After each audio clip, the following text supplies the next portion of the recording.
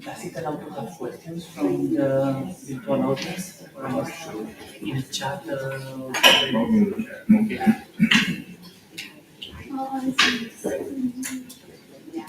How are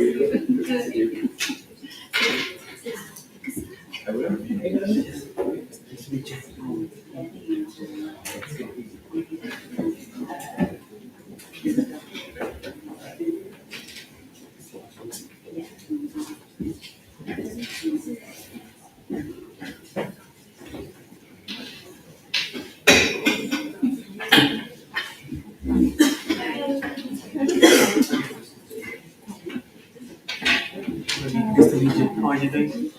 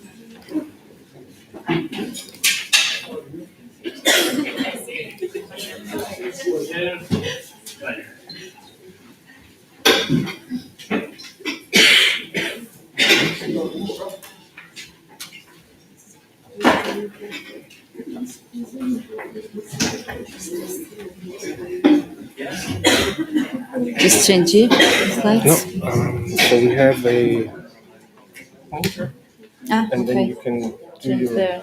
Okay. And you can change there. Okay.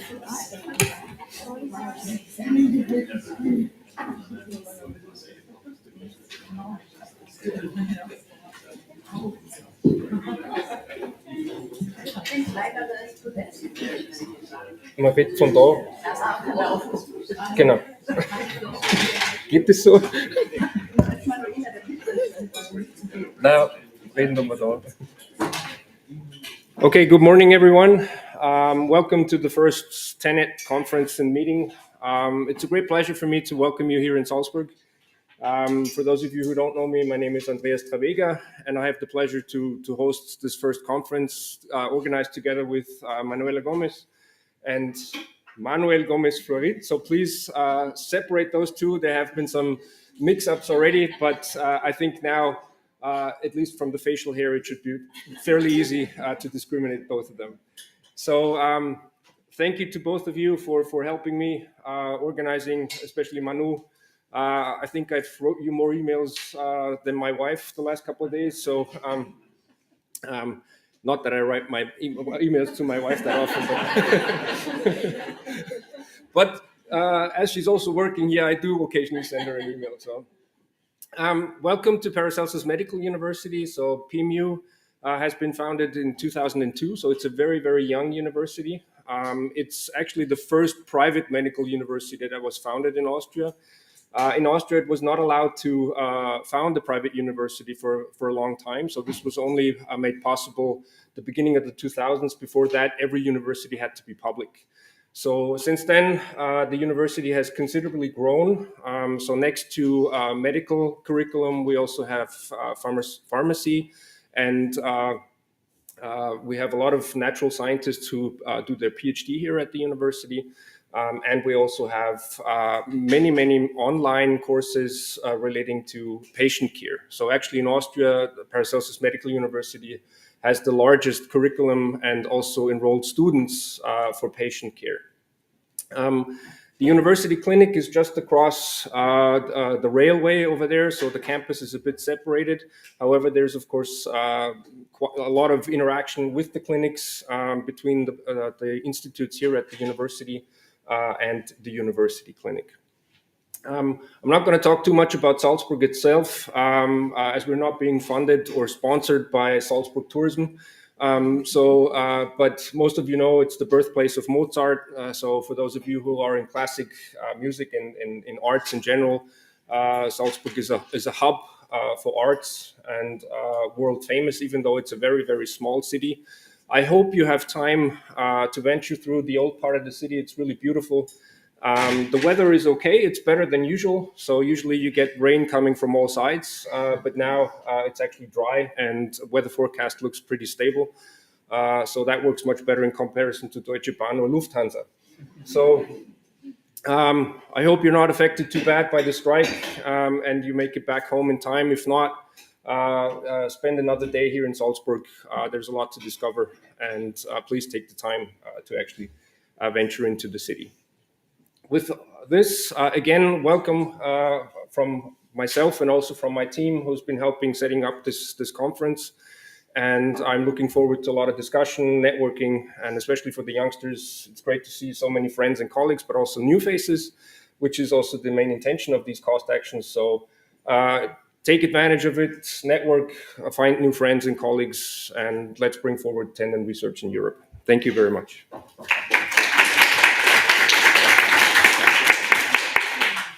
Thank you so much, Andreas. Welcome, everybody. And of course, my first words go to Andy. That has been really fantastic. First, to offer to do this first conference here. I'm really happy. It's my first time in Salzburg, and terrific place. And Andy has been really, very committed with organizing all the details. He found sponsors for our meeting, everything. So did a fantastic job together with Manu. That's right, our vice chair. And I also want to thank here the help of Rui Domingues and Ana Gonçalves from my team that unfortunately could not be here, but that some of you know and that have also been working a lot on this cost action. It's really great to see so many familiar faces here, some those that we met only in the first MC meeting in Brussels, but also many new faces. That's why we are here today, to meet each other and to start, interacting and collaborating. And I really hope that you take the most out of today to get to know each other and to, start thinking of ways of collaborating and do great things for our cost action that is just starting now. Okay, for those that are not so familiar with, I've prepared with Manu only a brief presentation. It's really funny what Andrea was saying, but me and Manu worked for several years together, and we never had so many problems with having such similar names. But interestingly, now with the cost section, we see that many people don't know us, and there are some confusions in the emails, but it's very funny. So I said, Manu, the first thing that we need to clarify is I am Manuela Gomez, and you are Manuel Gomez-Florit, okay? But that's fine. This cost action, the main goal of our cost action is really to create a new or a larger scientific network of excellence. Oops.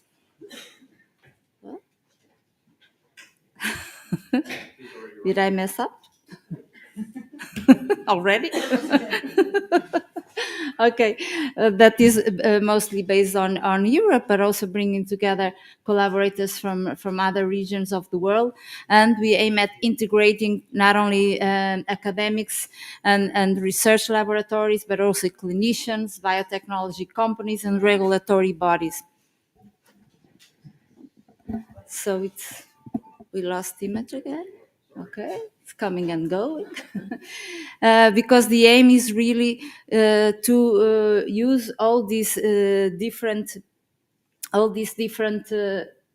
players in the field to really improve and to translate more the things that we have been developing in our labs and our research, and for better therapies to promote tendon regeneration that can restore better the tendon function.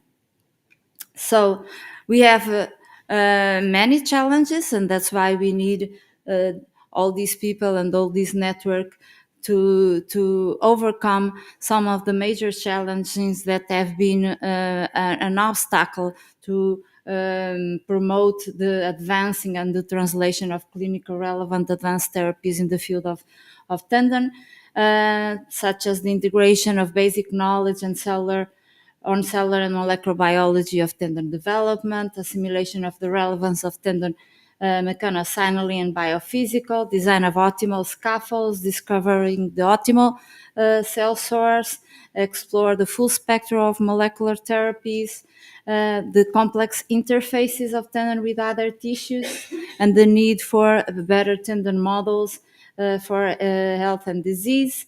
And all these aspects that you will see are also translated in the main working groups that we have established for this cost section. So the aim is really to bring together sufficient expertise and critical mass to produce an integrated and coordinated effort to respond to these challenges. So overall, the structure, for those that may not know so much about the cost section kind of structure. So we have the chair and the vice chair. We have a management committee that will meet tomorrow, and the grant holder that is now, in this case, Manuel. And then we are divided in terms of research in these working groups, and we have a more translational working group that is 5, but we are always looking for new members. And then we have also the work package 6, where we are mostly concentrating all the management tasks, but also the grant awarding committee and the science communication coordinator. And of course, all this structure has to report directly to the cost association administrations, specifically to our project officers there, Inga and Janet, that could not come, but that will eventually be present in some of our meetings.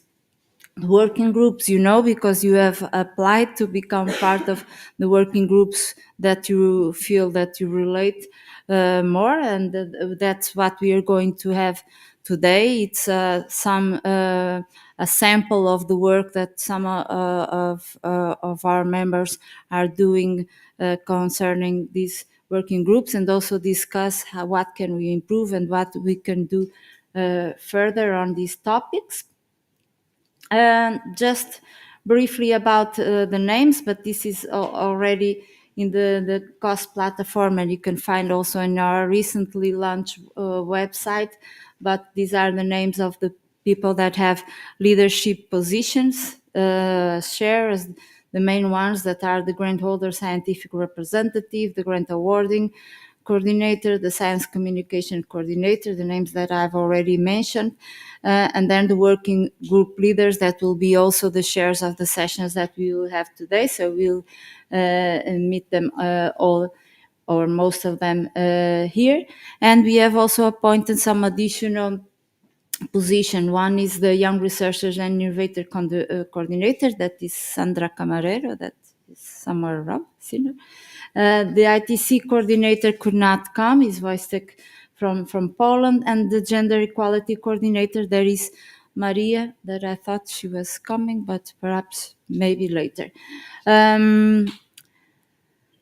Just to finalize my part, these are the numbers that we have so far. We started with a network of 30 members, something like that, even less. And today we have a total of 185 members, divided by 30 countries, and we have more or less balanced number of participants in all the working group. It's always important to note that we need to have participants from ITC countries. This is very important, from the inclusiveness target countries, and we have about 54%, which is good. It's one of the aim of the cost action is to promote the collaboration with these countries, and also near neighborhood countries. Also to have a good gender balance. We have 50-50 right now, which is fantastic.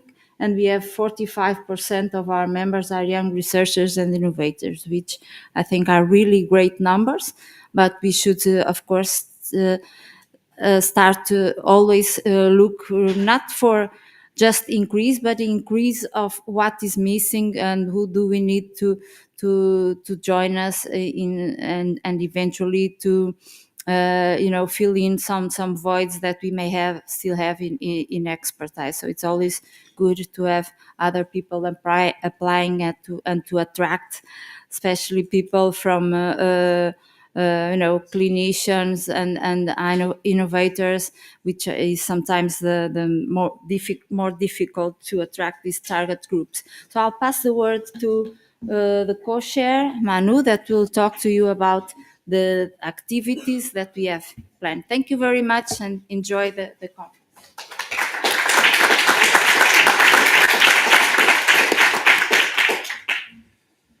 Well, thank you, Manuela, for the nice words. Thank you, Andreas, for the organization. It's a lot of work. Yes, we have it now.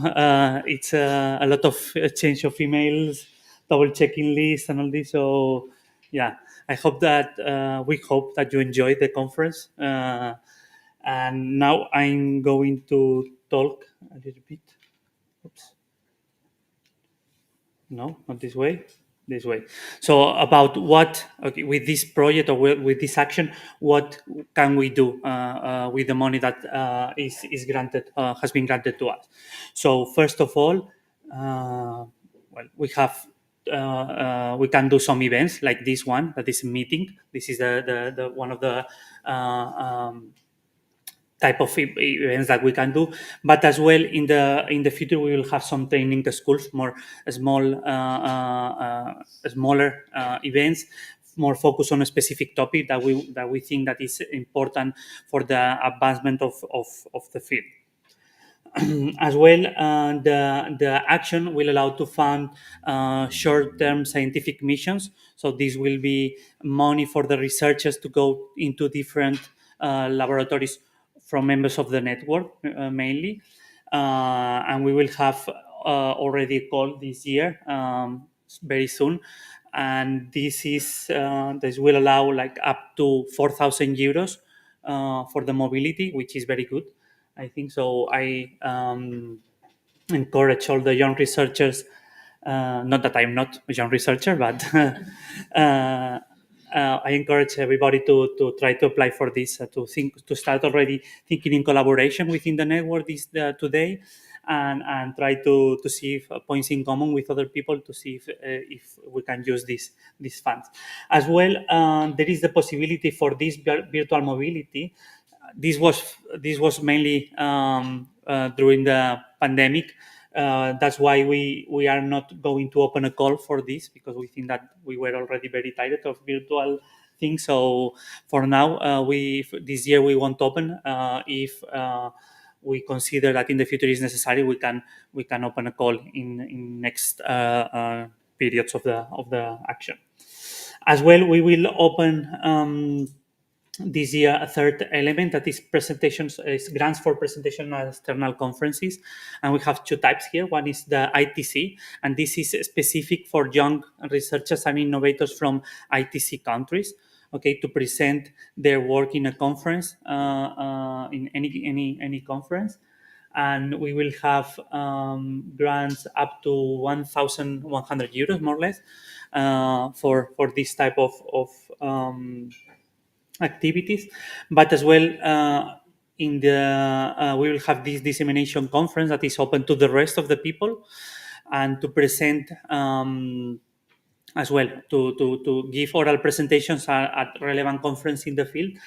And for this we will have around 1,200 euros available for each, so which is as well very good.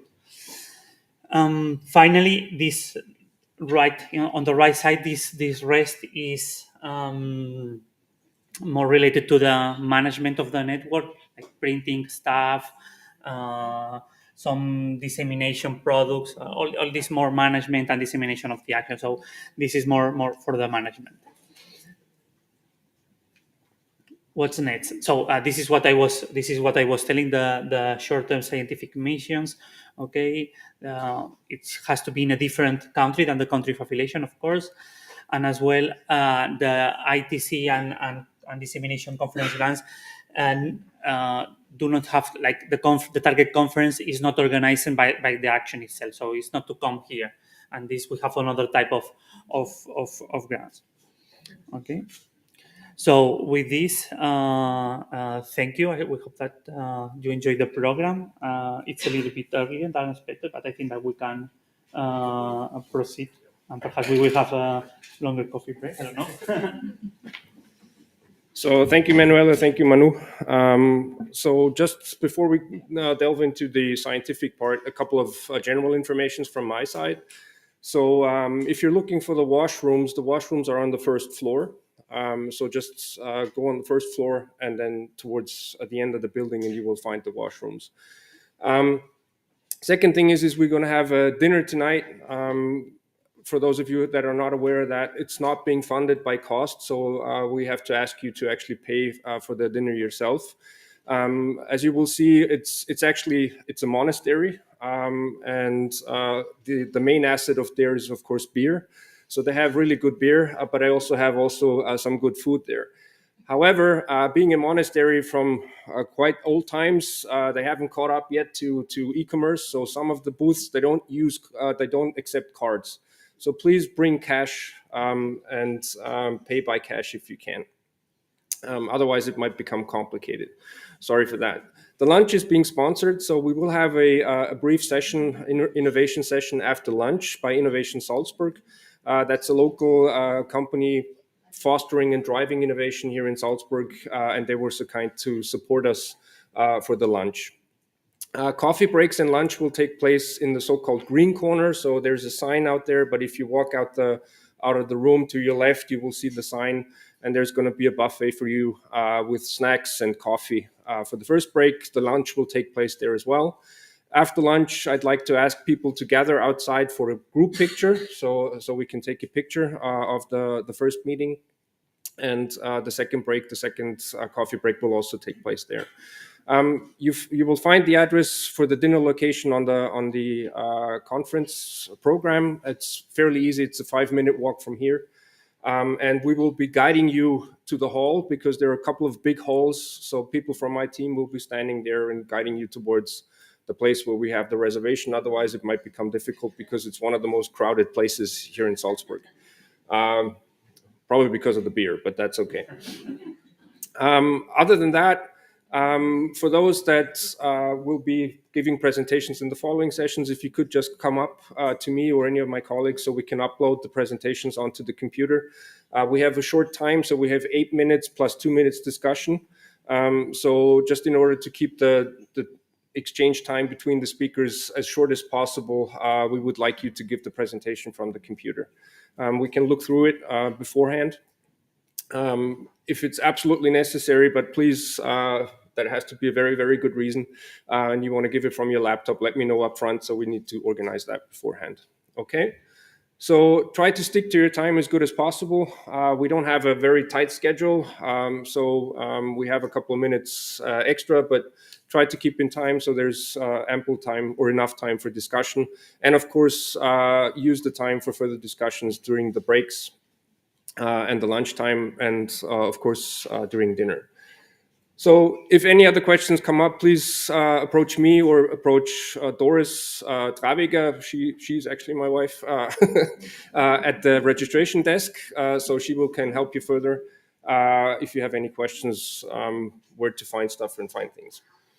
Okay, with this, I think if there's no any other comments at the moment, that's the first time actually we're ahead of time at a conference. That's pretty shocking. So with this, I'd like to invite the first speaker, Chauvaunne Thorpe. It's a great pleasure welcoming Chauvaunne. She accepted the invitation, and she's from the Royal Veterinary College, and she will give a presentation on establishing age-related alterations in cellular heterogeneity within the interfascicular matrix of energy-storing tendons, assuming the horse being the main model that she's been working on. So flip forward, backwards, and it does take some time to show.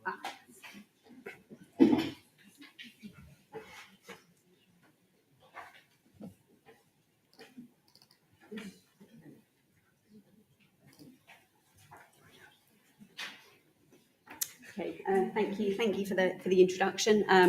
So I'm Chauvaunne Thorpe. I'm from the Royal Veterinary College in London, and I'm going to talk about some work that we've been doing to look at cellular heterogeneity within energy storing tendons.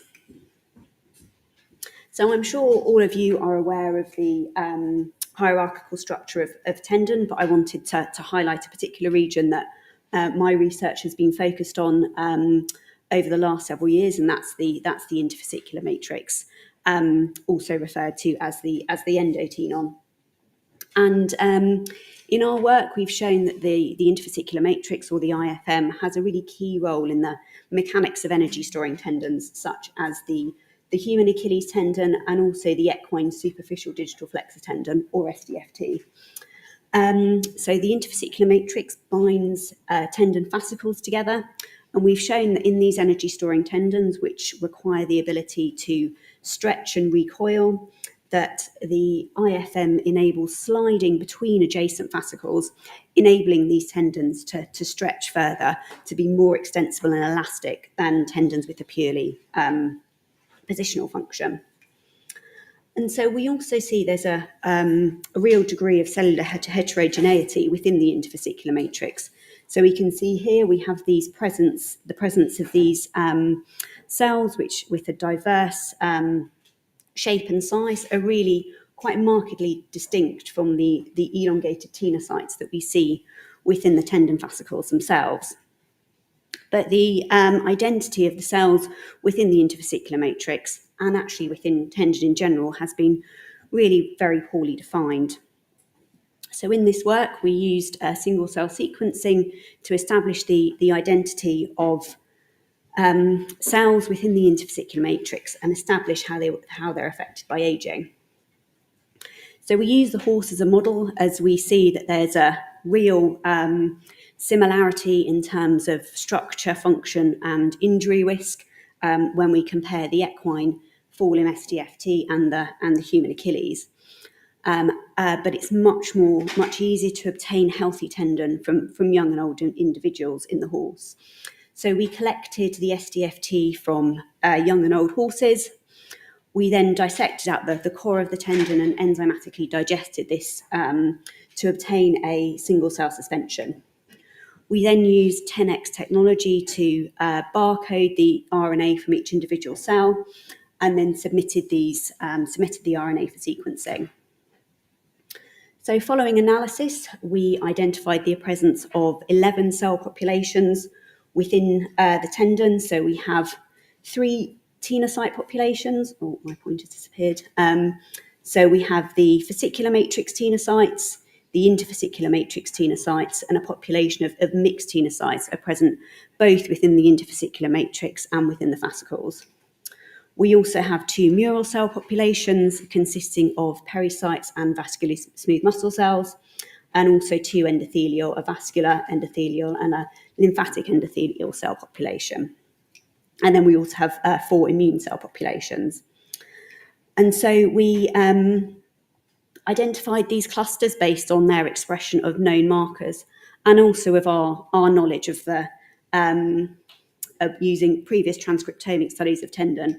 So we can see that in the fascicular tenocytes, we have increased expression of thrombosbondin 4, COMP, and lysyl oxidase, whereas in the interfascicular tenocytes, we see increased expression of lumican, PRG4, and tenacin B. And so we confirmed the location of these cells using immunohistochemistry. So we see expression of we see expression of LOX within the fascicular tenocytes, tenacin B within the tenocytes within the interfascicular matrix, and then expression of the endothelial cell marker and mural cell markers, as well as immune cell markers, all within the interfascicular matrix.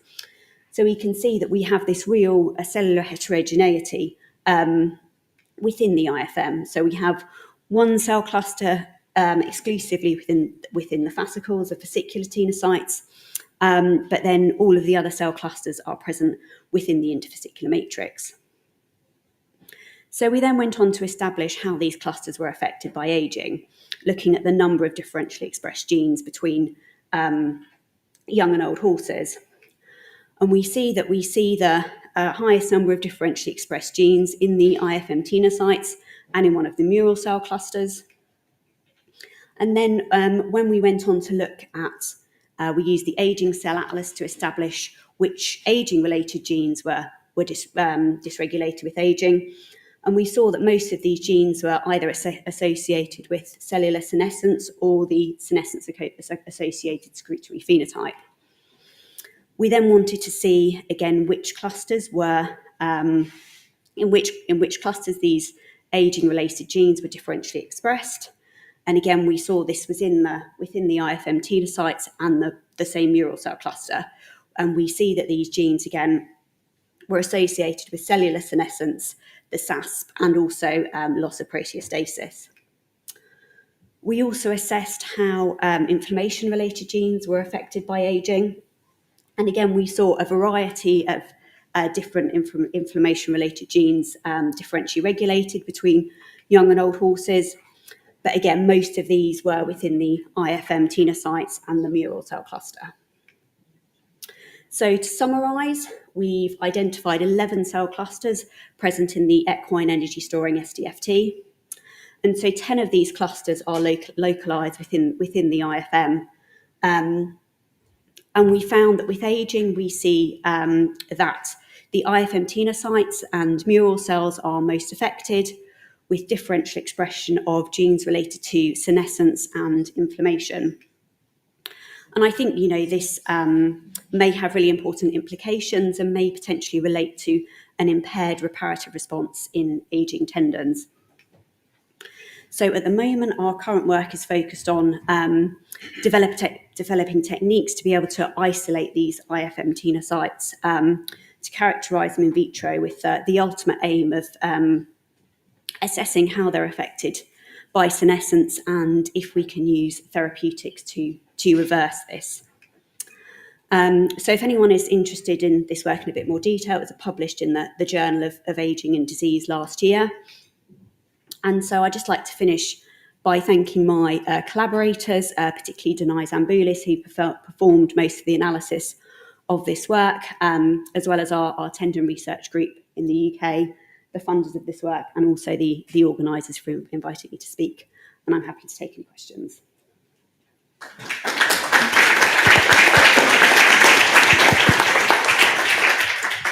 Okay, great. Thanks a lot. Very nice presentation. The questions from the audience. So, okay, Jess. Thanks, Sean, for the nice talk. I wanted to ask about, I know you've done work also on the proteomic signature in the IFM, and I wanted to ask whether you think the cellular transcriptomic phenotype is reflecting the matrix, or whether the matrix is reflecting the cells? Yeah, I think that's a really good question. So in the proteomics, we find it difficult to identify cellular proteins because we see an abundance of the extracellular matrix proteins. What actually we do see with aging is we don't see a huge difference in the abundance of proteins changing kind of either in the fascicular matrix or in the interfascicular matrix. But what we do seem to see is basically a slowdown of turnover occurring within the interfascicular matrix, which you could theorize was due to a change in the ability of cells to kind of be able to repair any damage to that region. So compositionally similar, but Similar, yes. Okay, but so then it goes in the direction that the cells are really losing their oomph somehow. So potentially, I think the limit with the proteostasis with the proteomics is that because we have such a high abundance of all the collagens, I think we may see changes in the abundance of proteins that are present at a smaller concentration, but that's probably masked by the high concentration of the collagens. Okay, I have one question. So, have you separated the interfragmentary matrix and the fiber matrix before doing the analysis, or have you investigated? No, so this was analysed together. So it's very difficult to, basically, if you try and do that in most tendons, you end up killing the cells. So Hazel Screen's group at Queen Mary have developed a technique to isolate the interfascicular matrix cells from rat tail tendon, because obviously those you can peel the fascicles apart much more easily, and we've kind of compared our data, and they see a very similar gene expression within the interfascicular matrix tenocytes that they're working with compared to the data that we've seen in the horse. Okay, but how can you conclude that 10 of the 11 clusters were from the IFM cells? It's just because of the expression of the one marker gene? Or? Yes, so we've done, so I've shown you a little bit of the immunohistochemistry that we've done, but we did quite a lot of validation. What we'd also like to do is to do some RNA scope, and we're working on that at the moment to kind of look at localizing those cells at a transcriptomic level rather than a proteomic level. Okay, perfect, thanks. Denitsa. Wait for the microphone. Hi, Chauvaunne. Hi. I have two short questions. First, the age group, was it purely aging, or do they have also tendinopathic changes? And my second question is, so do I understand that there's no change in the cluster, like increase of heterogeneity, rather change in the expression profile? Mm-hmm. So to answer your first question, so they are young and old healthy. So I actually, Denai and I perform the collection together, and we assess the tendons both macroscopically and microscopically for any signs of injury. So definitely there were no kind of tendinopathic changes going on there. Sorry, what was your second question? Is this a shift in the clusters or only in the expression profile of the defined cell? It really seems to be a shift in the expression profile. So we don't see a huge number of changes in the number of cells per cluster. We saw some very, very small minor changes. I think in terms of the cell numbers in one of the mural cell clusters, but it does seem to be that it's a change in the profile of the clusters themselves. Thank you very much. Great talk. I was just wondering, the IFM, it seems to have, based on your research, a very important role on aging, but also there's other studies showing that it's important for developing and kicking off tendinopathy. Yeah. So could we actually say that the IFM is sort of the reactive tissue within the tendon, and then translating the signals into the core, which then lead to these degenerative changes? Potentially, yes. I don't think we have enough evidence to say that definitively. Yes, but I think there is kind of preliminary data to suggest that, and that maybe it requires kind of a bit more study. So. Perfect. Thank you so much. Thank you very much. Thank you again.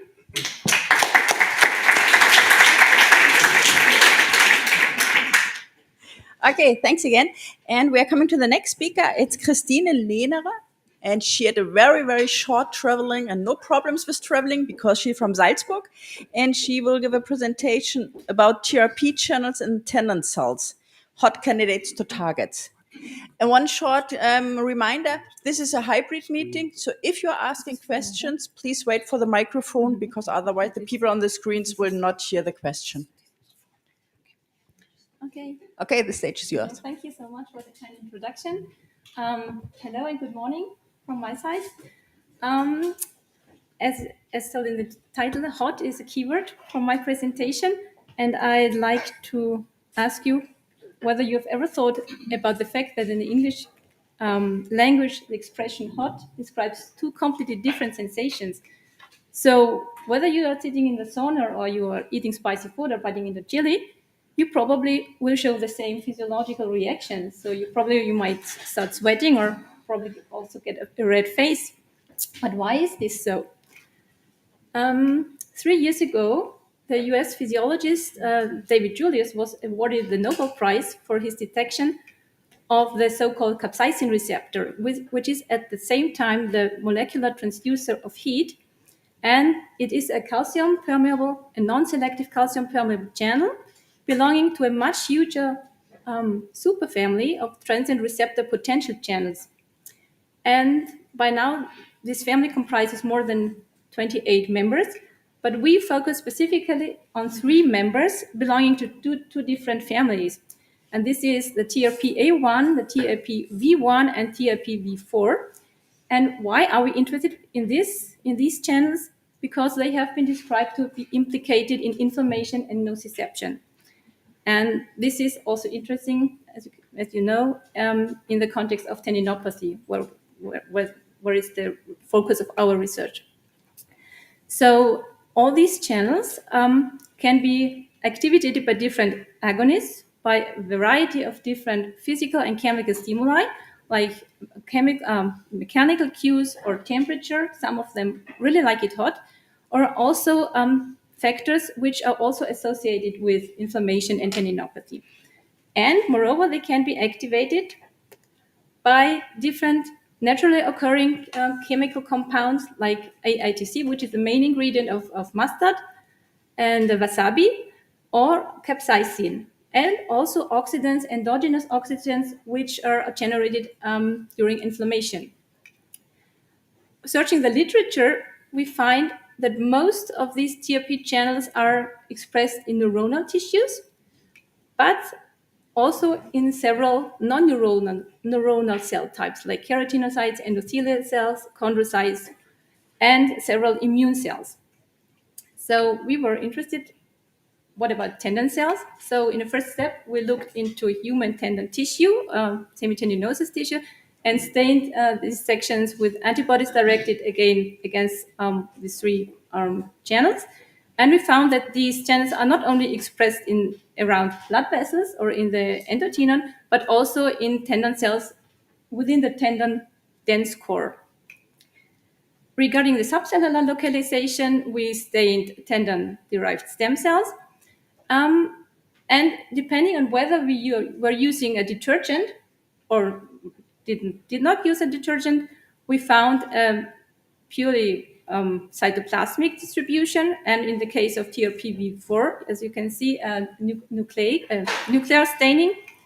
And when we did not add detergent, then the localization was merely exclusively at the plasma membrane. And co-labeling with paxillin and phalloidin demonstrated that these TRP channels are localized to the focal adhesions.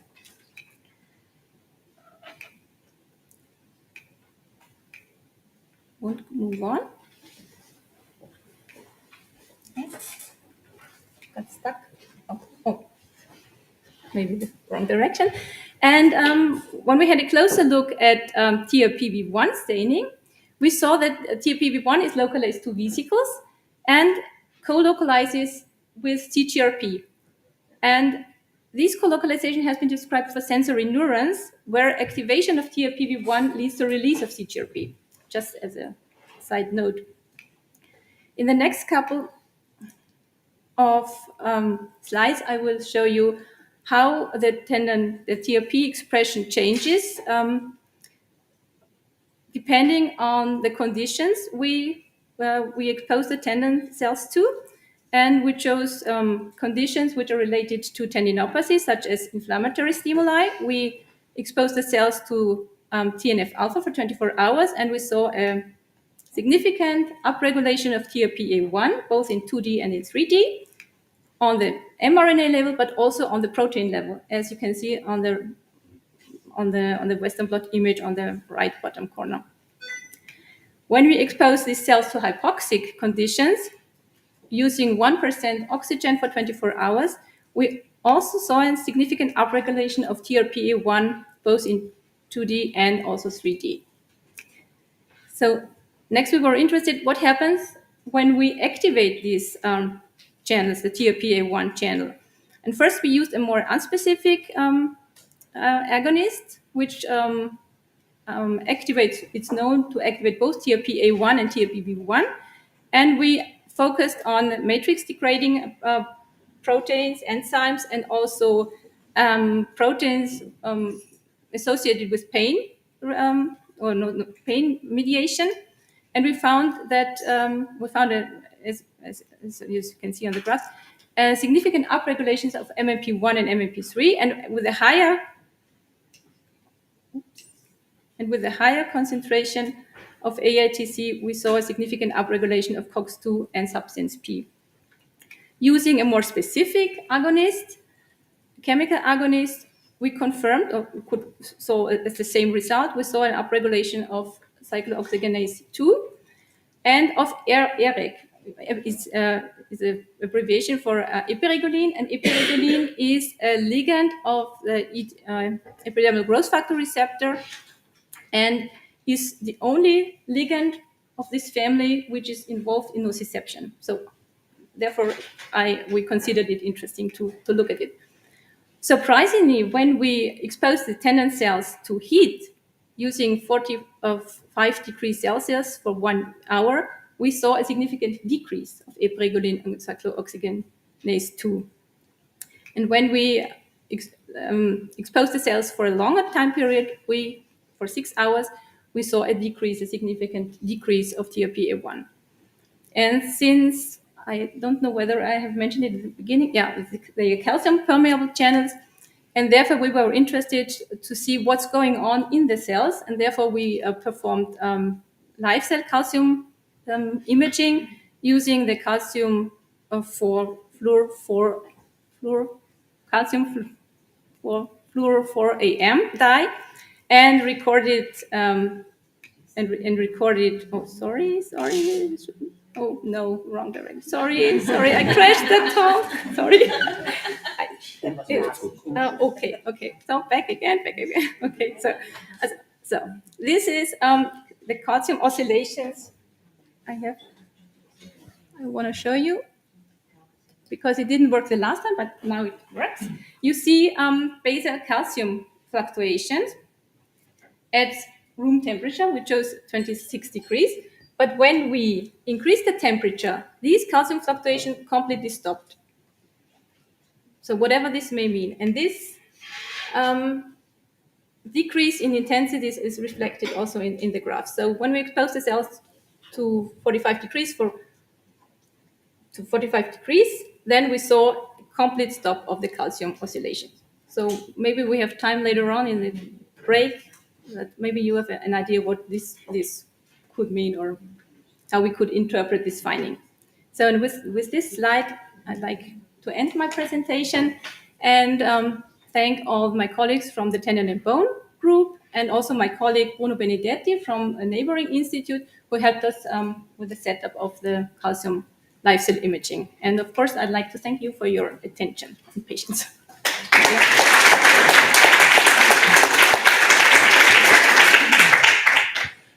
Thank you, Christine, for the talk. I have a lot of questions, but that's a bit biased. So the paper is open for discussion. 45 degrees is very hot. What is the temperature in the tendon during labor? during working? What is the highest temperature which could be reached in tendon during action? Yeah, that's a good question, and I expected that question also. The highest temperature ever measured, at least according to the papers and according to oral communication from Florin Vienna from the VetMed Vienna, she told me that 45 degrees can be reached within 1 minute at high gallop. And I don't know whether Chauvaunne can confirm that. Yeah, So it's again, these experiments were done probably in the 1980s. Yeah. So, but yeah, I was going to say roughly. Yeah. And I know roughly about 45 degrees. I know Helen Birch has done some work Yeah. looking at how exactly. She compared dermal fibroblasts of horses with tendon fibroblasts, Yeah. and she found a higher. So tendon cells did not react as sensitive to heat as did dermal fibroblasts. So yeah. So and also the TRPV1 channel, I didn't mention that, is activated above a temperature of 43 degrees. So therefore we went with 45 degrees. Thank you very much. Very nice presentation. When you look at all those channels, are they upregulated when you, for instance, have a rupture of your tendon? And if so, are they then also in specific focal points where they then are produced? Good question. I have no idea. We didn't look into that so far. So And do you know which ones are preferentially coming, the TRPA1 or the TRPV4? Is there a certain injury that then makes that one of them is more expressed? I can't tell. I have no information on that, but it would be interesting to. So this will be the next steps to look into ruptured tendons, into diseased tendons as well. Thank you.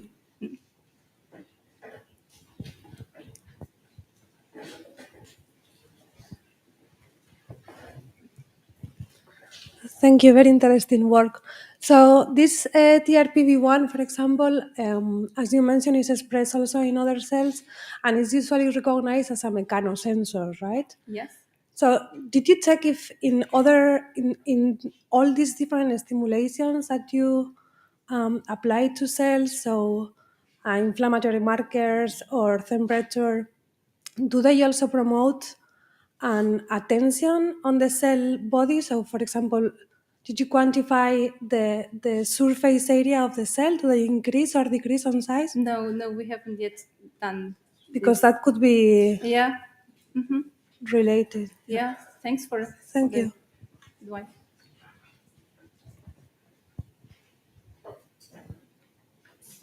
So maybe just an additional comment from my side. So the obvious question, of course, is are the cells actually still alive?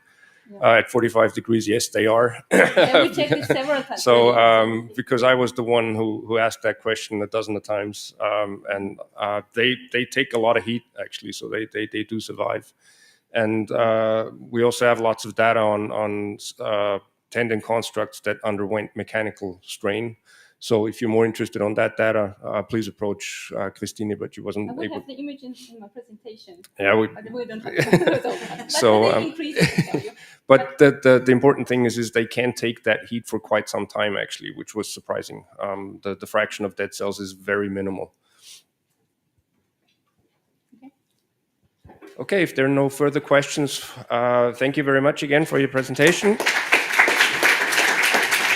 And we will move on to the next talk by Franka Klatte-Schulz. She's from Charité in Berlin.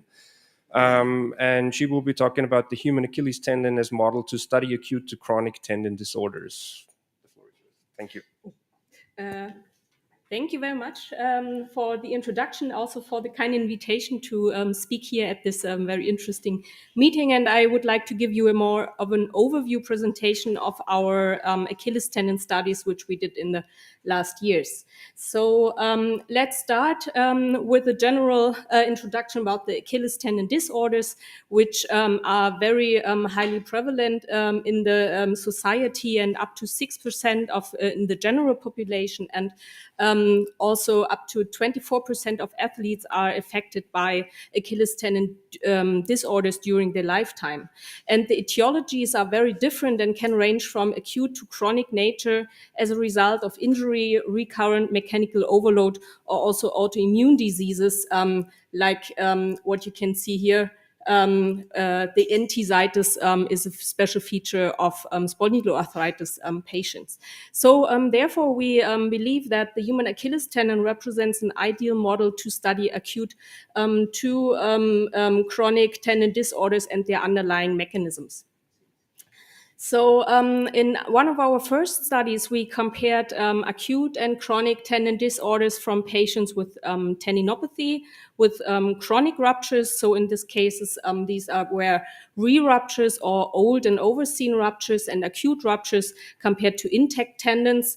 And just a very general overview of the histological features of these pathologies. So we can see here in the middle the more chronic groups of tendinopathy and chronic ruptures, and we can clearly see that the tendon architecture is disturbed. We have a high amount of glycosaminoglycan content, a lot of fat, vascularity, and hypercellularity in these samples.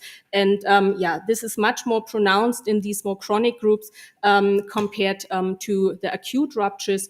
And overall, this ends in a very much increased histological scoring in these two more chronic tendon pathologies. So at the moment, we are also doing single-cell RNA sequencing analysis, and here we aim for a more deeply or much more deeply insight into these different pathologies, comparing acute ruptures, old ruptures, re-ruptures in tendinopathies. So we just have very preliminary data, and I hope we can gain so interesting results, what we have seen in this example in the first talk, and I hope I can present this in one of the next meetings. So we also use the Achilles tendon as a model to study kind of a longitudinal investigation of the early tendon healing process. So here we use traumatic Achilles tendon rupture or samples from 37 patients.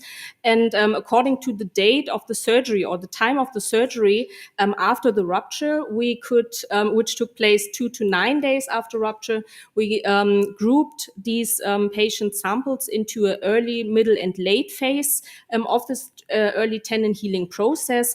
And what we also saw here is that the later the surgery took place, the samples with the histological score, as we saw before, is more running into a degenerative phenotype when the surgeries took place more than 7 days after rupture. We also saw that there is an imbalance taking place between matrix metalloproteinases and their inhibitors, the TIMs. So the MMPs increase over time, whereas the TIMs decrease or are in general very low. And now we can ask ourselves, so is this just a result of the normal tendon healing process, or if this could also affect the healing outcome of the patients, where what time is the right to make the surgery. And we found that when we make a correlation analysis between the time after surgery and the Achilles tendon total rupture score after 12 months, we can clearly see that the later the surgery takes place, the worse is the healing outcome. And there is another study by our clinical colleagues who showed that a surgery which took place before 48 hours after the rupture, there was a worse healing outcome for the patients. So bringing these two results together, there might be an optimal time window for the surgery, which might lay between 2 and 6 days after rupture. And this is probably because of the underlying biology at this time point, which is probably here optimal then for the healing outcome. So what we also did is that we investigated the role of the immune system, and particularly of T cells in the acute Achilles tendon healing process. And here we took hematoma aspirate and peripheral blood from Achilles tendon rupture patients. From these samples, we performed the flow cytometric analysis, and from the patients, subsequently a clinical follow-up after 6 weeks and 6 months. And the overall results showed that with higher percentages or higher amounts of CD4 plus T cells, the patients showed a decreased healing potential and an impaired outcome regarding pain and function. So using or performing ROC analysis, we could also show that the amount of CD4 and CD8 plus T cells, and particularly their ratio, is a very good predictive marker to identify patients already at the time point of surgery if they are bad or good healers after 12 months.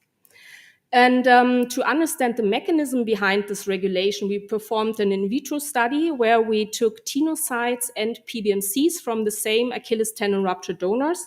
These PBMCs were polarized into unpolarized IL-17 producing and interferon gamma producing T cells. And these cells were then sorted into into CD4 and CD8 plus unpolarized T cells, IL-17 producing CD4 plus T cells, and interferon gamma producing CD8 plus T cells. And these are very clinically highly abundant in the human body and therefore highly relevant for in humans. And we took these T cells then into co-culture with the autologous tenocytes and performed then subsequent analysis. Due to a matter of time, I just show you the overall outcome of the study and the proposed mechanism of action of T cells in tendon healing. And we know that CD4 plus T cells produce high amounts of IL-17. This led to an increase of the IL-17 receptor expression on the tenocytes, which then automatically results in a higher sensitivity of tenocytes towards IL-17. And this then resulted in an increase in collagen type 3, in higher expression and secretion of matrix metalloproteinases, and in a stronger pro-inflammatory response. And subsequently, this leads to weakening of the tendon extracellular matrix and probably a chronic inflammation. To sum up, we believe that human Achilles tendon models are very important to understand clinically relevant disease mechanisms in humans. And particularly the Achilles tendon is a good or optimal model to study disease-specific differences in acute and chronic pathologies at one specific location. The Achilles tendon can also be used to kind of investigate the early tendon healing process. Of course, also this model has certain limitations. The availability is the first point, and if tendon material is available, often the size is not as big, so you are limited in the methods you can perform afterwards. Patients have certain comorbidities, and therefore patient-specific variations can hinder proper analysis. But overall, the human Achilles tendon is a highly clinically relevant model to study mechanisms of tendon disease and healing, and to verify or to identify targets for future therapy. So with this, I thank you very much for your attention, and I'm happy to take any questions.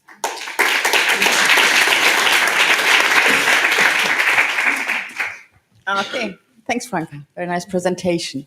The first question, and I can go there. Thank you for your nice presentation. It was very, very interesting. I also work with human tendon surgery explant, and my question was about tenocyte. Have you ever experienced the extraction from the surgery explant also other kind of cells, for example, tendon progenitor stem cells, or you always focus on tenocyte? And the mechanism was very interesting, proposed, and what about if we look for the same mechanisms for tendon progenitor stem cells? What do you think, your opinion on that? Thank you. Thank you. Thank you for the question. we also work with samples from the rotator cuff, and here we also have a lot of data shown that, so we isolate the tendon cells in general, but of course this is a mixture of tenocytes and tendon stem cells, and we can show that that the cells, at least of the rotator cuff, have a high stem cell potential as well. We did never do this from the Achilles tendon samples, but I believe that we would find similar results. I'm sorry, the second part of your question? It was just you just answered it because Okay. I guess that would be similar behavior, especially for tendon stem cells with T cells and immune system interaction. Thank you. Yes. Yes, thank you. I'm sorry if I missed it, but did you focus on the mid portion, or did you also have enthesial ruptures? So for our first study, so the acute Achilles tendon ruptures, the samples come from the mid portion of the tendon. For the so especially also for the last part of the study, we took the mid portion samples. But for the tendinopathies, there are also enthesitis samples which we investigate. Okay, great. The reason I ask, I come from the spondyloarthropathy field, and T cells and the enthesis are a very interesting topic, but I haven't seen conclusive evidence that there's a lot of T cells in the mid portion, so I wondered what your thoughts were on the distribution of the T cells in the various compartments. Yes, that's a very, very good question. Indeed, so when we investigate our samples histologically, we find some T cells in the tendon itself, but not, of course, not as much as you would expect in other tissues. So it's quite limited. So we believe that really the like hematoma fluid, which we directly take from the Achilles tendon rupture site, there of course we find a lot of T cells, and that they might secrete like IL-17, which is then affecting the tenocytes. So probably of course there's also some direct interaction of T cells within the tissue, but more maybe like these soluble factors that are affecting then the healing process. Excellent, thanks.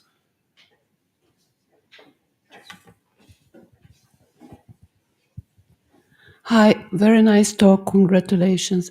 Thank you. I'd like to ask, what do you think it is the relevance of using Achilles tendon as a model for modeling other tendons? Because Achilles tendon has a very peculiar, particular, and sometimes odd biomechanics. We see a lot of pathology in the Achilles tendon.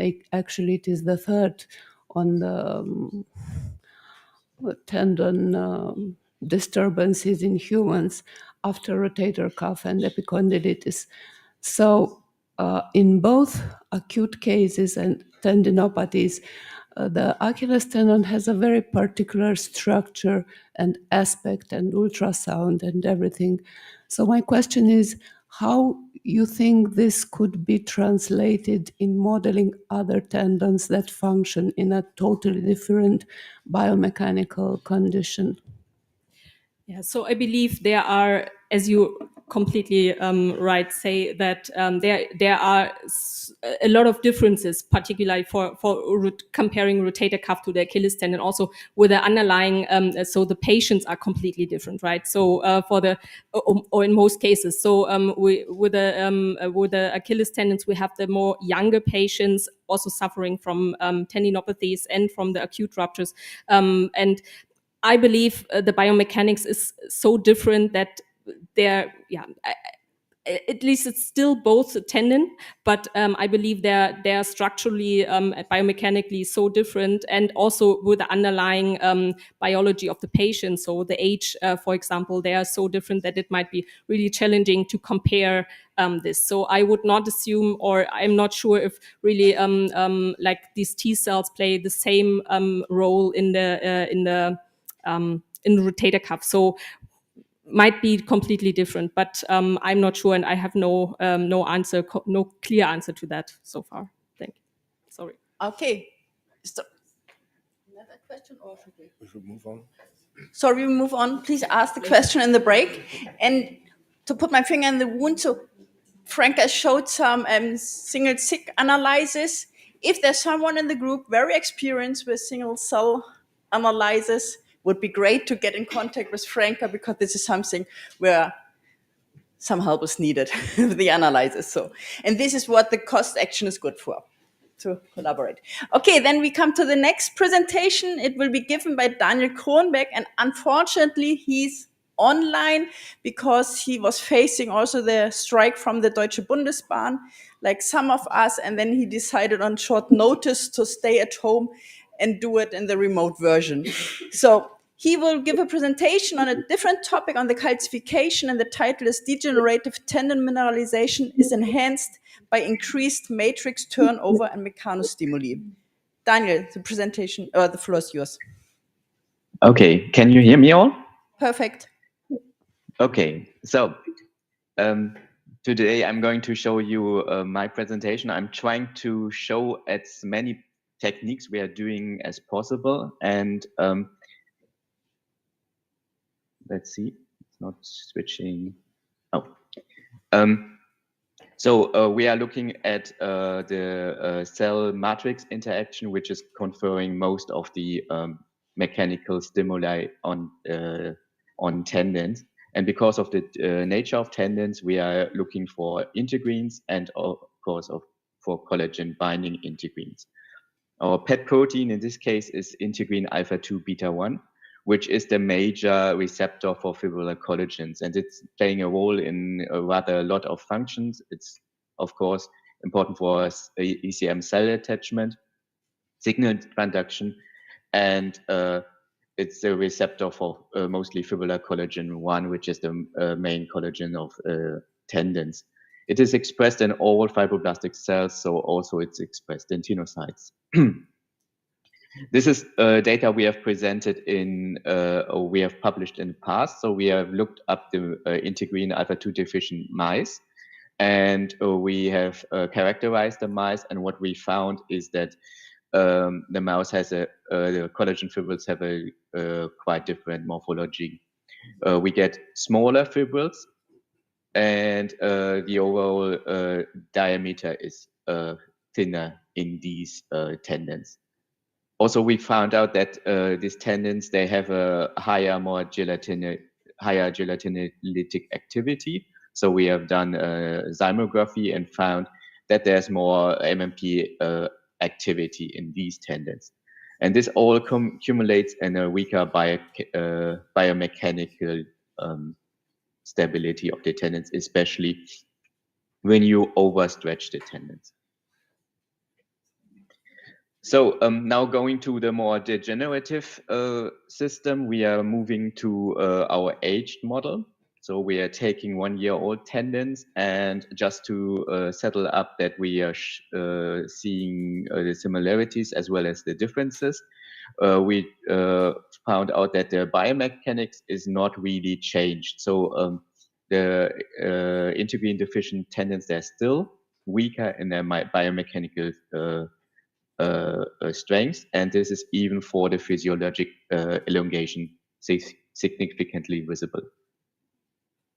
Also, we could establish that the gelatinolytic activity, so the MMPs, are still more active in the integrin deficient tendons.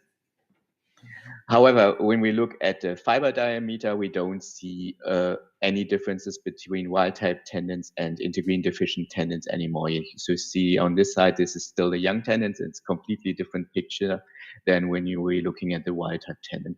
So what's the reason that these tendons are biomechanically weaker? So we were looking more into the structure, and the first hint we found is that we found more cartilage in the tendon. So this is a Altium blue staining for cartilage. And when we quantify it, we see that there's more Altium blue positive area in this tissue. When we move now to micro CT imaging to look at the whole tendon, we see a completely calcification of the tendon. So it's already pronounced in mature animals. So these are half a year old, and you see this is the Achilles tendon.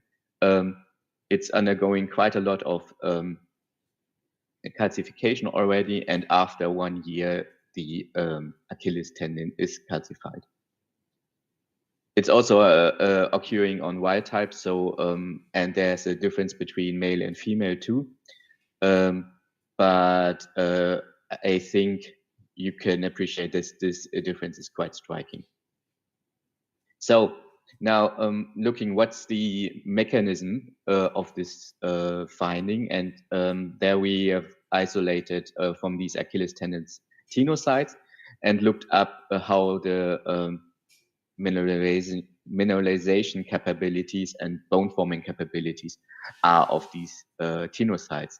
So these tenocytes are cultivated under osteogenic conditions, under static and under flex cell conditions. And this is an ALP staining, which is the protein for forming mineralization, for delivering phosphate into the extracellular matrix to form the bone. And you see here there's a rather difference between wild type tenocytes and integrin deficient tenocytes, and it's the case that the wild type tenocytes are forming more ALP in the under static conditions, whereas the integrin deficient tenocytes are doing it vice versa when you stretch the cells in the flex cell system. We can also show it for calcium disposition when testing it with allocerine red staining. So allocerine red is binding to calcium, and we see similar effects. So in the static conditions, you see that the wild type are mineralizing quite more than the integrin deficient tenocytes. It's the other way around when you're using the flex cell system, which we can quantify with in this case. So now this is an ongoing progress. We are now looking what proteins are behind this strange phenotypes for forming bone in the tendon. And we have already started by looking on the static cultivation. We have still to do the flex cell cultivation to do the same experiment. So we are using a TGF-beta BMP array and looking up which genes are upregulated in this array. And what is quite strikingly and was quite puzzling is what you see here. BMP2 is downregulated. And when you look on the whole panel looking for the BMPs, only BMP6 is the upregulated protein. The other BMPs, they're either non-affected or downregulated. The TGF-betas, which could also play a role in this because they're also important for collagen apposition and fibrosis, are not affected. What we find, which is quite striking, is the effector proteins, the osteoblastic differentiation markers, are upregulated and quite highly. So the alkaline phosphatase, as in the assay, is upregulated at effector 5, but also osteocalcine, which is a late bone marker, is highly upregulated in this system. So still, we are working on this project. We're looking on the mechanism behind this, but we are quite sure to say that the collagen receptor integrin alpha 2 is changing the matrix turnover in young animals, which is shown by more activity of the proteolytic enzymes. The absence of integrin leads to an increase in tendon degeneration. So we get an increased heterotropic end-control ossification, and we see an increased mineralization potential under mechanical stress in cell culture. So, and finally, we could see that the tenocytes are primed in an osteogenic marker. This is due to the formation of ALP and osteocalcine. So, altogether, at least in this system, we can say that the age-related degeneration is highly dependent on cellular attachment to the matrix because integrin alpha 2 is really regulating the mineralization of the Achilles tendon in mouse. And this was my talk, and I would like to thank all the people who are involved in these studies. Thank you.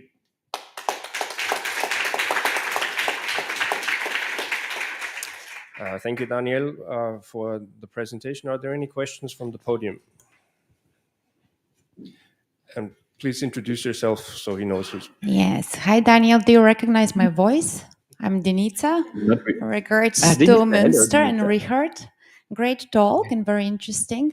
I just was wondering, so is it that the tenocytes directly convert into osteoblasts, or is it the process through endochondral ossification? So we think we see an endochondral ossification.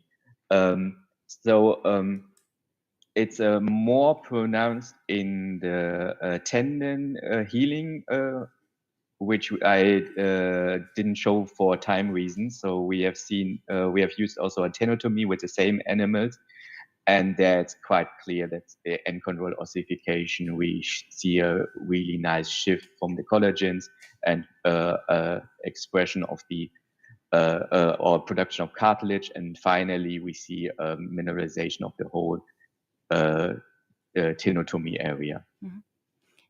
May I just a very short follow-up?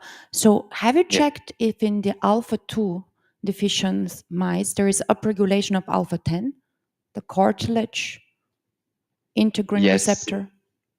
Yes. This is also, we have done this in our publication, as I recall, because it's always asked if there's compensatory effect of the other collagen binding integrins. And to my knowledge, alpha-10 is slightly increased, but we haven't looked it up yet, how the expression and the localization of these integrins are affected in the knockout mouse.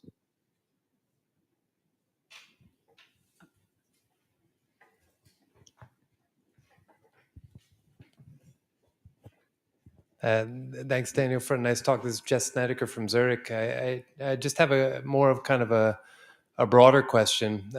Your mouse model shares some phenotypical characteristics that of the human disease or some kinds of human tendinopathy.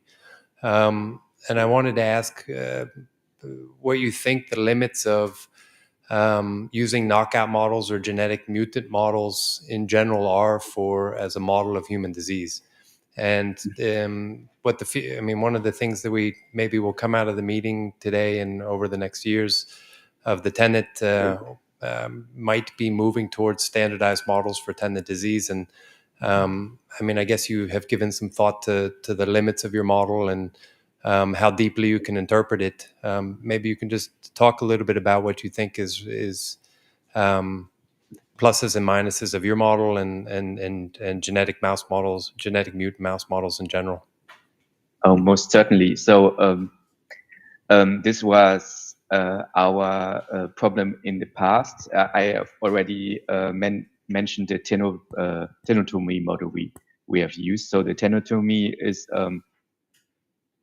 we have chosen it to be as closely as possible to the human system, and it shows that there are some difficulties which don't occur in human systems. So the whole tendon is mineralizing when you're doing tenotomy, so you don't get a really healing model. And I think this is for several things the case, that you cannot do applications as well for these mouse models. However, for mechanical studies, molecular studies, which are also important, and also the mentioned single cell sequencing, mouse and human are close enough, but you have to lay the groundwork with the mouse, and then you have to get the switch to the human system when you're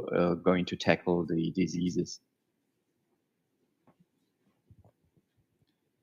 Okay, thank you very much. Thank you again for your presentation. It's a pity you weren't able to join us here. Hopefully there will be an opportunity in the future. Thank you. With this, I'd like to close the first session. Thank you very much to all the speakers again, and enjoy your coffee and some snacks in the green corner just across. Thank you so much.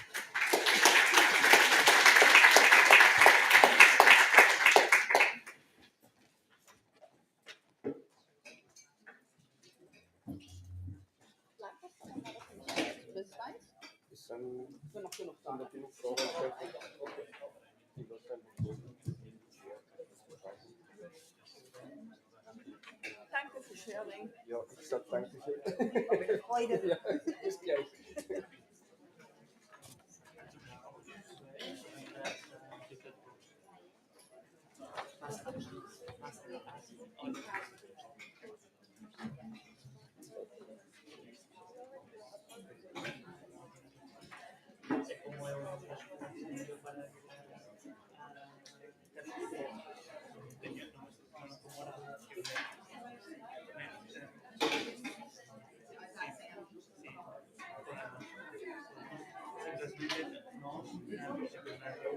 Vamos a hacer una scoring, vamos a dar 0 puntos si es fuera de Europa, un punto si por ejemplo por una serie más aquí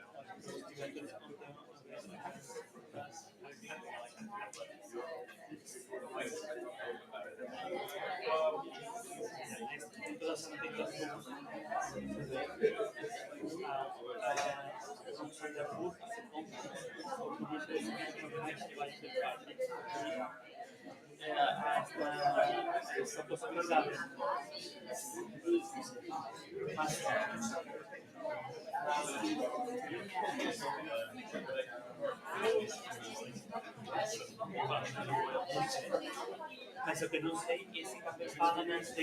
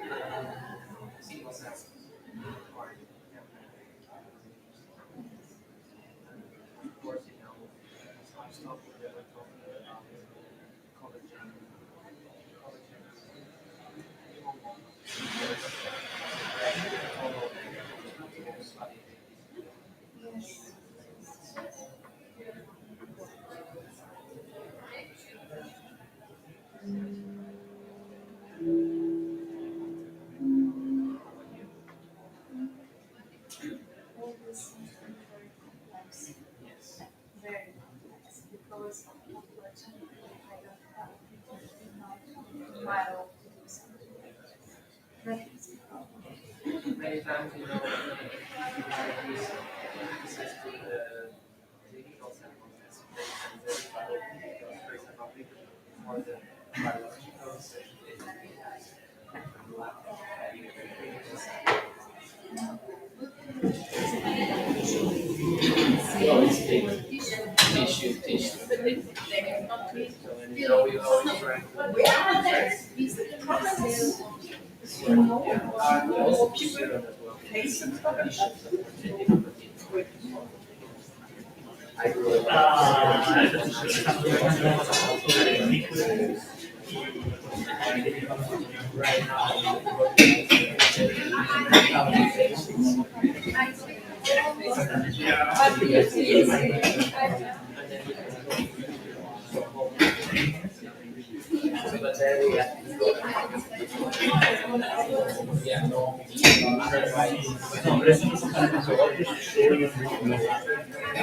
So it's a regular pointer forwards, backwards. The only thing is it's a virtual one, and there's a bit of a delay, so you have to, not like with a normal laser.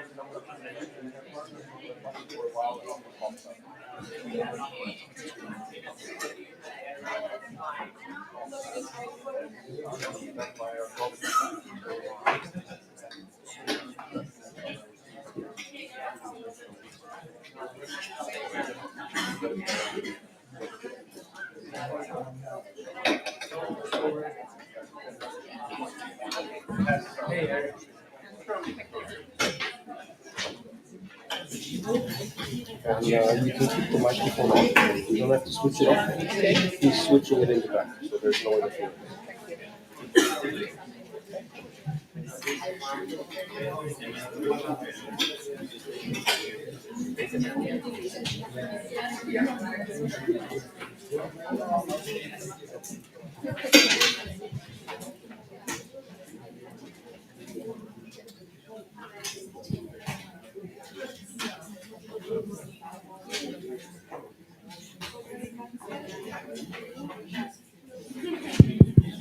Okay, so welcome back from the coffee, everybody. My name is Jess Snedeker. I'm one of the co-leads in Working Group 2, which is focused on mechanobiology, mechanotransduction, and you'll see that it's currently labeled biophysical properties of the tendon.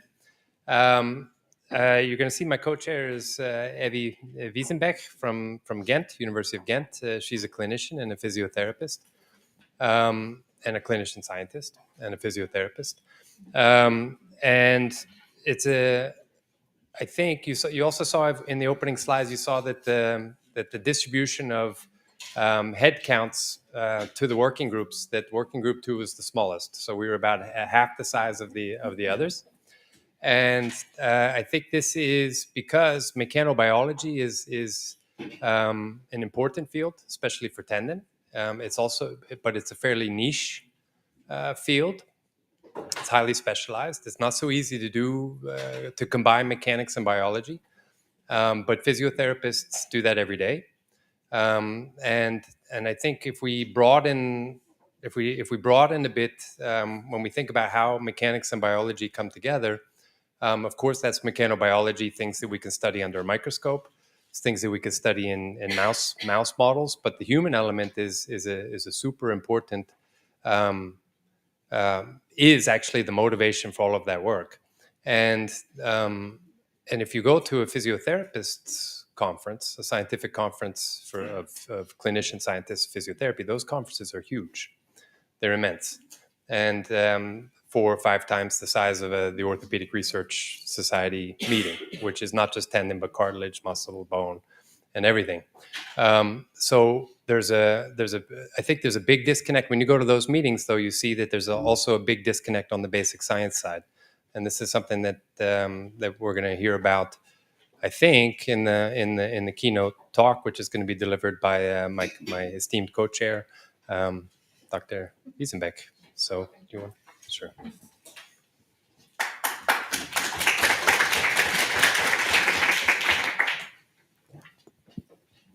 So, good morning, everyone. Thank you so much for the kind introduction. So my name is indeed Evie Wezenbeek, and I'm a postdoctoral researcher at Ghent University, and I'm also a sports physiotherapist. So I was asked to talk here today about the rehabilitation of patellar tendinopathy, so from a physio's perspective. I will start my talk with a brief introduction, then I will go over some things that we consider as physiotherapists during our examination of our patients, and then I will briefly talk about currently applied rehabilitation strategies that physiotherapists apply during their practice and their scientific evidence. And then I will demonstrate a management protocol that we apply in our practice to manage patellar tendinopathy patients. So I think this model is well known. This is the continuum model of Jill Cook and Greg Burdom, and it's actually a concept of tendon pathology being a continuum model, meaning that if you have a normal tendon and you load this tendon correctly, then the tendon will adapt to this load and it will strengthen. But if you overload the tendon, which is what happens when your load exceeds your loading capacity of the tendon, then you transition towards the reactive stage. And if we deal with this load appropriately, so if we deal with this stage appropriately and we reduce the load by reducing the load or extending the recuperation time between the loading sessions, then we can return to the normal stage. But if we keep on overloading the tendon, then we transition towards the tendon disrepair stage and eventually even the degenerative stage. And from this stage on, it's quite hard, if not impossible, to return back to the normal tendon stage, definitely structure-wise. So as you can see, this model is load-based, and load and definitely overload seem to be key factors in the development of tendinopathy. As regards to histopathological changes, I will not tell too much about this because you're all much more experts in this field than I am. But what do we see in tendinopathic tendons is that we evolve from a very active stage where we see increased cellularity and increased matrix production towards a more passive state in the degenerative tendinopathy stage, where we see failed healing attempts, potential vascular ingrowth, and collagen disorganization. And although this is a very nice theoretical framework, it should be noted that there's a very complex interplay between pain, function, and structure in our tendinopathy patients. So what do we see clinically when patients come to our clinic? We see that patellar tendinopathy is also known as the jumper's knee, and it's an overuse injury of the patellar tendon. And we mostly see it in young male active athletes who participate in sports like volleyball or basketball or athletic jump sports or even soccer and tennis due to the amount of jump landing tasks and cutting and pivoting maneuvers. Patellar tendinopathy is one of the many pathologies that reflect anterior knee pain, and specific clinical features are pain localized to the inferior pole of the patella and load-related pain. Patients can also experience swelling and impaired performance. For our examination, this very localized load-related pain is key, we should have an idea of their loading behavior. So we ask them questions, and especially recent changes in their loading behavior are very important to us. So we ask our patients questions like, did you train more? Did you train harder? Did you train on different surfaces? So anything that can relate to the overuse injury. And we should also have an idea of their loading response, meaning which activities provoke their pain and what is the course of this pain over time. Patients can also complain of pain with prolonged sitting activities, using stairs, and not able to perform fully. Also, tendon pain can be provoked during palpation of the tendon, and the Royal London Hospital test is a test that is frequently used in clinical diagnosis, which means that if we if we palpate our patellar tendon, the pain will be provoked more when we palpate our patellar tendon with the knee in extension compared to if we would palpate the tendon in a more stretched position, so as if the knee would be in flexion. Then as regards to secondary prevention, identifying underlying potential causing factors, identifying under potential risk factors for the development of patellar tendinopathy is very important in the screening part of our examination as physiotherapists. There is some evidence for anthropometrics as potential underlying causing factors, but for us, it's very important to screen our athletes during their sport-specific activities. So we watch them performing the sport-specific activities, which are pain-provoking for them. And we try to identify any potential underlying deficits, especially in hip, knee, and ankle joints. And it's very important that we also screen them in a physically fatigued position when they're physically fatigued performing their sport-specific activities, because recent study identified altered jumping kinematics in jumping athletes. And the jumping athletes that showed less hip flexion during their landing activity in a physically fatigued state were more prone to develop patellar tendinopathy. So we screen our athletes during their sport-specific activities. Also, reduced mobility of ankle dorsiflexion and reduced internal hip rotation, reduced strength of glutes, quads, and calf muscle are often present in patellar tendinopathy patients. And I must say that I'm aware of the limitations of our examination, because this is a very load-related, a very musculoskeletal-related examination, and physiotherapists normally do not consider additional risk factors such as genetics or metabolic disorders or hormonal or medicational intake. So I'm aware of the limitations, but I'm trying to provide the physio perspective here.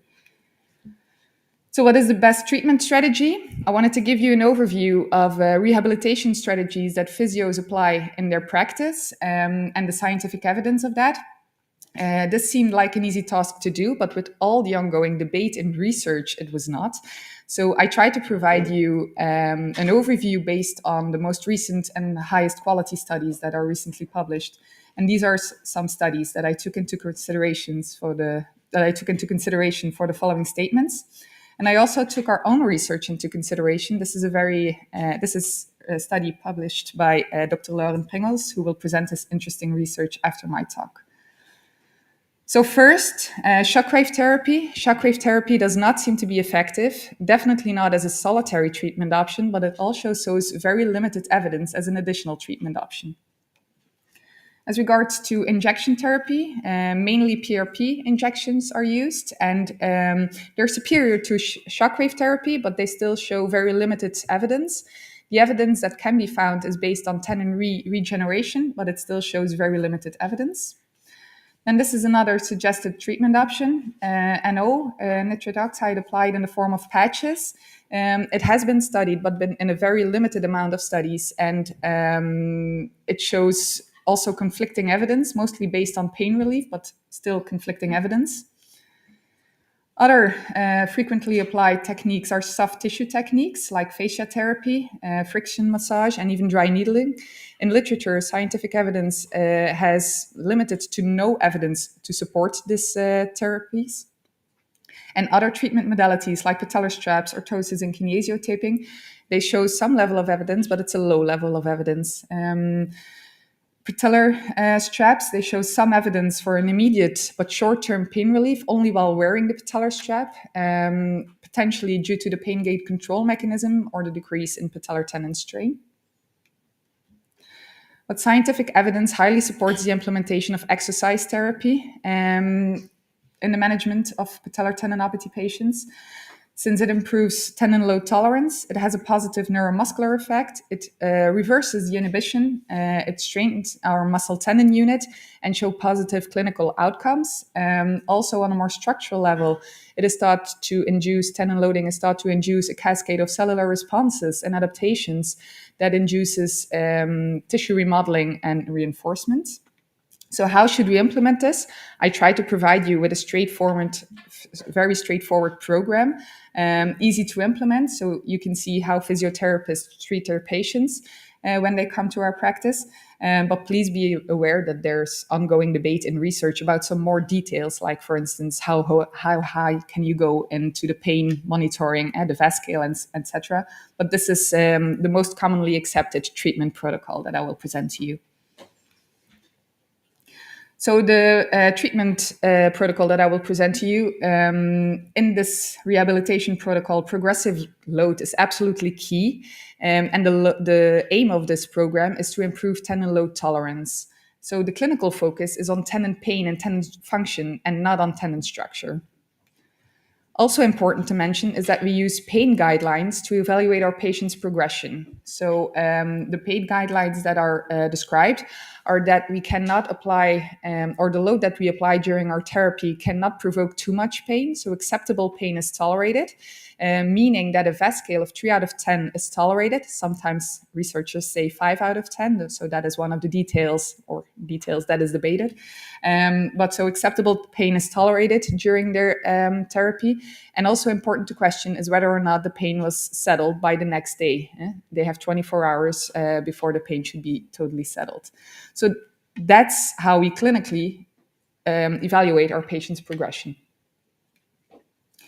So which types of load should we apply? In the initial stage, when patients come to our practice with a lot of pain, in the initial stage, you might want to apply isometric exercises. So what are isometric exercises? Our muscle tendon unit works, but it is without any movement.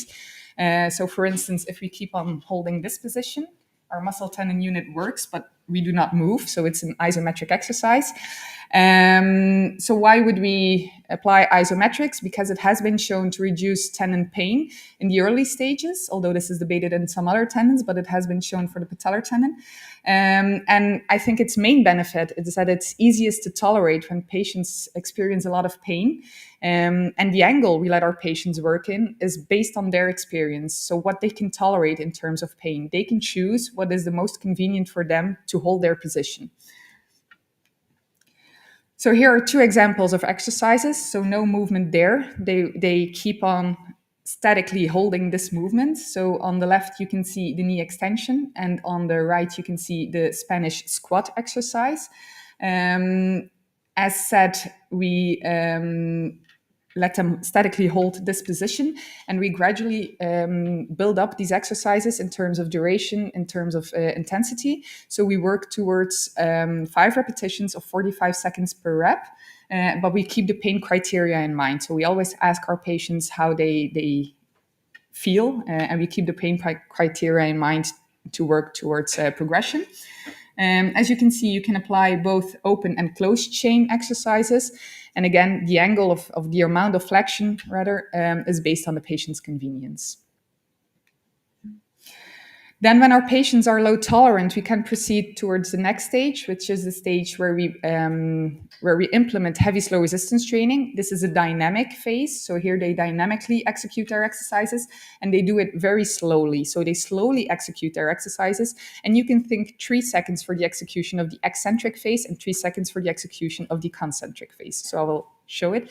3 seconds is very long time to go eccentric stage, and then again upwards, 3 seconds to go upwards. So that's the concentric phase of the squat position.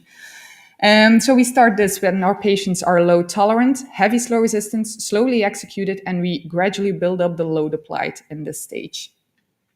Here are also some examples of this for the heavy slow resistance training. So here we dynamically execute the exercises. First, we have the knee extension, but dynamically execute it now. And then we have the leg press and the split squat, but you can also implement squat exercises or you can implement step-up exercises, etc. So we implement a lot of exercises here. And the goal in this particular phase is that we slowly execute the exercises and we gradually build up the loads applied. So we work from 15 RM loads towards 6 RM loads, so heavy loads applied during this training. But again, based on the pain criteria. So we always keep these pain criteria in mind when we build up our therapies. So when our patients are load tolerant, we can proceed towards the next phase. But before proceeding to this third phase, potential underlying causing factors should be addressed here. So we did our screening part. We evaluated potential underlying causing factors for the development of patellar tendinopathy. And we also work on modifying those underlying causing factors. And before proceeding to this stage, the underlying causing factors should have been normalized. They should have been addressed. Because in this stage, we will start with the high and fast loading of the tendons. Here we implement sport-specific exercises. So not only do they need to be load tolerant to proceed to this stage, the underlying causing factors should have been addressed before implementing the sport-specific exercises. Here are some examples. So tendons need to be strong enough to tolerate this before proceeding to this stage. And here are some examples of exercises that we give our patients. Jumping exercises, accelerations, decelerations, cutting maneuvers, etc. So here are some examples of exercises to implement. And then when our patients can perform these while passing the pain criteria, we can proceed towards the next stage, and that is the sports resumption phase.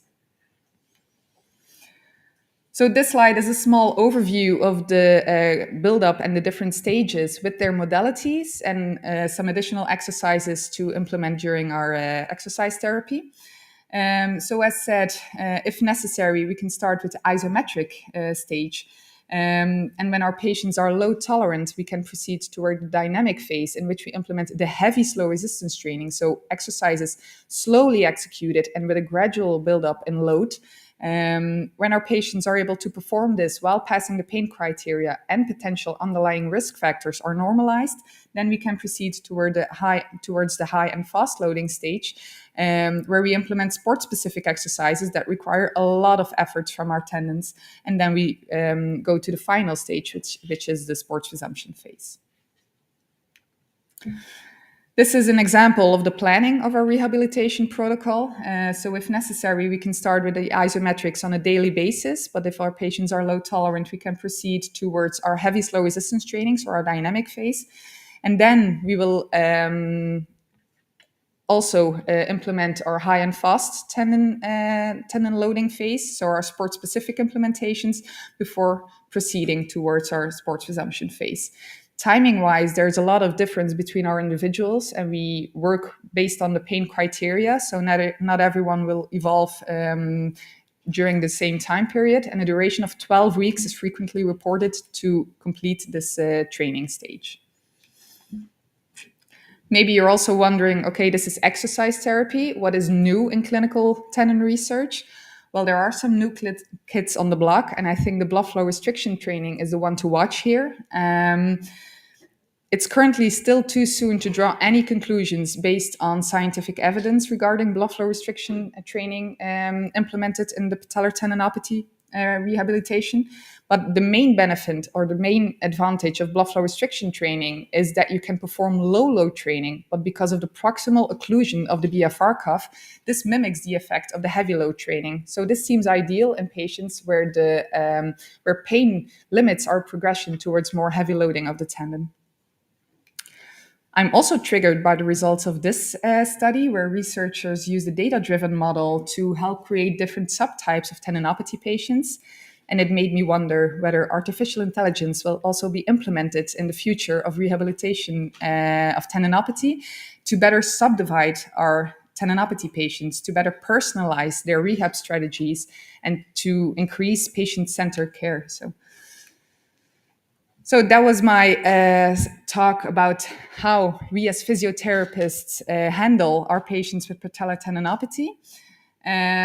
So as said, the goal of our management of patellar tendinopathy patients is to improve tendon load tolerance. So we do not take tendon structure into considerations. We focus on improving tendon load tolerance, and we use exercise therapy to achieve this. And we use our pain guidelines to monitor our patients' progressions. So this is the setup, the buildup of the loads that I already described.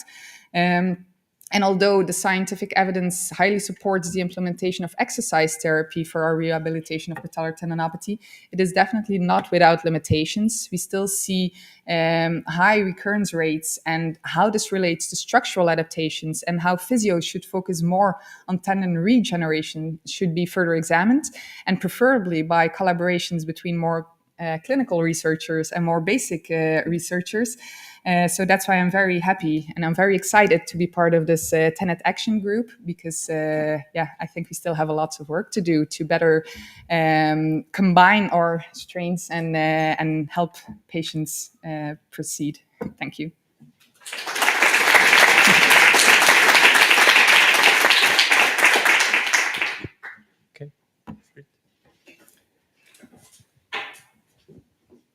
Okay, thanks. Great presentation, and really, I definitely agree that the physiotherapists and the basic researchers have to work more on this. You said 12 weeks, so in the mean, how often do the patients stop with the physiotherapy because they are not willing to do this for 12 weeks? Well, I think I have a very grateful population, because I mostly work with athletes and I want to go back to sports resumption. So I have very motivated patients. So I cannot speak for every physiotherapist here. But for me, my population is very motivated and they will not stop until they're back on the sports field. But this is sport. But so you have no idea about the general population? Because I just know it from friends. If you say to them, you have to do exercises, they say no. Yeah, I'm not willing to do it. No, so it has to true. Go by something else. It's true. I think the adherence mostly depends on their pain and how fast they see a change. If they feel like, okay, this definitely helps me, then they're more willing to do the effort. But for like other tendons, we have basic exercises, for instance, the static exercises, so the isometrics, and they're not that time consuming, they're not that hard. We can make it relevant for the patients based on their needs, based on their motivation. So we can make a differentiation in treatment protocols, but I'm fully aware that sometimes it's not that easy to motivate our patients to do exercises. Okay, thanks. And they're hoping for a quick fix, but there isn't. Right, thank you. Thanks a lot. Very interesting indeed. We do need a big jump here from the physiotherapies to the mechanobiology mechanisms underlying. So one of the things that I was thinking is that your regime of rehabilitation, and in many other cases, your only indicator is how to progress is the pain of the patient. Pain and right? function. Yeah. Have you tried, I don't know, somehow to relate this or to use other techniques that could give you more, I'm not saying reliable, but that could be more translatable data, like, for example, in the ultrasound? Is that a possibility that, or have you tried to see differences in the different stages of the rehabilitation? It has been definitely tried before, but there's a very complex interplay between tendon pain, function, and structure. So we can see tendinopathic structures or tendinopathic tendons with very bad tendon structure, but with limited pain. So we cannot correlate those two, and vice versa as well. So it's difficult to correlate it. Yeah, it would be easier if there would be a clear correlation between the two, but there's not. Yeah, I think that is one of the problems. And also, as you mentioned, there's such a poor quality of many studies or limited studies on other techniques of rehabilitation that... So we don't work with it because there's a very poor correlation. And even when patients come to us and they say, I've heard that my ultrasound is very bad, we need to talk them out of it. It's okay. We can still make progression towards pain and function, and do not focus too much on the structural adaptations, because we don't know. We don't know what will happen to the structural adaptations, but we're here to try and make your tendons more load tolerant. Thank you. Okay, so I'm going to take prerogative, and then Denitsa will go next, and then Manu can go after Denitsa. So I just wanted to ask a real quick follow-up on the pain question. So because you treat the pain and you move across the phases also into maintenance, when you have a relapse or it's chronic, is that in terms of ultrasound signatures of, if you look at the structure of someone who is symptom-free at the end of therapy and then relapsing, do you see any difference in the structure, or is that? No. There might be, but again, there's no clear correlation between the structure, because sometimes, like when they relapse, it's just like more an acute overload, and if we take out the load, and for instance, like it could be just because of new shoes, to give a stupid example, but it could be like related towards additional things, not only working on structure. So sometimes by modifying load, by tackling some factors that they adjusted in their training regimes, then we can go back to, okay, now we can do a build-up again. And it's not that there is a structure damage that cannot be repaired or anything. So it's a very difficult correlation, but it would be very nice if there would be a clear correlation for us as well. Thanks. I mean, so I guess it's basically you have these reactive phases which pop up, and then it's all about pushing it out of the reactive phase. Yeah, and then that's our focus. That's it. Yeah. Okay. So I have a question for how do you define a normal load, and what is an overload? That's a very good question. For us, a normal load is what doesn't provoke pain. Okay. If patients can perform their load and without any pain and they feel good afterwards, for us it's their normal load.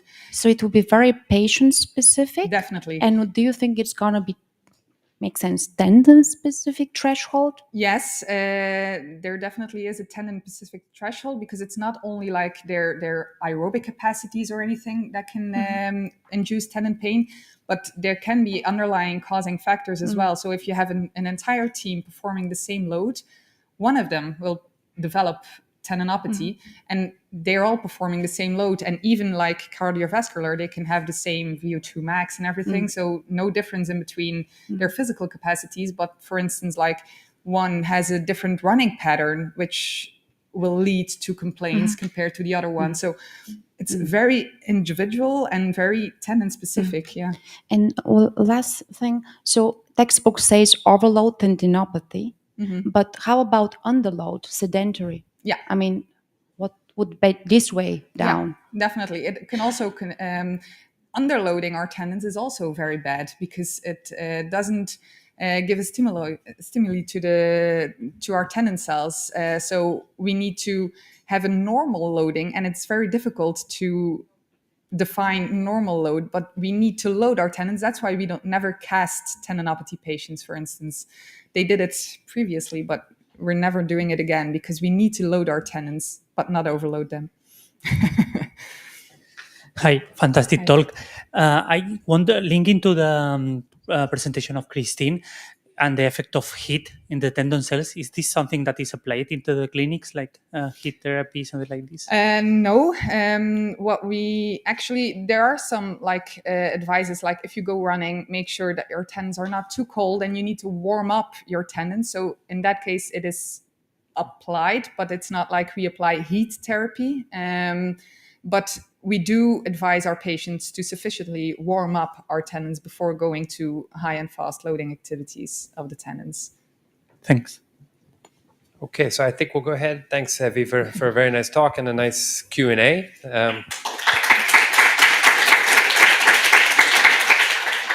The next talk is from Lauren Pringles, who comes from Evie's group. So I'll go ahead and introduce you, Lauren. And he's going to talk to us on some of the mechanistic work that they're doing in their group on elevated fluid and glycosaminoglycan content in tendons, and how swelling pressures might be behind some of the painful phenotypes. All right. Thank you for the invitation. My name is Lauren Pringles. I'm a PhD student from Ghent University Hospital, and I work closely with Evie for several experiments. And my talk will be about the potential role of intratendinous pressure in the pathogenesis of Achilles tendinopathy. To start some background, we all know that Achilles tendinopathy is a painful injury that is very common in athletes, but despite the high prevalence and major steps in tendon research, there are still some gaps in our knowledge about the underlying pathogenesis. And as a consequence, effective treatment is still a big challenge for athletes. Over the past decades, various theories have been presented, but also rejected again. But one model that still holds true is the tendon cell response model, in which the tenocyte is seen as a key regulator of the extracellular matrix, and in which pathology is seen as a bad adaptation of the tenocyte to a stressor. And various stressors have been examined over the past years, but disturbance of tissue pressure homeostasis has not yet been considered a potential factor, despite it being associated with numerous other pathologies. I don't have the time to go completely through this model, but recently we wrote a paper. It was published in the BGSM, in which we describe how intravenous pressure might be relevant in the process of tendinopathy. So yeah, I don't have the time to completely go through the model, but essentially it describes how a compressive overload can be initial trigger to induce chondrogenic metaplasia with enlarged tenocytes, an increase of collagen type 2 and 3, and also an increase of glycosaminoglycans, the GAGs, and fluids. And we think that these compositional changes, and especially the increasing of GAGs and fluids in tendinopathy, may affect somehow intratendinous pressure. I will explain. First of all, I would like to address the intratendinous resting pressure. So every structure in our body has a certain tissue pressure, which is normally below 20 millimeters of mercury to ensure proper blood perfusion. But in cases of pathology, for example, in compressive neuropathy, it is described that the fluid accumulation that leads to the expansion of the nerve, so nerve expansion, is resisted by the perineurium, and that resistance enclosed sheet of the perineurium induces an increase of the intraneural pressure 5-fold. So we think that maybe a same phenomenon can also occur in tendinopathy, because there's also volume expansion in tendinopathy because of the increase of fluids and glycosaminoglycans. And the volume expansion can be resistant by the epithelium surrounding sheet. So maybe that can also be the case in tendinopathy. Another thing that I would like to address is the dynamic pressure. So we know that the intratendinous pressure increases during tensile loading, and this is due to the Poisson effect. And this increase of pressure is actually the driving force for fluid exudation. So we know if we load the tendon, normally we see a decrease of tendon thickness because of fluid exudation. And it is described that this is a consequence of the increase of pressure within the tendon due to the exercise, due to tensile loading. But in healthy tendons, for example, the Achilles tendon, when you do eccentric heel drops, the Achilles tendon thickness decreases with 15%. But when you look at patients with tendon pain, with Achilles tendinopathy, this decrease of Achilles tendon thickness is halved, so only around 7 to 8%. And it is described in literature that this may be a consequence of the increase of glycosaminoglycans that strongly binds the water, resulting in less fluid exudation. And this, we think, may also induce a higher pressure within the tendon because the fluid can less well through the tendon matrix. So, although it is suggested that fluid and GAG accumulation in tendinopathy may be associated with higher intratendinous pressures, no data are yet available in order to support this hypothesis and potentially lead to therapeutic opportunities. And therefore, we recently performed a cadaveric study in which we tested 20 paired fresh frozen human Achilles tendons, which we tested in a tensile testing machine. On the tendons, there were 5 cycles applied of strain, up to 5% of strain. And during the mechanical testing, the intratendinous pressure was analyzed by the microcapillary infusion technique, in which we inserted a very small pressure catheter inside the tendon, ultrasound guided, and especially in the mid-portion region of the Achilles tendon. And the testing protocol consisted of 2 phases. So in the first phases, we wanted to examine the effect of fluid accumulation. So before and after testing, we injected 2 cc of physiological water, and we did again the mechanical testing and the pressure analysis. Then in the second phase, we performed an intervention in which both tendons, so both the lefts and the rights, we administrated guanidinosyl sulfate, which is a glycosaminic glycan. And then additionally, the right tendons were also administrated hyaluronidase, which is a medication that has a very strong enzymatic digestion effects on gags. We were interested whether this might have an impact on the pressures that we measured. And for analysis, we performed mixed model statistic analysis. So the first thing that we found is that the intratendinous pressure increases linearly with tensile strain for each of the tested conditions. And then for the pairwise comparisons, we looked for the resting pressure at the situation, so at 0% strain, and for the dynamic pressure at 5% of strain. Next thing that we found was that indeed, after injection of 2 cc of physiological water, so this fluid accumulation induced a twofold increase of intratendinous resting pressure, which can be explained by the swelling pressure, the volume expansion, and then the epitenon that resists that volume expansion. In addition, also the dynamic pressure was higher after after injection of gags. So gag accumulation induced a 60% increase of the intratendinous dynamic pressure, which can be explained by the impeded fluid exudation because of those gags that strongly binds the water.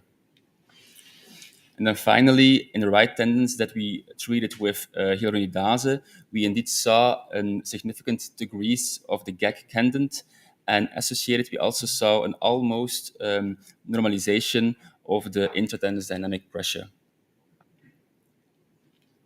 So what are the potential clinical implications? First of all, we think that we should look for exercises during rehabilitation that really promotes fluid exudation.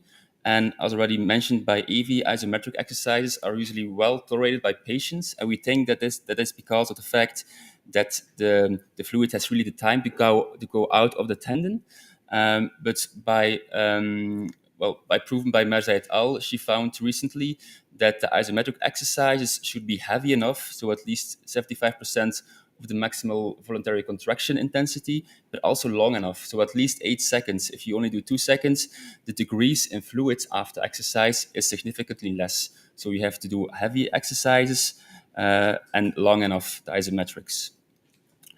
And we were interested whether, so that was a static exercise, whether this was also the case in a more dynamic exercise. So eccentric heel drop is also a well-known exercise and often used in rehabilitation.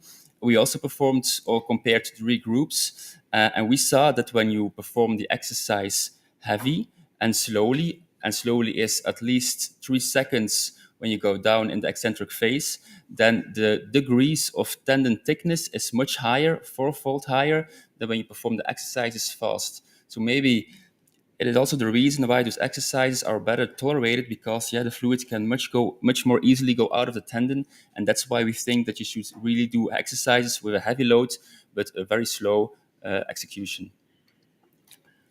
And then lastly, maybe that's also something really interesting to use hyaluronidase, which has a strong enzymatic digestion effects on the gags. It has already been shown that higher gag content is associated with tendon pain. So maybe by reducing the gags, you can restore the permeability of the tendon. The fluid can go much easier out of a tendon, and patients maybe have less pain. But that's something that we have to examine in future in vivo studies, whether it's safe enough and whether indeed patients have less pain after this treatment. So this was my presentations. Thank you for your attention. And if there are any questions, I would like to give an answer to them.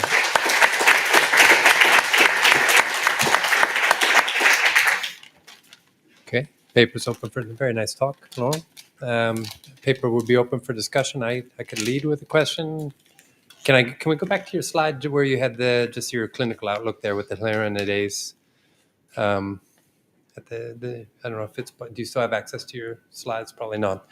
It's okay. But basically there was, I think this is where the connection between the clinical and what the actual mechanism is important. So for instance, when I look at what it means when the fluid moves out of the tendon, what that means for me is that you're able to load the tension bearing structures. They get loaded basically. So if you don't remove the fluid and you apply an external stress, the tensile structures don't get stretched. Cells don't get stretched. And if the resolution of the reactive phase is dependent upon stretching, then that will lead to the effect.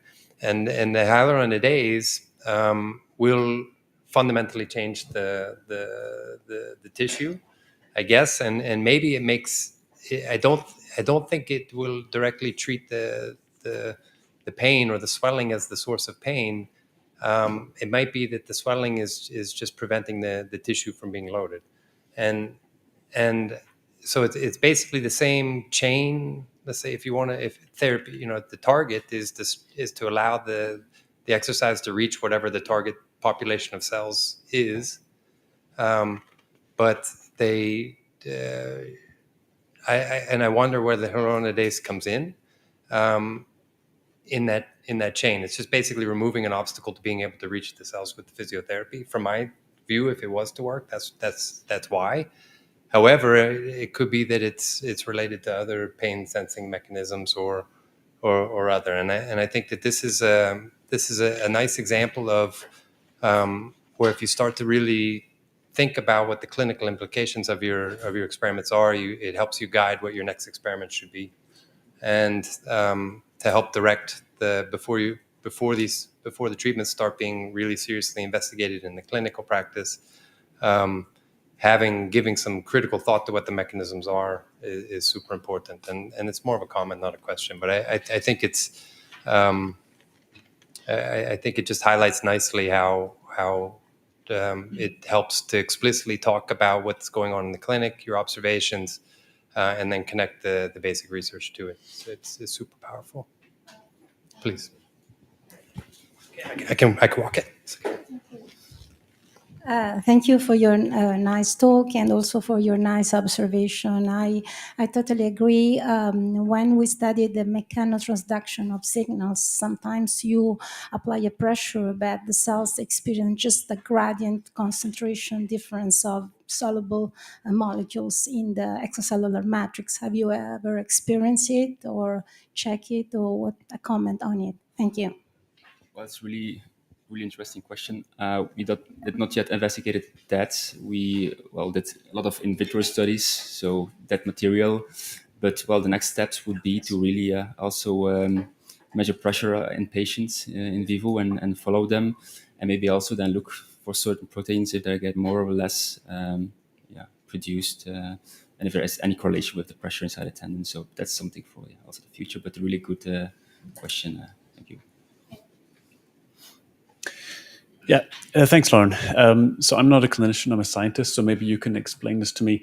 On one hand, you're telling me we need to reduce the tendon pressure, but on the other hand, Evie just said we need to clamp the blood flow and potentially increase the tendon pressure to achieve a therapeutic effect. I wonder if you can contrast those two.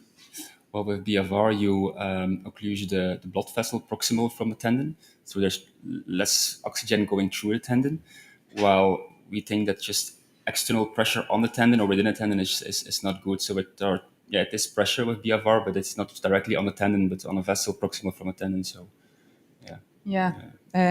it's the BFR cuff is the proximal occlusion, so it's a muscular occlusion and limiting blood flow towards the tendon at that point. But when you release the cuff, you have this secondary hyperemia. So you have a reactive oxygen release, you have a reactive blood flow towards in the tendon as a reaction towards the blood flow restriction therapy.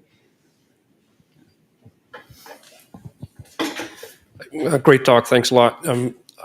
Me also being a sort of a scientist, I was wondering all these in vitro models that we do. So we do all these tendon constructs, we do explant cultures, and we keep them in media. So they're probably going to hydrate. Could you speculate on that a bit, if we're completely off with our models in this case? And secondly, we know that cells react differently on different stresses, strain, compression, and so forth. Could this also be an underlying cause on the long run for development of cartilage patches or fat deposition or things like that? The increased pressure that you get. Well, I can give you already an answer for the second question. Yeah, in our model, as I described, so we think that too much compression or overpressure may lead to chondrogenic metaplasia. So the tenocytes, tries to adapt to it, but actually, cartilage tissue within a tendon makes it better maybe to withstand compressive load, but less tensile load. So that's maybe a failure of not if it's over excessive, too much of an adaptation towards the chondrogenic kind of tissue.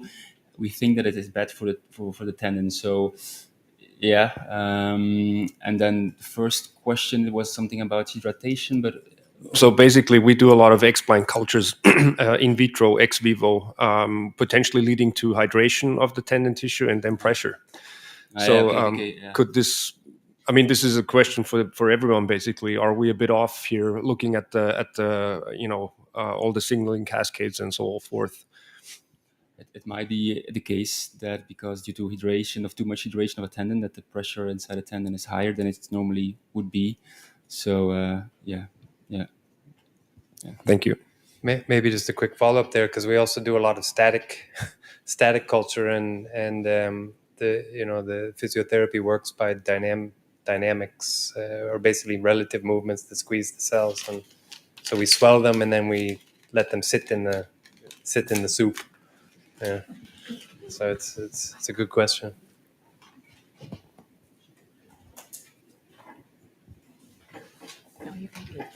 Okay, so I'm going to hold the mic. So I think thanks, Laurent, for a nice talk, a nice Q&A.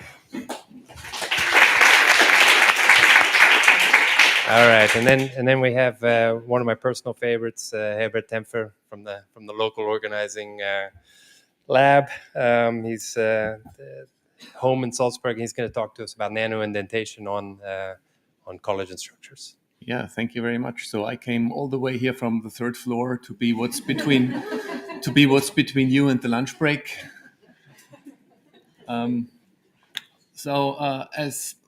This will be a very methods-based talk, so don't expect rocket science, but maybe a platform we could collaborate on.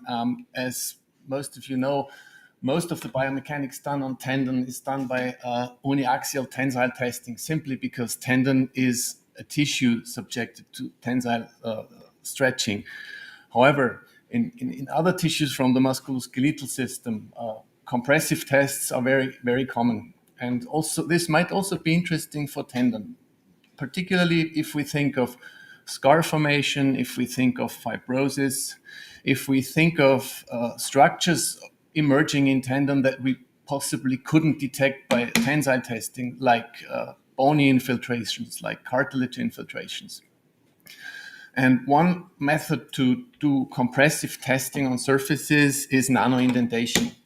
And for all those of you who are not super familiar with the method of nanoindentation, I made a little model to show you what it's about. So what we have for nanoindentation is a cantilever of known stiffness, is a sphere of known diameter, and is a system able to travel up and down in a very, very controlled fashion. This is what it looks in real life. It's super small. And the most important part is a laser-based interferometer, which you can't see now because it's inside the box. And this interferometer allows us to measure the degree of bending of this cantilever on a nanometer level.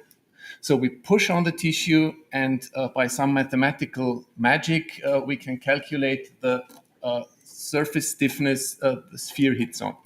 These spheres come in different sizes, so they range from 3 micrometer up to 250 micrometer, depending on the question you want to address.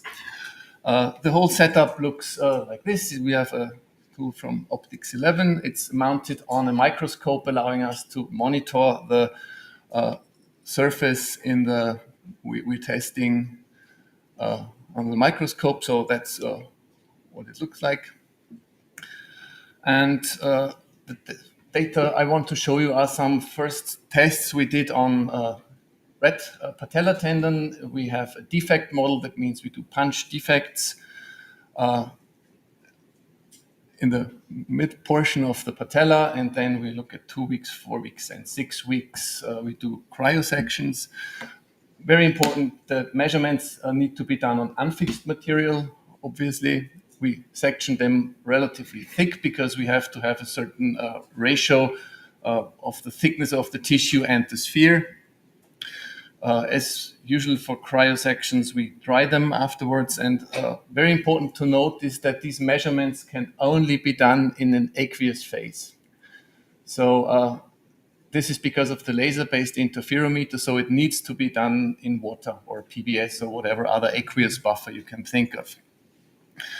So I'll show you some first results. If we do that with a healthy red patella tendon, we see that over time in the immersed slide, the mechanical properties of the tissue change. So if we measure the same spot every 10-20 minutes, we see a strong decline in tissue stiffness. If we do the same on the defect, 14 days defect, we also see a decline, but it's less dramatic. So apparently swelling is reduced in the defect area compared to the healthy tendon. Now, this is interesting in relation to the talk of Lauren just before. This is now tensile tests on mouse flexor tendons. These tendons are really keen on taking up water. If we immerse a tendon in PBS for 1 hour at 37 degrees, it almost doubles its weight, and it also obviously increases its cross-sectional area. And this massively impacts on the mechanical properties. So simple immersion into buffer reduces stiffness and maximum tensile load. So this was tensile testing. Now back to the nano indentation. Also interesting and puzzling to us, if we reprobe the same sample after rinsing in water and drying and rehydrating, mechanics totally changed. It almost doubles the stiffness. No idea where this comes from.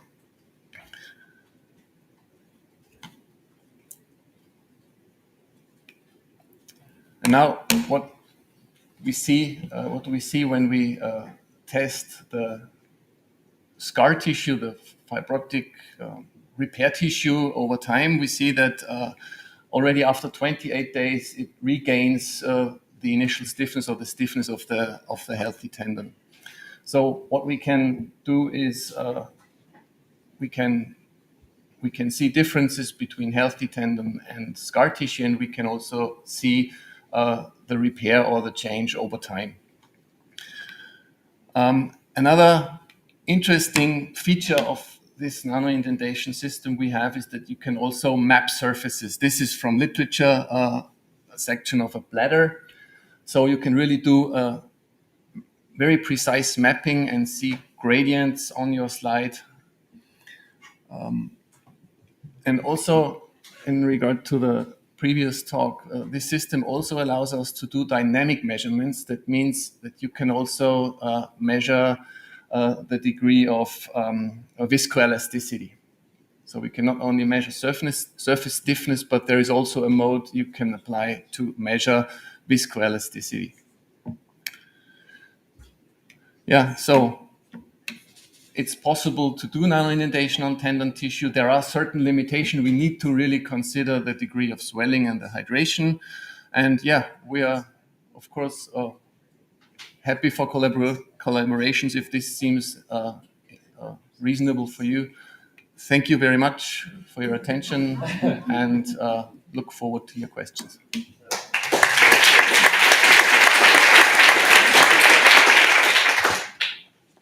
All right. Thank you. Hi, I'm Fezal Korksus from Ankara, Turkey, an orthopedic surgeon. In our clinical practice, we use an ultrasound device with a special software called the speed of transferring in the tissue, which gives us some information about the structure or more the function of the tendon. It's called shear wave elastography. Have you compared your indentation results with shear wave because it's a reliable and repeatable method? No, we haven't, but that's a very interesting option. We think about that. Yeah, because in our patients we cannot do this indentation. They won't allow us to put a needle into it. The probe is so super small you wouldn't find it then. So maybe I'd like to. Oh, sorry, Britt. I'm going to comment just because it's in scope at the moment. So I think how to standardize mechanical property reporting in different systems and in different loading directions is a huge topic all by itself. And this is something that I guess we'll have many directions of talking about consensus on what to measure and how to measure it, and how to relate compressive measurements at the micro scale to tensile measurements at the tissue scale to shear wave in the patients. But I mean, this is a super interesting point and an important one. So, okay, Britt. Thanks, I'm still awake. So, you showed that when you repeat the measurement after a while, you see a lot of differences. Yes. So they're totally different data points. But within one measurement, the data points are not so, they are near, so you have a very low standard deviation. Yes. So that means that if you test different animals, you will always see more or less similar results, or how many animals, how many sections have you tested in your? We have tested so this was results from one animal, and we test not only one spot, but we test several spots side by side. In our case, it was 16 spots, 4 by 4. That's relatively quick. That takes about a minute. So swelling is not an issue within the measurement. And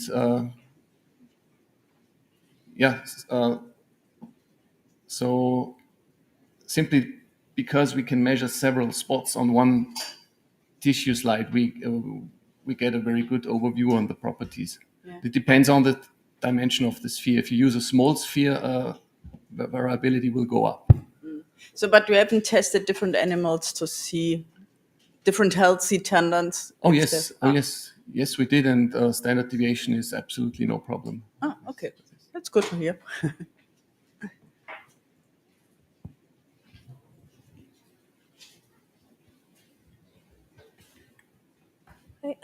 Thank you for the nice presentation.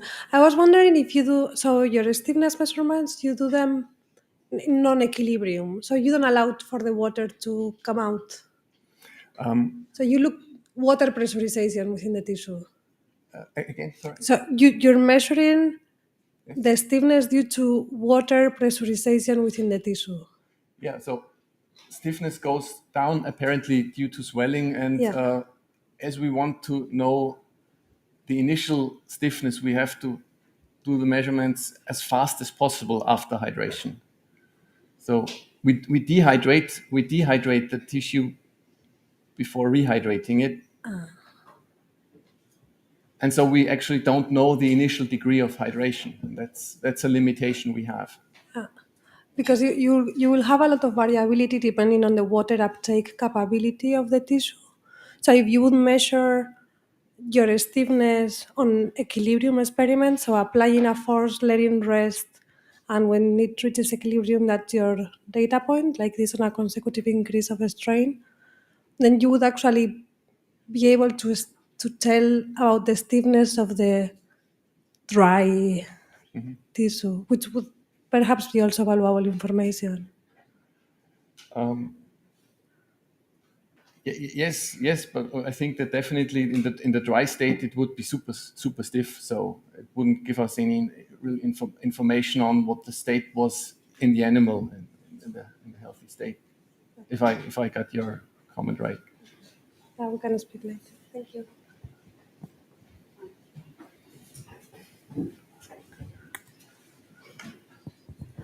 Thank you. Really nice talk. Just a comment about the swelling that you see. So I know Dawn Elliott's group have done quite a lot of work looking at, tensile testing of fascicles and using different buffers to minimise the swelling. I don't know if you're aware of that and whether that's something that you could try, if that's compatible with the nano indication. I didn't add this data, but we did a lot with polyethylene glycol, which is known from tensile testing not to affect mechanical properties. In our case, if I apply polyethylene glycol as it's published, I get stiffnesses about 20-fold higher than we see in water. So that's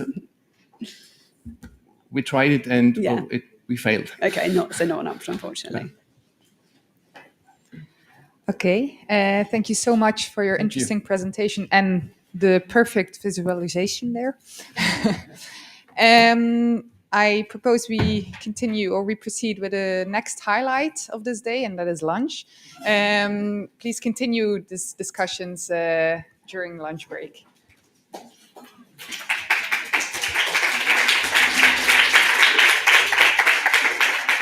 So before everyone runs off for the well-deserved lunch, may I ask everyone to that we step outside together for a group picture? And I think it's easier we do that prior to lunch, because otherwise afterwards we might disperse a bit. So thank you very much. It's going to be in the back of the building. I will give you later my lecture. Yes, and we can upload it on later. You're on the session. I am at 2, so we have time. Oh, yeah. Yeah, we have time. Perfect. Lunch. Can I leave all my stuff? Yes. That's fine. Also to see you. I'm happy to be here.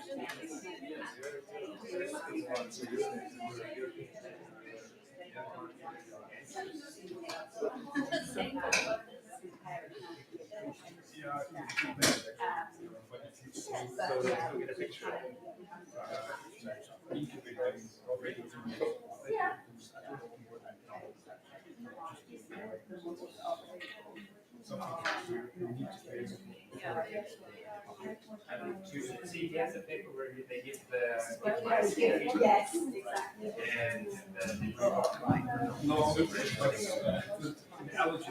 It will be great.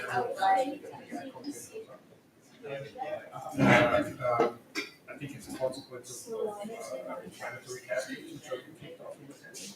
And we didn't see any changes in the fibrillous function, but the gags went up and the cross-sectional area increased. So I think, and this is also what brought us to looking more into detail into swelling and everything. Is that the TRPs? Are you looking already then on that axis? Not that much. That's really at the moment mostly on temperature. But I think with AFM and this nano indentation, it's been so difficult comparing the results because we haven't done a ton of different buffers. I think it's all. It's really, really tricky. So, I mean, the stiffening when you come back is I have a like to explain the stiffening when you come back.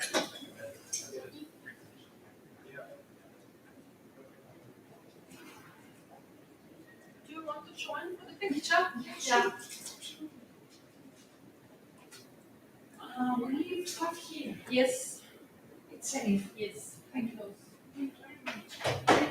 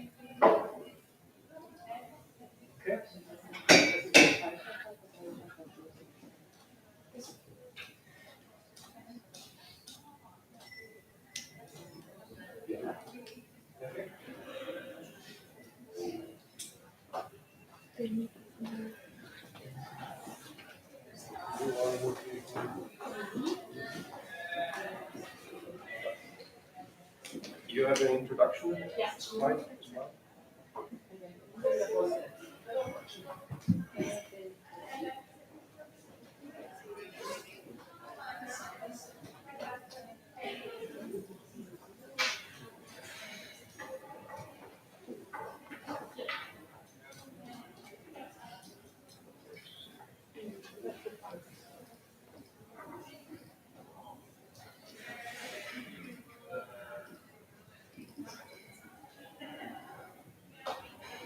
It's also intro.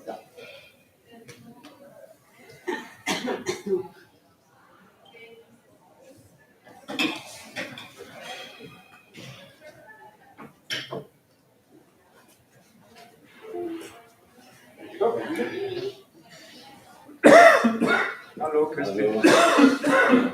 Ja, alles gut.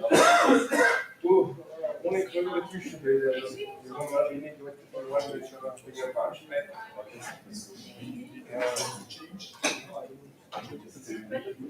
Genau.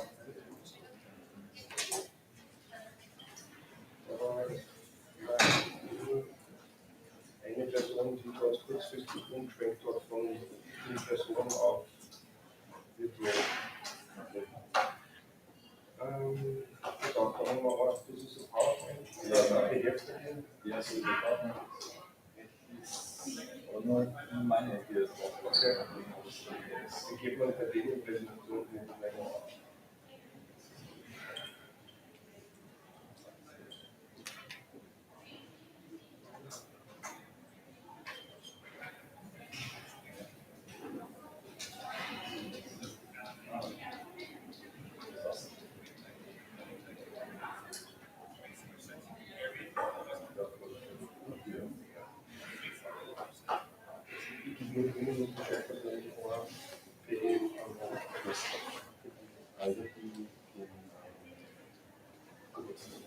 Ja, super. Dann jedes Wochenende noch das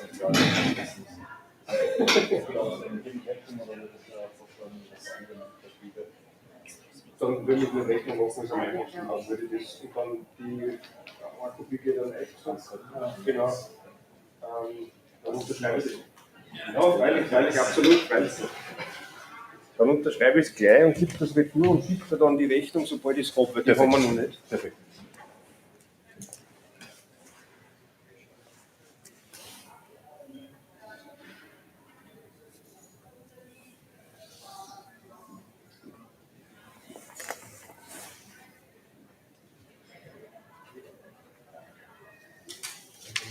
Einer bleibt bei mir, oder? Ja, genau, 200 und sobald ich die Rechnung kriege, leite ich es dir weiter dann. Optimal, super.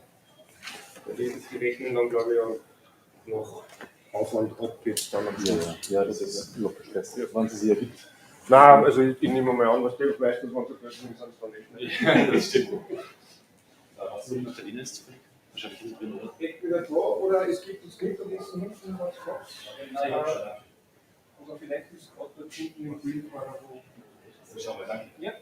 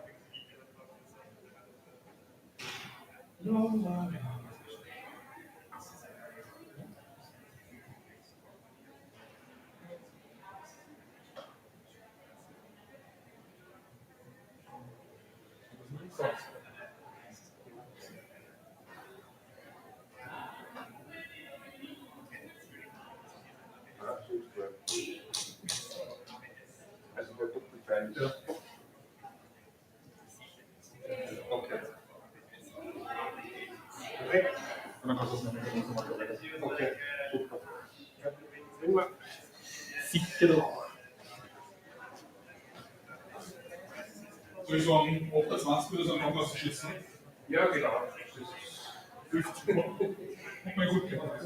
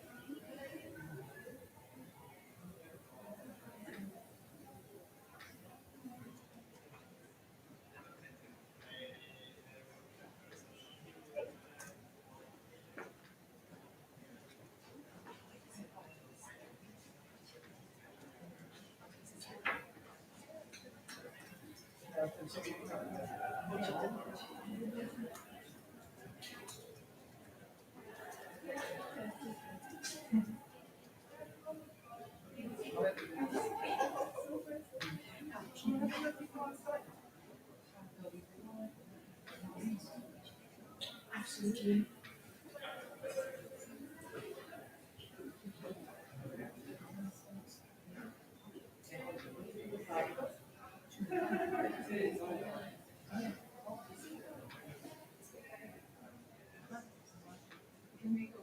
Yeah, we can.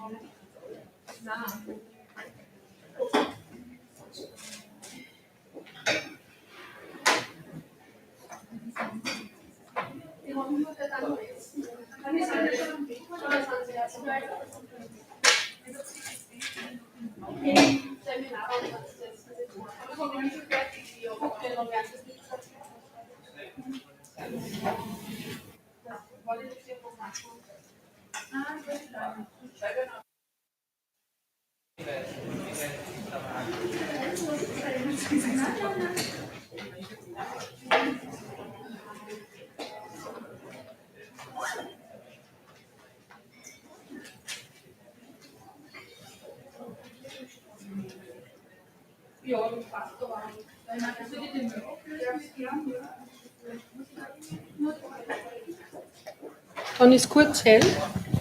Okay, dann mach ich jetzt das. Okay, jetzt gehen.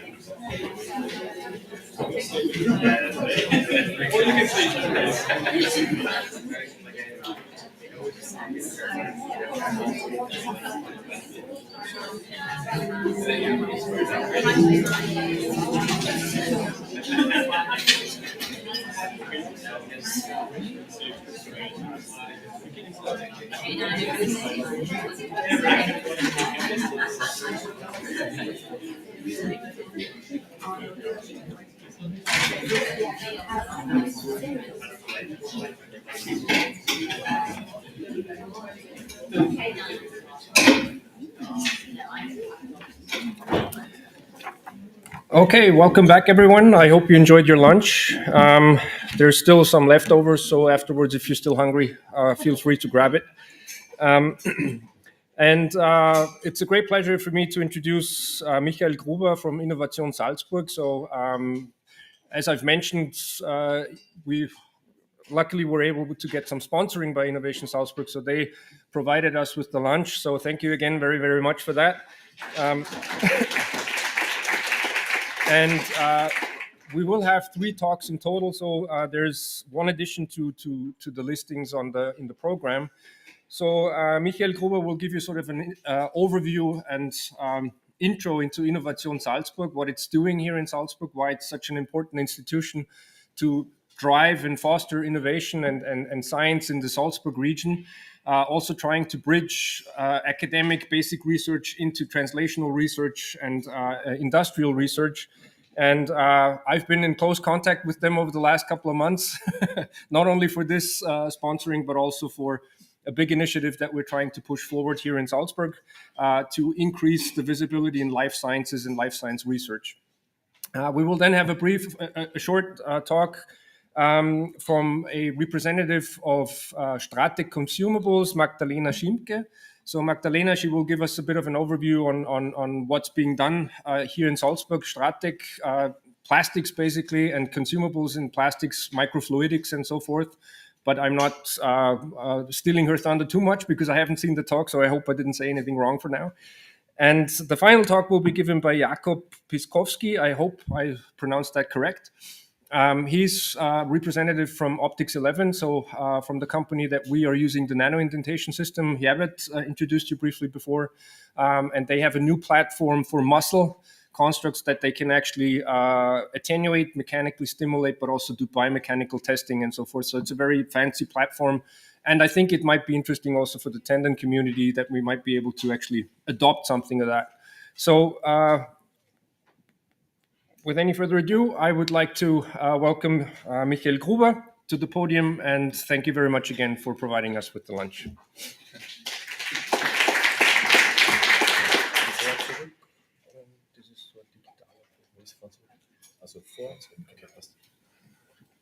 Hello, everybody. Thanks for the introduction.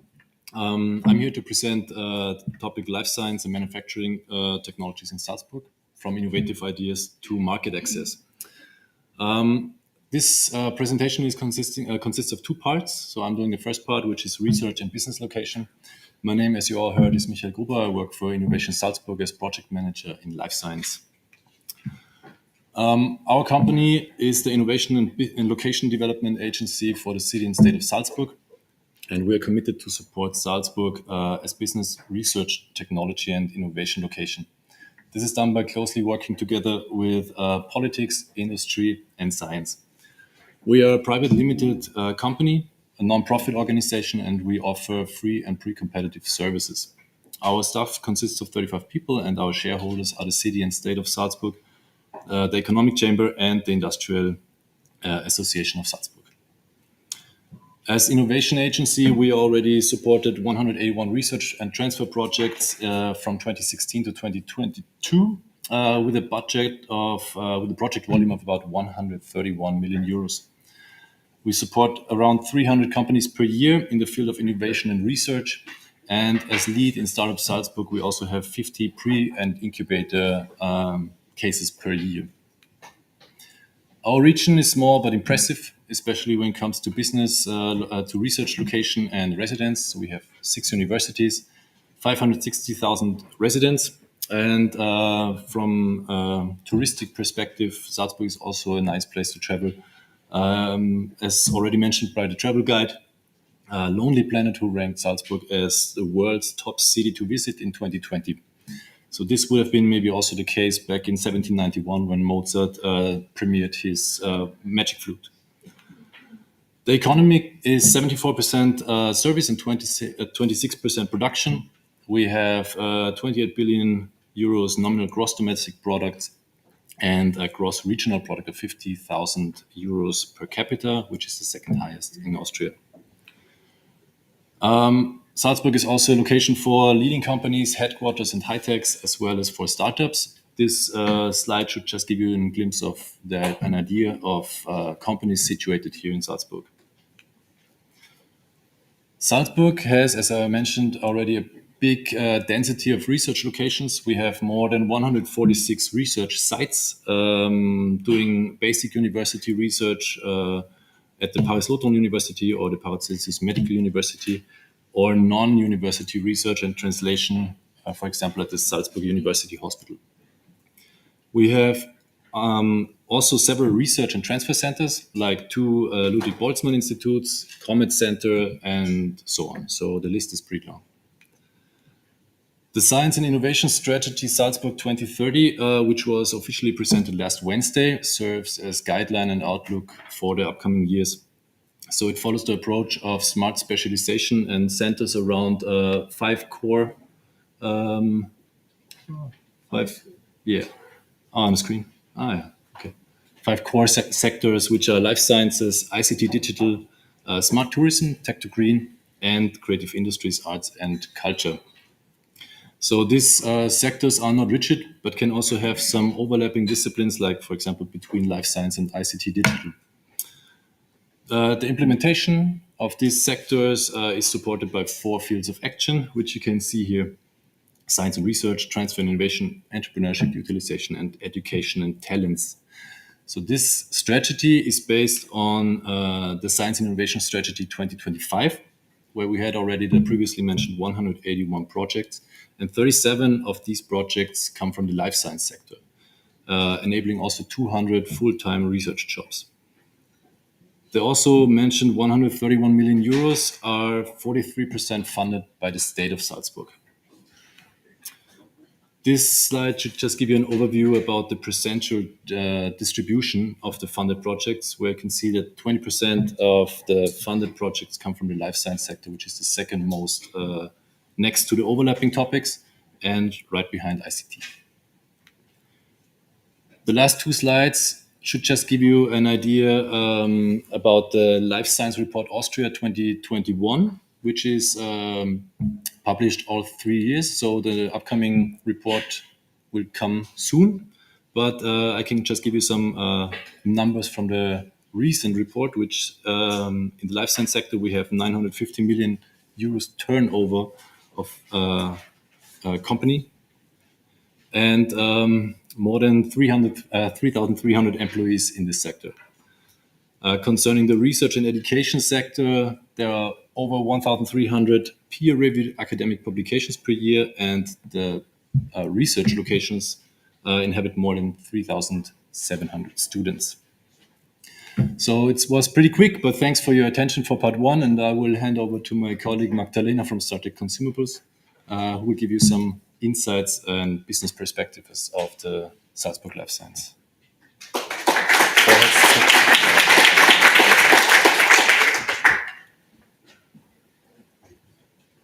So thanks, Michael, for, first of all, the very great presentation about the space and the environment we are dealing with, and also for the nice overlap to the presentation. I'm trying to provide a bit of an insight of an industrial sector that we have in Austria as well, or primarily in Salzburg, despite my company is very international, what you will see in a second. Before I start going into the slides, I will start handing out, just for example, a bit of a hands-on, some examples that we make in our company that you get a feeling for physically what we're actually working on. So you get a bit of an insight. Maybe it helps to understand a bit better what microfluidics can do in science and research. I will explain what they are. Please make sure they come back to me later on. That'd be great. You will see some of the examples that I'm handing through in my presentation. Others I will just briefly mention, but if there's any questions about the usage and application and those kind of things, the first people might have to guess what they are for. The others might get a good insight. Please come back to me and ask me anytime after the talk. Just to give you an overview who Stratec actually is, Stratec as a group basically covers a bunch of different businesses actually. Headquarters is in Germany and primarily, is there a laser? Yeah, there is. Okay, so okay. Primarily the business of Stratec Instruments is basically manufacturing large fluorescent instrumentation for clinical diagnostics. Our site in Hungary basically primarily provides benchtop instrumentation and hematology workflows. We in Austria, and this is the part I will focus on, is basically responsible for the smart consumable business, or so-called smart consumables. So we basically produce polymers for a biological function, for a biological workflow, and scale that product up. So basically, if a startup or a university or a younger company, or also a pharma company, approaches us with a certain workflow, we help them making their product standardized and reliable and readily available for the market. Overall, we are about 1,700 employees now. You will see in a second why this number 1,400 is not correct anymore.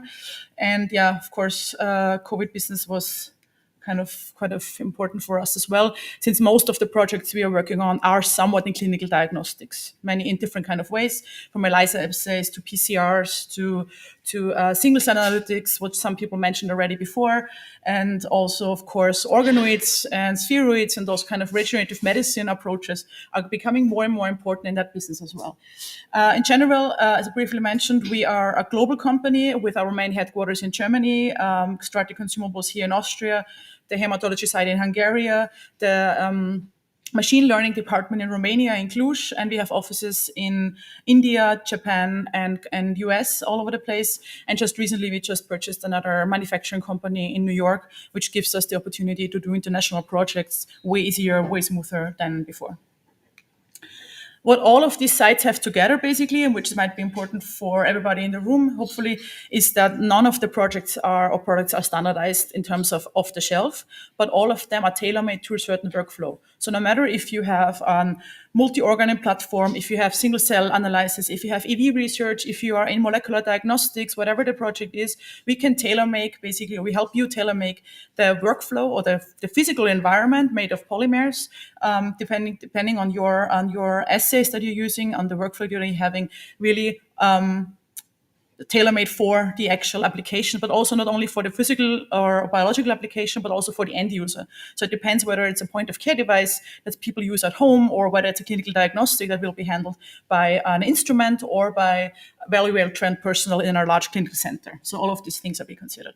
All of them have together, it's always your product. We don't have any market access. There's no product at all of any kind with a Stratec label on the market, because we always make it for the partners that we are basically producing, no matter if it's the instrument or the consumables. Also, the reagents are none of business. We support with instruments, software, and consumables. As I said before, I will focus on the business that we are having here in Austria, primarily in Salzburg. It's basically not directly in Salzburg city, but it's south of Salzburg. Some people might know the company still under their previous name, Sony Biosciences. So it's basically where the CDs have been developed, where the Blu-ray disc was developed and founded, where the mini disc was founded and manufactured. This is basically where we make now microfluidics. And the core technologies are the same, actually. Interesting fun fact is that the CD manufacturing technology is the same as we now use for creating microfluidics, since it's still a small incision in an optical transparent polymer, and most readouts happen via an optical basis or laser or microscopes. So the requirements are in very frequent cases the same. I won't go into detail with respect to the technology. It's called mastering. It's basically that allows the structuring of a metal surface with the fine structures that you need for your filter, for your isolator, for your well, for your pillar structures, whatever the functionality is. What you see here as an example is the first digital PCR platform. So it created 3,000 nanodroplets per second for a dPCR. It's what's called rain dance technologies, which was later on bought by Biorad, but was basically the first project Stratec Consumables did in the consumable business after being deployed from the CD manufacturing business. The second technology is molding. This basically describes how you take a polymer, melt it, and squeeze it on this metal surface to create a structure in a transparent polymer, actually. Bonding is how do you fuse it, basically how do you close the channels and structures, and then there's a variety of options. Coating metals. I think you have some parts that is metal coated. This is, in this case, a 25 nanometer stainless steel coating on a polymer used for the detection of antibiotic-resistant bacteria. So that's a typical example.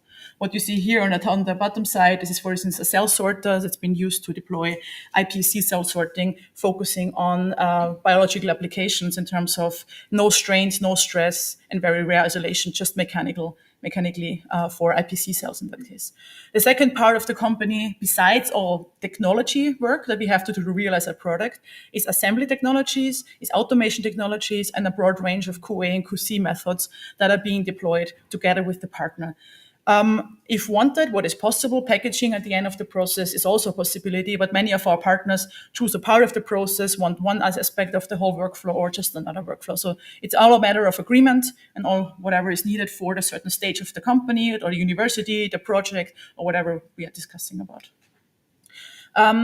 I have to disclose 90% of the projects we are making, we are not allowed to talk about.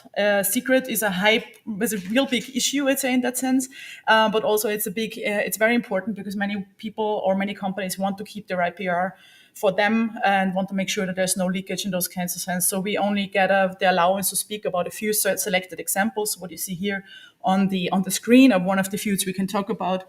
It takes too long time to discuss all of them, but just as an overview, they span from digital ELISA platforms, which is now being just approved by the FDA for the first phospho-tau analysis for early Alzheimer diagnostics, to point of care for COVID, to single cell sequencing. Some people mentioned this morning the TENET system. This is basically the competing product by BD. And then, of course, other diagnostics. You have actually at hand, somebody has the lunatic chip from Bruno Nanomed. It's being used for isolate circulating tumor cells, label-free, just by purely mechanic isolation from a patient sample for a downstream analysis. What I will go into detail a little bit is the cell selector platform, which is used to manufacture and standardize the production of spheroids and organoids, which is important for some of the other applications that we discussed this morning. And of course, cell line development is in research anyway, a very important task. And having that standardized and fully automated saves a lot of PhD student hours, which is sometimes very helpful. For the sake of completion, we don't only do like large projects in high volume, but we also support early stage projects together with the team. We have an own team that's called the Protowerk, basically, which is helping really to find the right structures, the right mechanism, find the right way of work sequences and also tasks and technologies that are necessary to make a workflow realizable and really patient ready. So we also go through all the workflow in terms of IVD and regulatory work with you together as well, if necessary. As I said before, one project that I hopefully is most interesting for you would be the cell selector platform that I quickly go in more details. Just I couldn't bring it because the company has not allowed us to share the product itself. We can share the slides, we can share the structure, but we're not allowed to deploy the cartridge itself.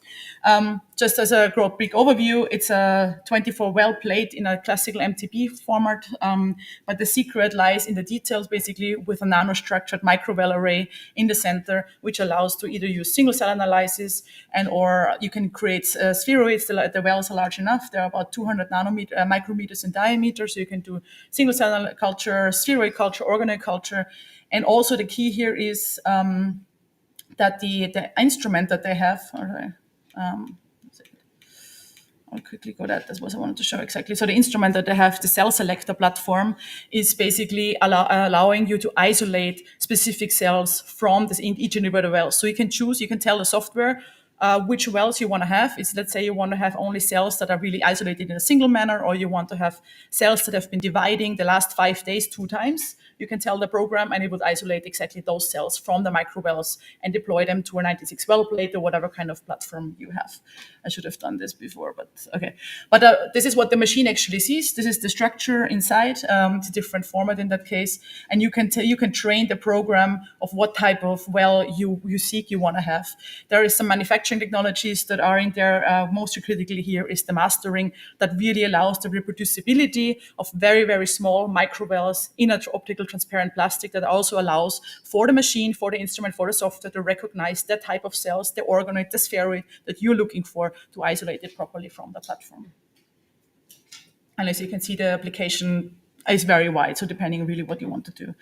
I briefly mentioned mastering, which is also for that product extremely essential. It will take too much time to go through that in detail. I'm happy to share it. If you're very interested in the process and the manufacturing technologies, please reach out to me. I'm happy to provide you some more detailed information about the manufacturing. Same for injection molding. So injection molding is a very high-end technology that really allows the melting and the distribution of optical transparent polymer on top of your device in your mold, basically. I know there's a lot of new terms for biologists. This is why it's a bit difficult to explain how that really works. But the key is really that the control of temperature of plastics to reproduce certain items in terms according flatness, transparency, and also in these fine structures is a science for itself. And it's a really large technology park that we provide here for making that possible. And also make sure at the end of the day that the 100th part look exactly the same as the 250,000th part. And that's the key and that's the challenge on that setting. But also here, happy to share details if somebody is really interested. Laser welding was in this case the choice of bonding. So how do you close two parts together? Which is basically you have a laser that melts the two polymers together and allows therefore a non-toxic and residue-free closure of certain channels. This is one example. In general, we do a lot of projects in the area of liquid biopsy, basically monitoring patients, monitoring science along an experiment, along a treatment road. Some of the examples I shared, this is just what you see is, for instance, labor-free cell sorting, basically magnetic-based sorting, or an on-chip isolation done by the Ruby team, which is a very great example because the Ruby Nanomate is a startup or a spin-out from the INL, which is a Portuguese-Spanish research consortium, and they have spun out a company to work specifically on that project. This is being used to diagnose blood from women to detect or monitor the therapy progress in cancer patients, basically. But what they've been doing, basically, they were very early stage at our company. They were the academic partner in that sense. We did prototyping together with them. They went on, optimized their assay. They went on optimizing the design. We together manufactured the updated design. They were going back again. They did the clinical trials. They did their studies. And then we improved the manufacturing process, get better data, get less better outcome, less clogging, less failure of the devices. And so along the route, we developed the process and the product together. On one hand, the biochemistry was adapted. On the other hand, the mechanical structures were adapted to optimize the outcome and really the isolation of purely CTCs from a whole blood sample without any additives in that sense. And what we are now, we are standing here. They are now in the regulatory phase where we support them in getting the clinical trial data settled and also move with them through the IVD process to, at the end of the day, we will have, in ideal case, a final product that will be then deployed for patients in a routine manner. And that's basically just as an example. It works for all kinds of companies, but it's basically the very well-running example with the company Ruby Nanomate from Portugal. To finish up, basically, I just wanted to make you aware of that we are a company of very broad talents. We have a lot of physics people, chemistry people, and engineers, machine learning. Everybody in the whole field of science basically is incorporated in a company to make that project real. And also, of course, manufacturing technologies are tailor-made to be also focusing on reduction of environmental impact, combating climate change, and there's also a bunch of projects that we do together to really reduce the amount of resources that are being needed to analyze a clinical trial or clinical studies. So it's about reducing the size, it's about reducing the amount of reagents you need, reducing the amount of washing buffers you need, of chemicals in overall, and also reducing the amount of polymers that are being used in clinical research, in laboratory research, and for patient diagnostics. And with that, just the social media part, thank you for your attention. Please let me know if there's any questions, and I'm happy to get back to you later on. Thank you. And of course, if I don't know if there will be questions now, or otherwise I would look forward to my colleague Jacob. Yeah, so in the interest of time, maybe if anyone has a question for Magdalena or also for Michael, approach them directly, and we can then move on to Jakob's presentation. on the Optics 11 platform. Thanks.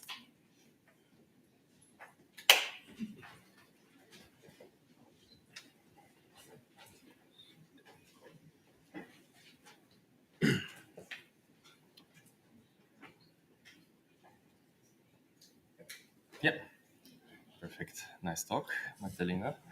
Thank you so much for the invitation. I'm Jakub Pyszkowski, lead product manager at Optics 11 Live in Amsterdam.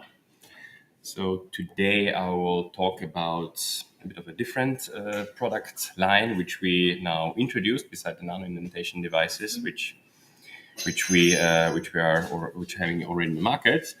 We developed a new platform to study muscle disease and regeneration, an in vitro platform, which really in particular goes towards 3D modeling and iPSC line usage.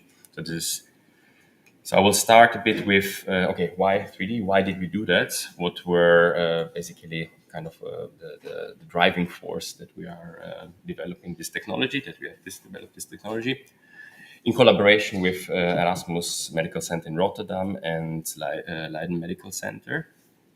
So main reasons really because there are limitations in current therapies, in particular really for neuromuscular and metabolic diseases and heart failure.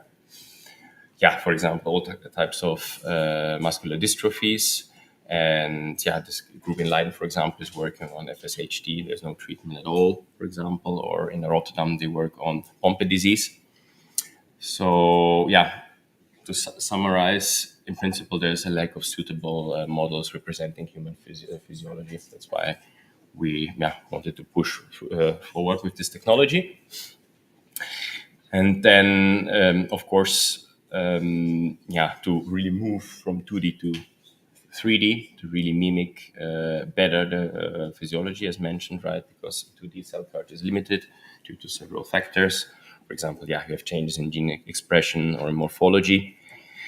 And at all, basically, there's a need to really take into account those three-dimensional interactions with the local environment, right? With the ECM. That's why, 3D. And that's of course in turn, there are already sort of microphysiological systems also for muscle tissue, right? For engineered muscle tissues, but they also have their own limitations, usually relatively low accuracy and very labor intense because they use, they're all single tissue measurements, relatively low throughput, a lot of manual work, use image analysis and nothing, not really automated. So that was also for us an idea to really use our optical fiber technology to provide here also a readout of the force, of contraction force, right, of those engineered muscles. And of course, with the FDA Modernization Act, also we hope that this is also really the push. It came right in the right time, right? That pushes for this kind of technologies, right, to be accepted during drug development and So. Go to the device. So this is the Quore. So this is really our first commercial version of the device. It took a few years. And so basically what we do, we create these engineered muscle tissues. They look like this. And they create those structures. This is a cross-section, for example, of this tissue. So this tissue grows around two pillars and creates structure. And the heart of the device is really this, we call it the SmartLid. I'll show you a little bit more in detail in a later slide. And this device, this part here is really acting as a tissue culture platform, of an electrical stimulation platform, and a contraction force readout. So this is really the idea really to be used for disease modeling and drug testing, and then generally to study muscle physiology. So why contractility? Because it's a functional marker, the most, let's say, logical marker when it comes to muscle function. This device can be used for disease modeling, right? Really optimize or co-culture really different cell types together, which then can create a physiological relevant model. And then, of course, in turn to test the therapy or do screening, for example, neurotox or cardiotox screening. So this is how it is built up. The system, it is built up from a SmartLid, laser, stimulation box, and casting mold. The SmartLid is the part in which You can see it. It's all like an integrated device. You have the base. You can put a standard 24 well plate. You have electrode boards for electrical stimulation. You have a plate where you have the optical fibers to measure the contraction forces. So those tissues then are cultured and are basically they wrap around two pillars, one soft and one stiff pillar, and we measure basically the deflection through contraction of the soft pillar, and we can measure that precisely with our technology. And in order to cast those tissues, we use a casting mold. I will quickly jump through the workflow. I hope I still have time. So it usually takes between, let's say 10 days and up to weeks, months to culture those tissues. For skeletal muscle tissues, a bit less. But we have found ways, or this is basically subject of research, to increase the time, the livelihood or lifetime of those skeletal muscle tissues. Cardiac tissues, we have already grown them up to 4 months. So it usually starts, you clean, sterilize the device. All the components are reusable. Then you do the tissue seeding. You see this casting mold. So typically it's a mix of those myogenic progenitors, iPSC derived or primary. We did it with both sources, usually matrigel, where we also now are looking into alternatives, or our customers are looking into alternatives for matrigel, fibrinogen, and thrombin. And usually it's the average, let's say, normal tissue size around 50 microliters with around 500,000 of cells. But we already looked into smaller tissue sizes to going down all the way to 25 microliters, which are around 350,000 cells per tissue. During that time, you seed the tissues, you incubate them, you just put them in a normal incubator. And then usually after 2 days, this is how it looks when you have multiple of those smartlets in an incubator. Usually after 2 days, you exchange the growth medium into differentiation medium. So then those cells redifferentiate into muscle cells. And then at that point, you also exchange the well plate with a standard well plate. You mature them. It takes usually another week. And this is the moment where you can start to stimulate them and measure first forces. With cardiac, it's usually a little bit earlier.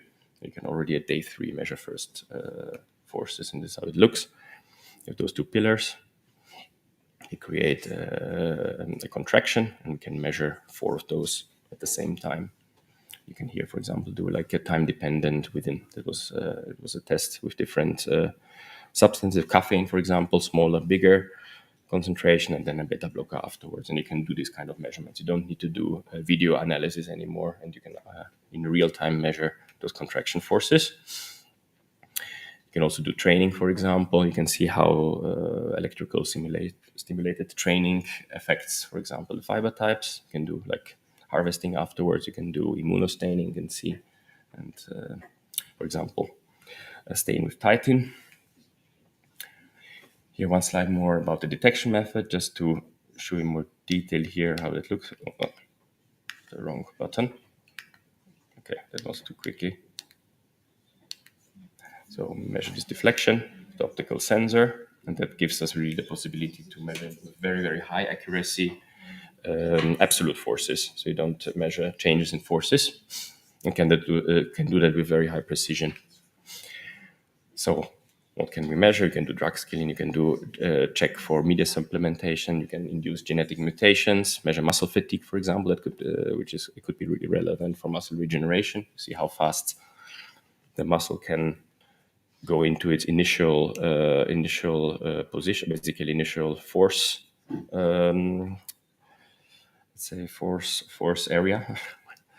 Then you can do high toxicity screenings and like very short amounts. You can measure for seconds, minutes, but up to days. You can really record over very long periods of times. It's also a benefit because you don't generate huge data amounts, which you usually do with image video analysis. How that translates into medicine. You can do 3D model optimization. You can study disease progression. You can see, for example, if electrical stimulation training can help against diseases, for example, this progression, or can it counteract? So we have, for example, customers are testing different training types. Basically, they really put those tissues into the gym and see, okay, how that affects basically the tissue maturation, and that in combination with therapies. Here just some examples that was end of last year published. What basically you can do, for example, twitch stimulus, tetanic stimulus. You can measure time to peak. You can see, for example, certain events like asynchronous contractions and stimulated contractions. That hasn't been possible before. You can, for example, that was a one drug clenbuterol, which was used. You can see that over time during the days that it affects clearly the contraction forces. It has been tested on different cell lines. Yeah, here, for example, you see the effect on the muscle fibers with chronic. You can do acute and chronic treatment, for example, and see how that affects the muscle fibers. Yeah, that was the test what I mentioned before. Caffeine, for example, you can instantaneously see, okay, how that affects the contraction forces. Here, that was, for example, to simulate a training, electrical stimulative training. You can see, I hope you can see that actually, that you can see that with different, here, for example, was control versus 1 Hertz, 50 Hertz every other day.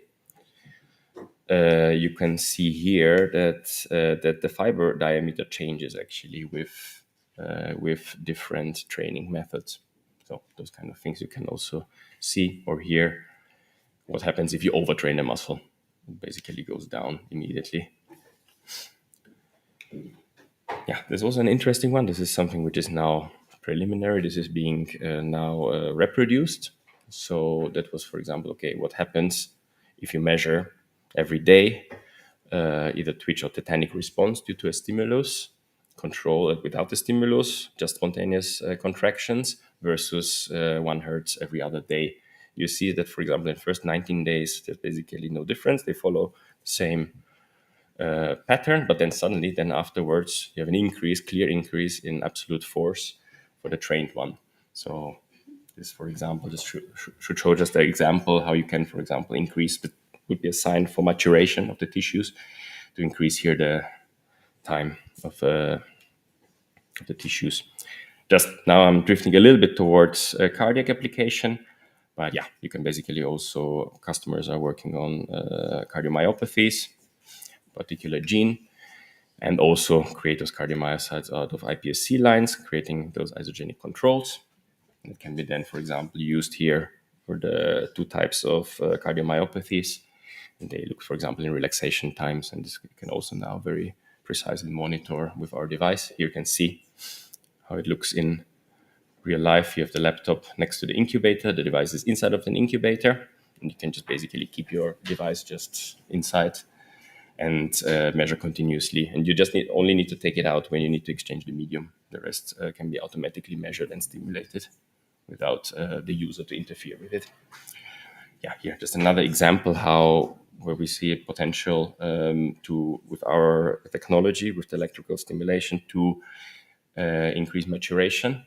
Here, for example, for cardiac, it's also preliminary to be now reproduced, and LUMC, they work on that.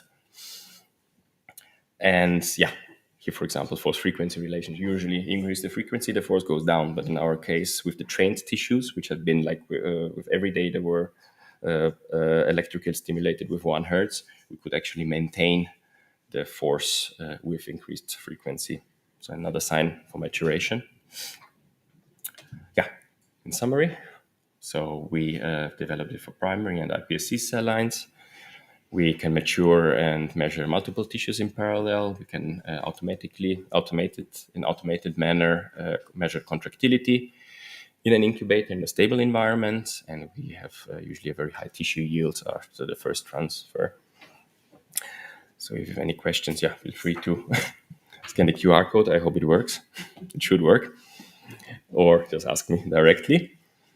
And yeah, maybe already mentioned before, other technologies we developed. The Optics 11 is our nano indenters, right?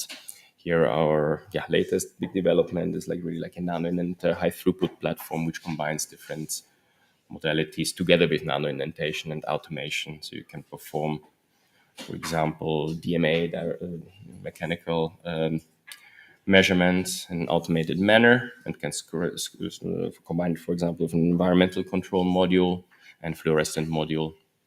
So yeah, also with applications in fibrosis, hydrogels, or cancer. So if you have any questions, feel free to reach out to me. Yeah, thank you to Pippen Pineapple, our main collaborator, and Alessandro, who's working in the lab, Jolanda van der Velden on the cardiac side, Jessica Regeef in LUMC, and the team at Optics 11 Live, and of course, Andreas and Magdalena. Thank you for the invitation and the idea to present our technology here. Thanks a lot.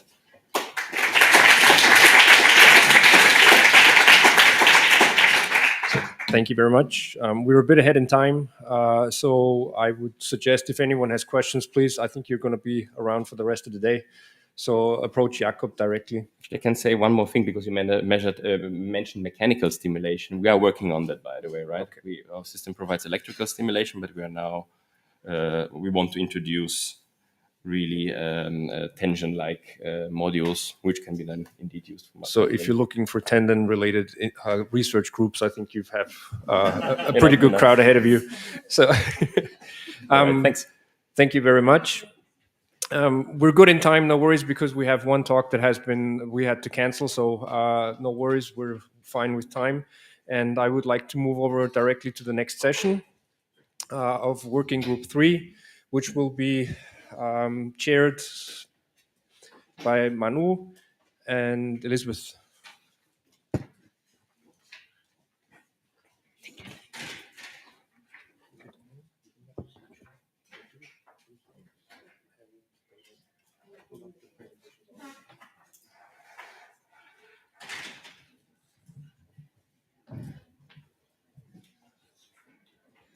So thank you very much. I would like to start indeed our working group session with thanking Andreas for a fantastic meeting. It's great to be back in Salzburg. I'm a particular fan of the city and an Austrian culture, so I enjoy to be back. And of course, Manuela and Manu. Thank you very much for TENET. And thank you very much for Achilles, because we all come from a very beginning, and I see so many faces that I saw in Achilles, and new ones. So that means we are really extending this to the new generations, and that is what it's all about. We are the working group 3. If you remember the numbers, the larger, and I'm very happy, yes. We are the largest working group. And we have to do with cells, with biomaterials, and with stimulation by biomolecules. So I think we have a lot of interesting presentations, a lot of nice work to discuss, and eventually new ideas and new collaborations will come up out of this working session. So I prepare a couple of, let me go quickly, not to spend a lot of time on it. I prepare an introductory slide that will come up just with the aim of telling you what this working group is about. So people that are not perhaps very involved with the TENET may not know what we want to work with, what is our aim and our task, and there's the slide. So in our working group, what we like is to evaluate bioengineered tendons, to take a look at the fabrication methodologies that we are aware of, and I highlighted in a different color the needs of each tendon. Our group and many other groups has really highlighted the difference in tendons from different anatomic localizations, and I think this is very important. Each tendon is not the same tendon. We need to be specific in this regard. Also in fabrication methods, also in bioreactor cells, molecules, and so on. So our planned activities are many, but go to the bolded phrases: scaffolds, current status, what do we need? Right, cell sources, again, current status, what do we need? And it goes on molecular therapeutics. In particular, it's relevant for myself and my group, but for many others, gene therapies, gene approaches, gene editing. This may help us for the future of tendon regeneration. And we need to be aware, where are we and what are the limitations? Bioreactors and culture conditions, a lot about mechanical stimulation have been saying this is important to consider. So I hope the presentations of the session are going to give us a little bit of flavor in these things and also open the door for discussions on these considerations. So without any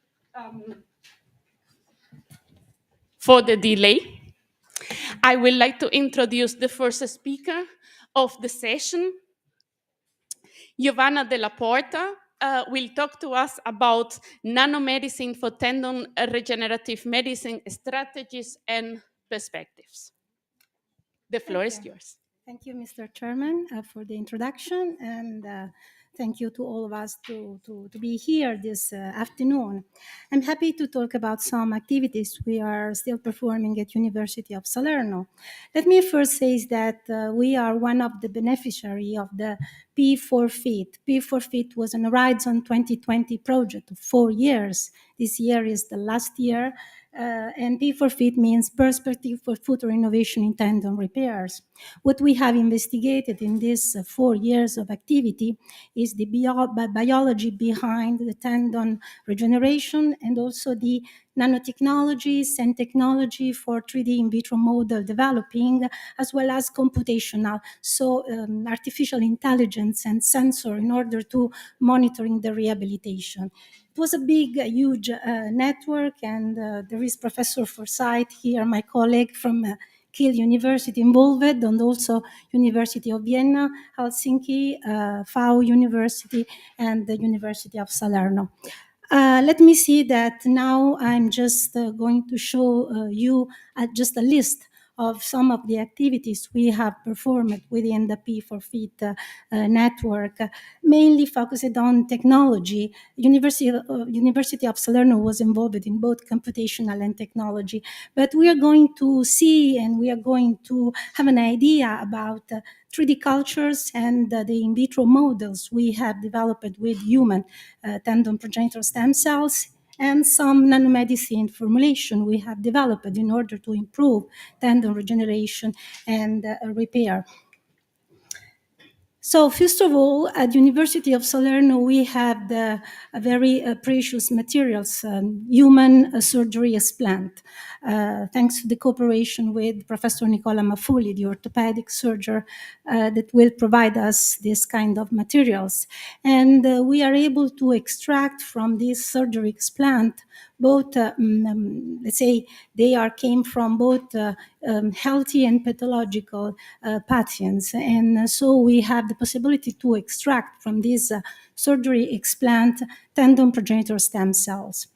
And what we have observed in this year of activity is that the pathological tendon progenitor stem cells has an impaired biochemical behavior. They have also an impaired collagen 3 balance with respect to collagen 1, and also a different shape at least.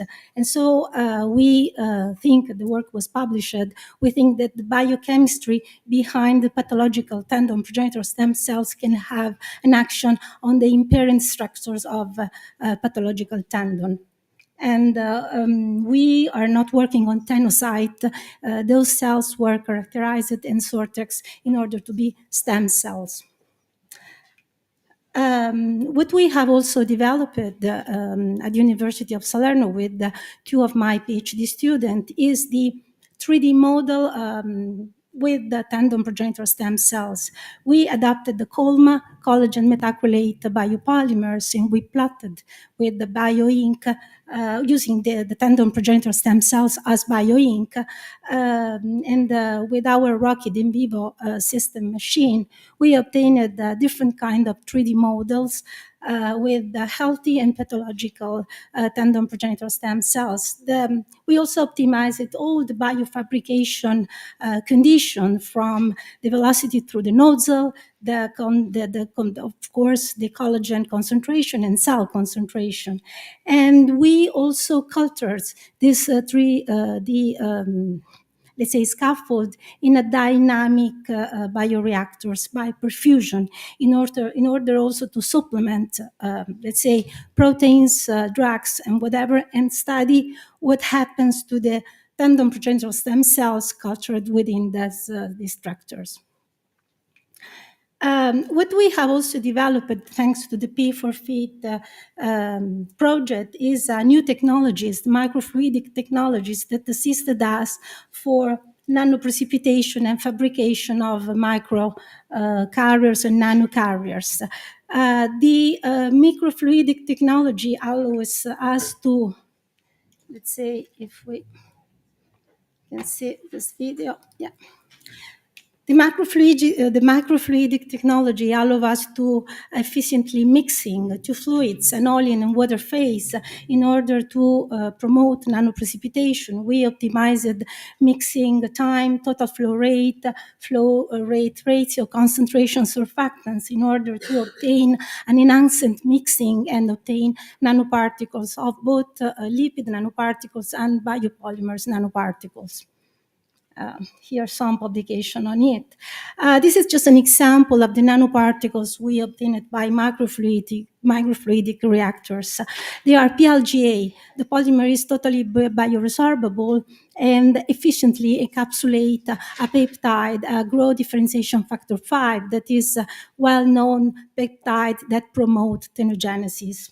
And with this microbeads, nanobeads, we obtained a sustained release of these growth factors from these nanobeads that were embedded within a 3D culture.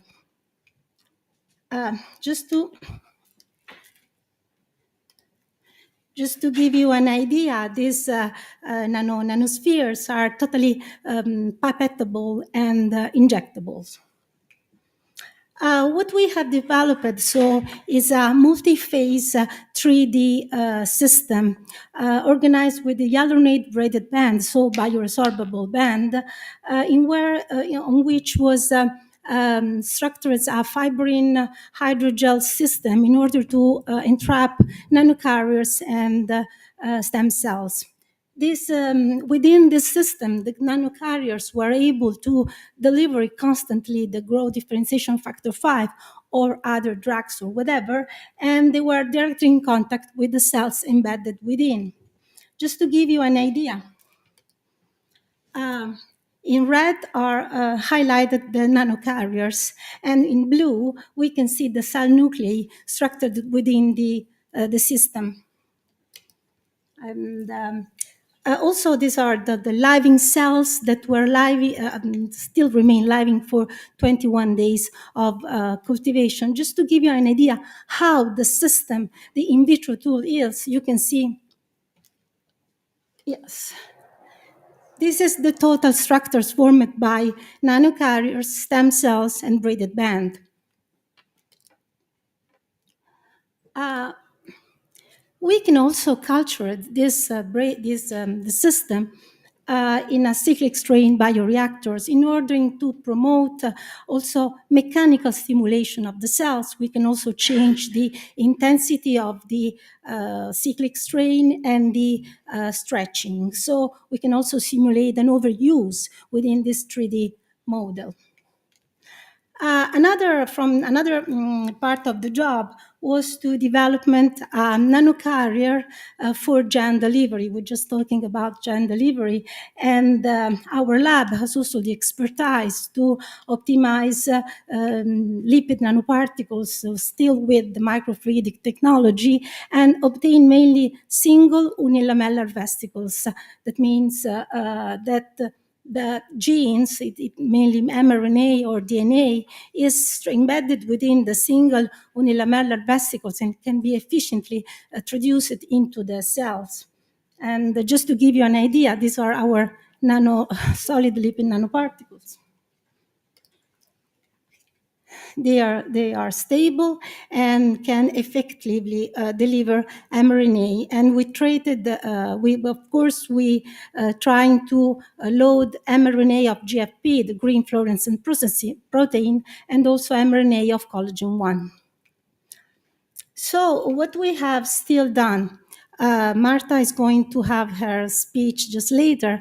With another PhD of the P4FIT, we optimized the culture of tendon progenitor stem cells in order to extract extracellular vesicles.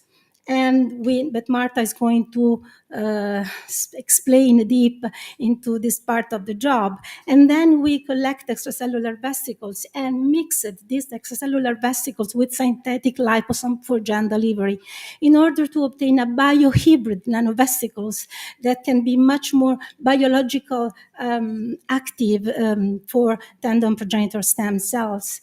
And this work was performed by another PhD student of the P4FIT.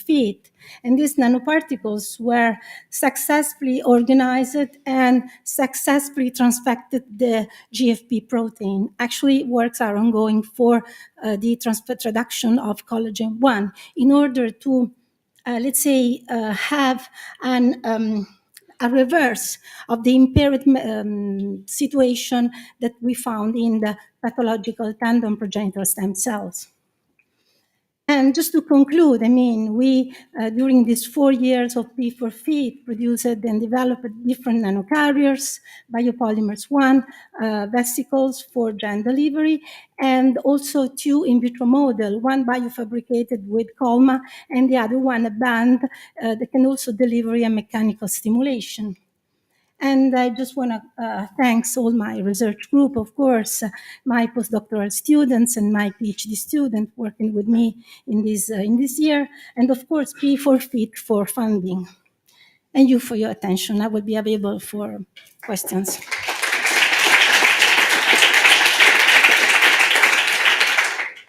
Thank you very much for a wonderful presentation. Do we have questions from the audience? I have a quick question. I see that you use GDF5 often in your experiments. You encapsulate, however, quite high amounts of GDF5 and you put 100 nanograms per milliliter to the cells. Do you know or discover a range of optimal concentration of these growth factors for the cells? Yeah, that's correct. Actually, it was 20 micrograms. So per milligrams of per nanoparticles. Yes, the best concentration is about 100 nanograms per ml. That is the literature reported for promote tenogenic events, and we already have demonstrated it works with 100 nanogram per ml. What we have optimized is the amount of growth differentiation factor 5 within the nanoparticles in order to deliver almost 80 nanograms per day within the 3D model in order to promote the tenogenic event, and it worked. Thank you very much. But let me add another important things that it works if you have an active, let's say, movement into the cell culture. So you need a bioreactors, a perfused bioreactor, or at least a cyclic strain bioreactor in order to promote the release profile of the protein from the nanocarriers. If you cultivated it in static condition, you won't have the same result data. Thank you very much. Very good remark. Thank you very much.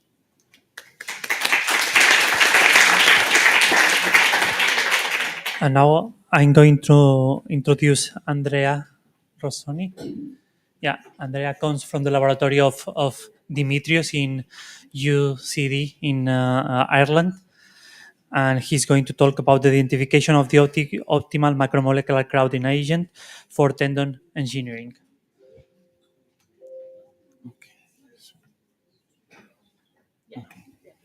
So, good afternoon, everyone. I am Andrea, and today I'm going to present you part of my PhD project entitled The Identification of the Optimal Macromolecular Crowding Agent for Tendon Engineering. So, current tendon engineering therapies are very promising for tendon regeneration, and they use either unwoven fibers or braided fibers seeded with several millions of tenocytes and cultured for several weeks in order to obtain a living tissue substitute that could be used for implantation. The problem with this technique is that in order to obtain such a high number of cells and due to the long cell culture times, tenocytes undergo phenotypic drift. And there is no known method for to ameliorate this problem. So the question is, how can we resolve this problem of long cell culture times? A potential answer lies in macromolecular crowding. Macromolecular crowding is a physicochemical phenomenon that allows the eukaryotic cells to enhance and accelerate their extracellular matrix deposition through the addition of macromolecules inside the cell culture media, which increase the microviscosity of the medium, and through the excluded volume effect, the collagen and the propeptidases have a higher the kinetic reaction between these elements is much higher and allows a more rapid deposition of extracellular matrix.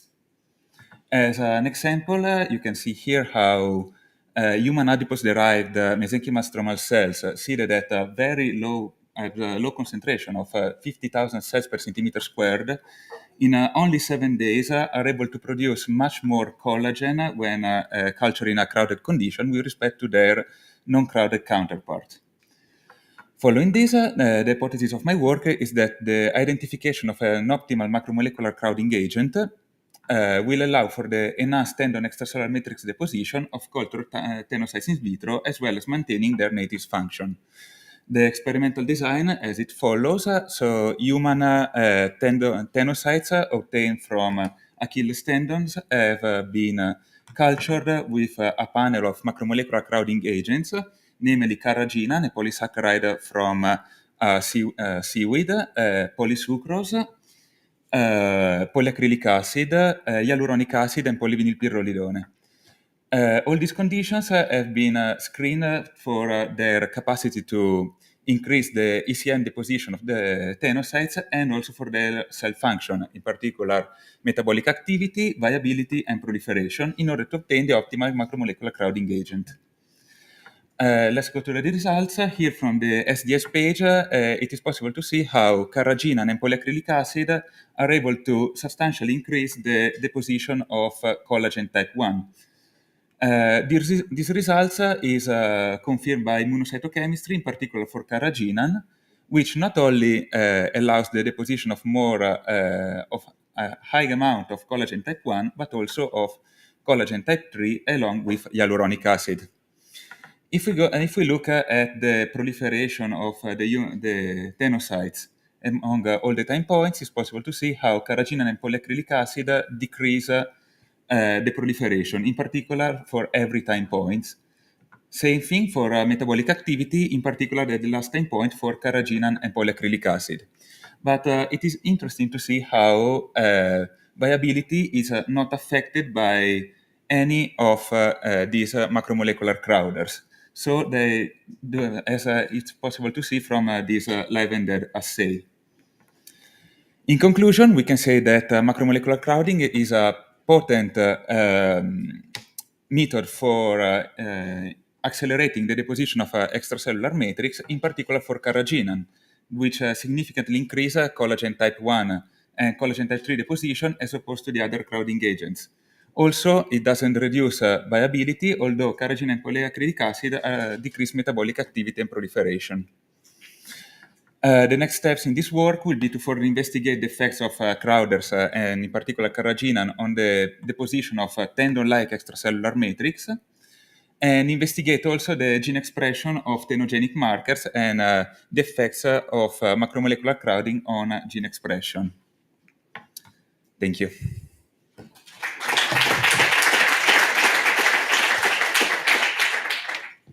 Thanks, Andrea, for your presentation. Is there any question from the audience?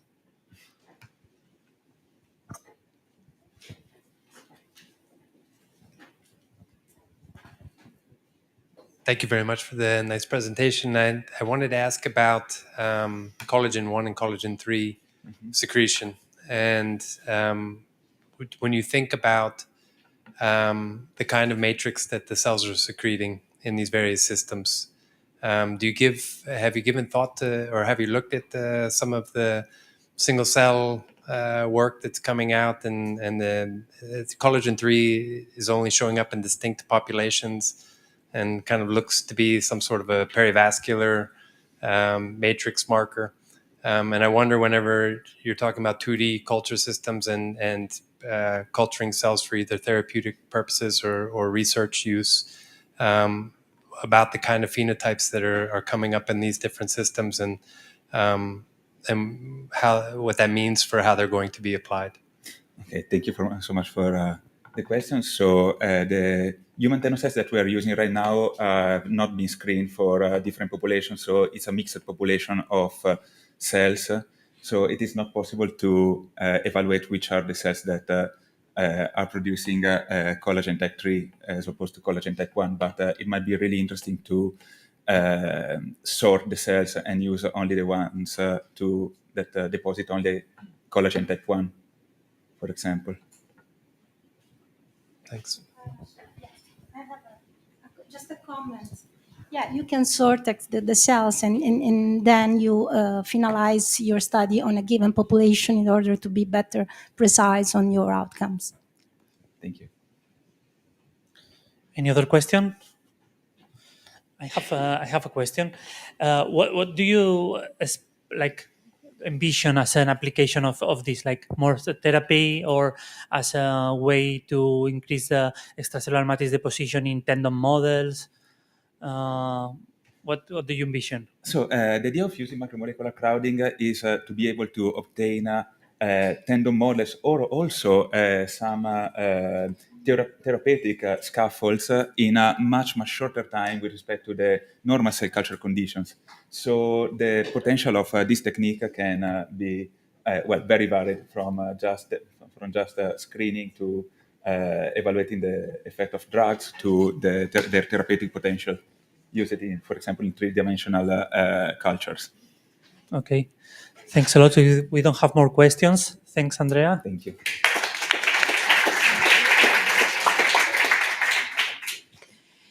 And it is a pleasure to introduce the next speaker, Alberto Sensini, coming from the institute where I was previously in.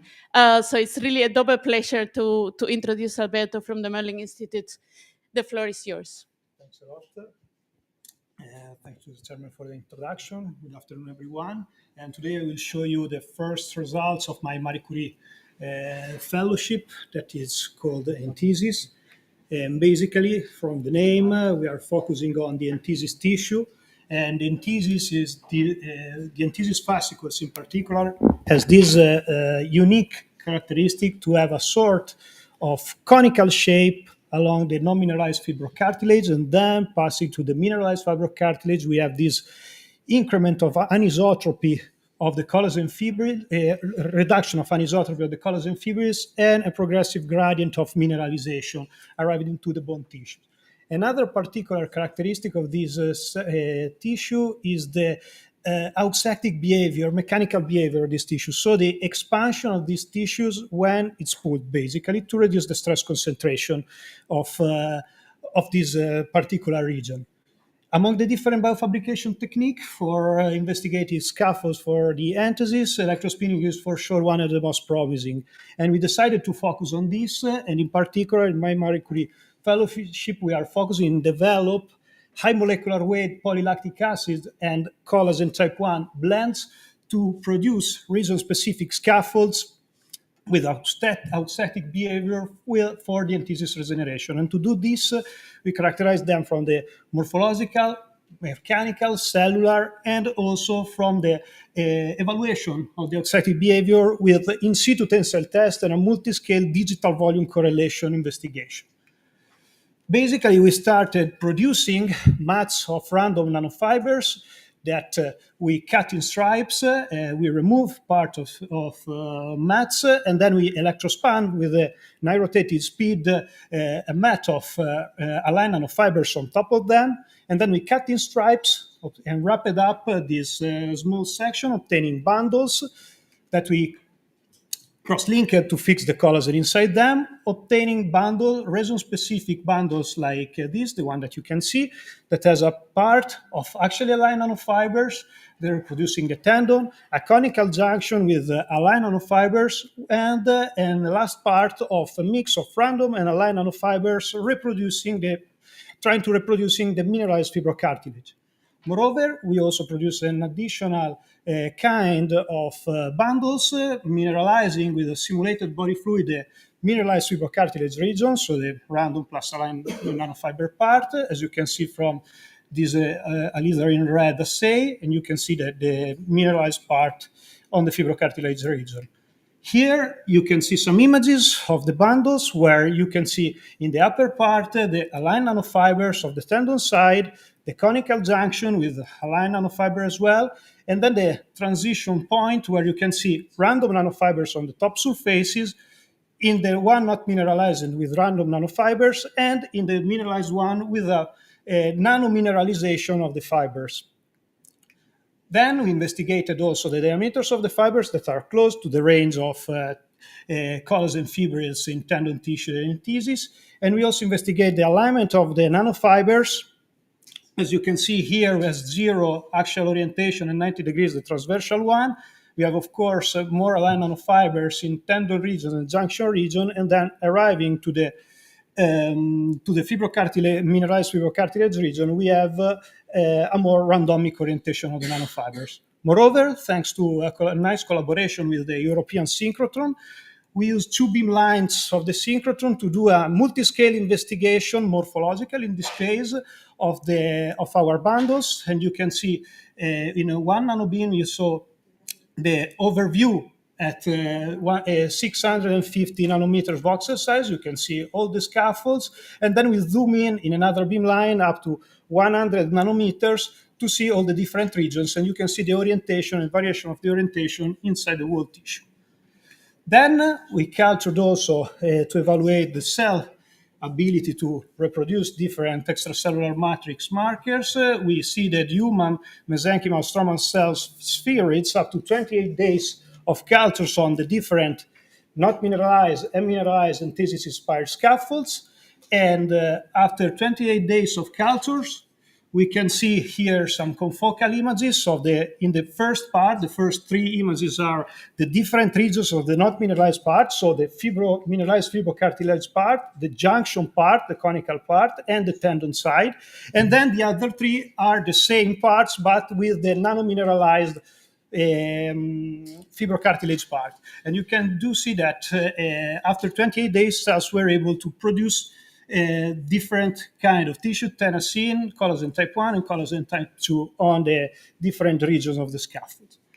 Moreover, we did also qPCR to investigate gene expression, in particular both on the not mineralized and the mineralized bundles, and we studied the collagen type 1, sclerasis, and tennessine as standard markers, SOX9 and collagen type 2 as cartilage markers, and osteopontin, osterix, and ranix2 for the bone markers. And what we saw at the end was, interestingly, that the not mineralized bundle showed a more equilibrated, let's say, production of the different markers of the enthesis compared to the mineralized one that showed more proactive in the production of bone markers, so more ossification of the tissue, let's say. We tested also the mechanical properties of both of the non-mineralized and mineralized bundles for the enthesis, but also of the different region of the scaffold, so also the mineralized fibrocartilage alone, mineralized and not, and the tendon side alone, using physiological strain rate, 3 different strain rates, 0.4, 10, and 100% on second of strain rate in hydrated condition. You can see here the force strain and the stress strain curves of the different regions, and you can see they show that not linear behavior with quite large deformation for also the mineralized one, and you can also see the failure force, failure strain, failure stress, stiffness, and Young modulus of the bundles. The interesting thing is that comparing the results with the human tendon fascicles mechanical properties, we can see that all of them fall into the range of the human tendon tissue, of course, increasing also the speed. This was even more present. And what we saw also was that the fibrocartilage part, both mineralized and not, produced more failure force and stiffness, while the tendon part was more prone to have a higher elastic modulus and failure stress. The two regions instead, the mineralized and not mineralized enthesis scaffold, showed instead a modulation of the two previous regions. Then, at the end, we wanted to investigate the possibility to have an auxetic behavior of this material. So we turned it again to the synchrotron, and we used, thanks to a collaboration also to the in situ tester of the Min Paris Tech, we use this very nano micro in situ tensile test, and we do different steps of load, scanning the samples during the application of the load.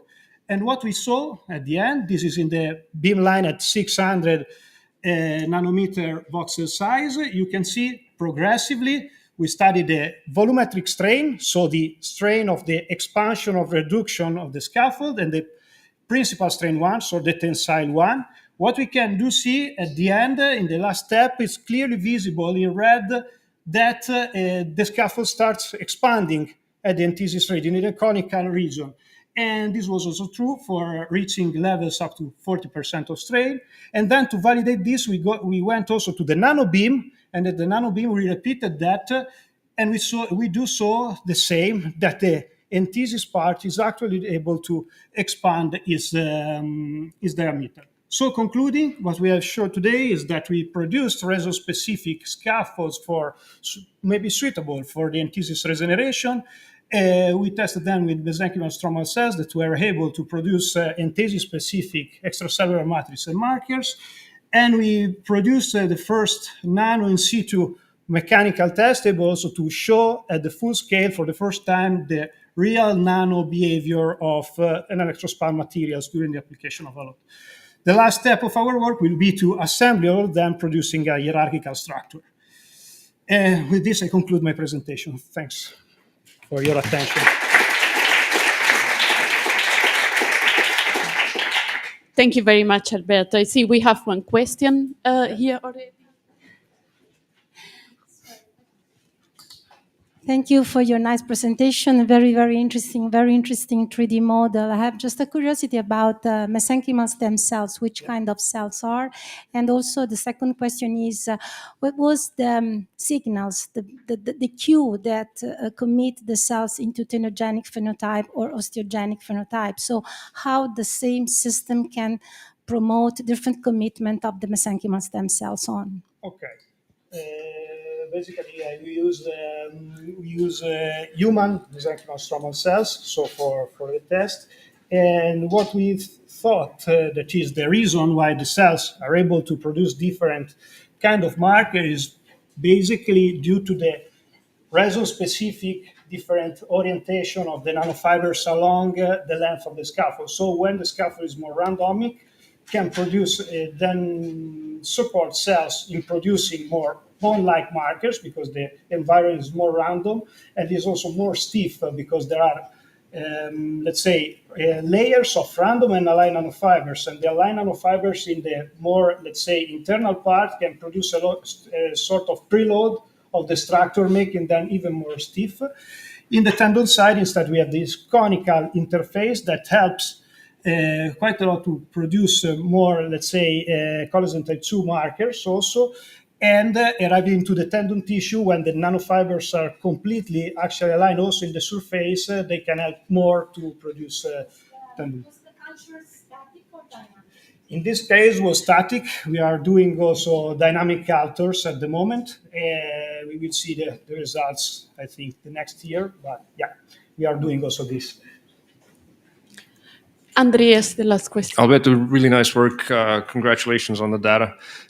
Just a very brief question towards the last part that you said that you want to generate, constructs which in the run might be implanted.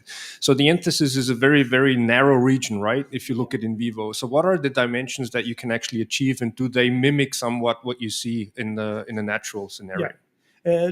Generally, as far as I know from the literature, the enthesis region is around 500 nanometers. I mean, some publication says like this. The interesting thing of this of the scaffold, if I can come back, okay, I cannot come back, but if you remember the ACM part, the conical region is exactly around 500 nanometers. And so there is also this, let's say, the superficial layer of passage between con and the fibrocartilage region with the random nanofibers that tend to simulate also the, let's say, the TD mark region, because this is repeated also in the most internal layer. I cannot show the images for reason of time, but we also characterize the full volume of the scaffold with all these nice nanotomographies, and we can see exactly that this structure is repeated also inside the scaffold. Thank you. Thank you very much, Alberto, for a nice presentation. And I'm going to introduce Carlos Peniche, currently a PhD student at Merlin Institute in Maastricht University. And I think that the co-chair will be very interested in this presentation. So thank you very much for the introduction. And yes, thank you very much also for the opportunity to share part of my PhD research with you today. This is going to be kind of the culmination or the last small chapter of the thesis, which kind of culminates or finishes my 4 years of PhD, but also gives an entry to a new line of study. And we are very excited about this one. So we have been talking a lot about tendons so far, and a little bit also about the entheses. So I trust that the audience is already familiar with the tissues. So, but the main focus of my PhD research was actually the entheses. So this fascinating interface between tendons and bones that allows the smooth stress transfer from tendon to bone by allowing for this, by presenting this hierarchical organization of opposing gradients of collagen alignment and mineralization. Is quite often described as a succession of 4 different phases, and its complexity is actually what makes the entheses to be extremely hard to heal or regenerate. So after injury, entheses often undergoes improper healing, or what I call improper healing, which often involves the creation of a fibrotic scar tissue that exhibits poor mechanical properties and makes the tissue prone to re-injury. That is why the tissue engineering field is pushing so much for generating or developing strategies to aid the process of healing and regeneration of entheses by combining the use of grafts, scaffolds, growth factors, cellular therapy, and so on. Many of these we have been seeing through the day today, but I think that we haven't touched yet what we are trying to do, which is the use of non-coding RNA-based approaches for tendon and entheses tissue engineering. And in our case, we were most interested in the microRNA superfamily. So this is a very cool family of molecules, RNA sequences, very short in sequence, but they have a potent effect on regulating very different pathways. So, and the good thing with microRNAs is that we can actually manipulate the levels of expression of microRNAs by using microRNA mimics or inhibitors, and therefore study or elicit a certain response in cells or even in tissue level. That is why we wanted to investigate first which microRNAs could be involved in the processes of healing and repair of the entheses after an injury. And for this, we created an injury in our animal model, in the patellar entheses precisely, and we collected samples of, up to 10 days after the injury. And it was fascinating to see how in the rat animal model, we observe a huge portion of the tendon that exhibit kind of this fibrotic morphology with a lot of randomly oriented fibers and even the presence of some ossification on the tendon part of the entheses. So when we look into the microRNAs that could be involved in this creation of the on the repair or the healing of the entheses, we found that among 85 or over 85 microRNAs related to fibrosis that we investigated, there were a group of them that show a significant upregulation. And among them, the microRNA STIM5P was the most upregulated one, and that we were able actually to localize it by in situ hybridization in this newly formed portion of the tissue after the injury. The interesting thing about the microRNA STIM5P is that the published literature describes this microRNA as having an anti-fibrotic effect, because this microRNA has the possibility, or it usually targets SMAD3, and therefore modulates the TGF-beta pathway. So we performed target prediction analysis to corroborate what was written in the literature, and we did in fact, so that the SMAD3 seems to be the primary target of this microRNA. So of course we were interested in seeing what the effects could be of manipulating microRNA 16-5P in vitro. First, to see if this effect on the SMAD3 was actually achievable by transfecting cells with the microRNA, which we actually did. And very nicely, we saw that by increasing the microRNA 16-5P, we could significantly decrease the SMAD3 levels of expression. And then we were, of course, very curious to evaluate these effects in a 3D environment. And for this, I drove all the way from Maastricht to Portugal to the wonderful people at the 3Bs in Manuela's research group to test and evaluate a very cool system that they developed there based on magnetically assisted production for anisotropic tendon mimetic hydrogels. And I just brought my microRNAs, we put it inside these hydrogels, we created these magnetically aligned structures within the hydrogels, encapsulating these cells together with the microRNAs. And we evaluated, of course, first, if the microRNA will stay inside the hydrogel. This is very important, otherwise the cells cannot take it. And then, of course, we evaluated if the cells are taking the microRNA from the gel. As you can see in the pictures, the green dots are the microRNA fluorescently labeled. And the flow cytometry analysis after 4 days of culture was already showing that almost 60% of the cells that were present in the gel were taking up the microRNA. And the effects of the microRNAs were also visible. For instance, here I'm showing you how the culture in the presence of the inhibitor of the microRNA could actually elicit the downregulation of the microRNA of those cells that were present in the gels containing the inhibitor, and how nicely the cells were already following these magnetically aligned fibers, beginning to hopefully differentiate towards tendon. And that was actually what we wanted to double check in the next steps. So of course, we look into SMAD3 again as a primary target of the microRNA. And it was a pleasing surprise to see how nicely the SMAD3 was being regulated at the gene level in the gels with either the mimic or the inhibitor. So we clearly saw that in the presence of the mimic, the SMAD3 was downregulated. In the presence of the inhibitor, the SMAD3 was upregulated. And this effect was also visible at the protein level. And then when we look into tendon markers, it was also very nice to see how tendinogenic differentiation markers such as tendomodulin, tenacin C, and decorin remain upregulated throughout the whole time of the culture in the presence of the mimic, while the patterns of expression in the presence of the inhibitor was a little bit more fluctuating in this sense. Also collagen 3, which is very popular in fibrosis or in the occurrence of fibrosis, of course, it was downregulated in the presence of the mimic of this microRNA. So this was always a very exciting outcome from our experiments, which led us to the conclusions of that. First, the tendon mimetic GELMA-based bioink that we used was able to retain the microRNA and to deliver effectively the microRNA to the cells growing encapsulated in these gels. That the 3D transfection with the mimics and the inhibitors allow for the dysregulation of the microRNA primary target SMAD3, and that the transfection of the microRNA, so using the microRNA 16-5P, allows for the sustained upregulation of tendinogenic markers, which highlights a potential tendinogenic role for this microRNA that was not previously described. So with this, I finalize my presentation. If you have any questions, I will be happy to answer. Thank you very much.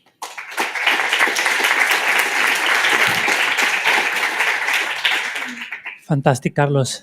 Is there any question, the audience? Yeah, Andreas.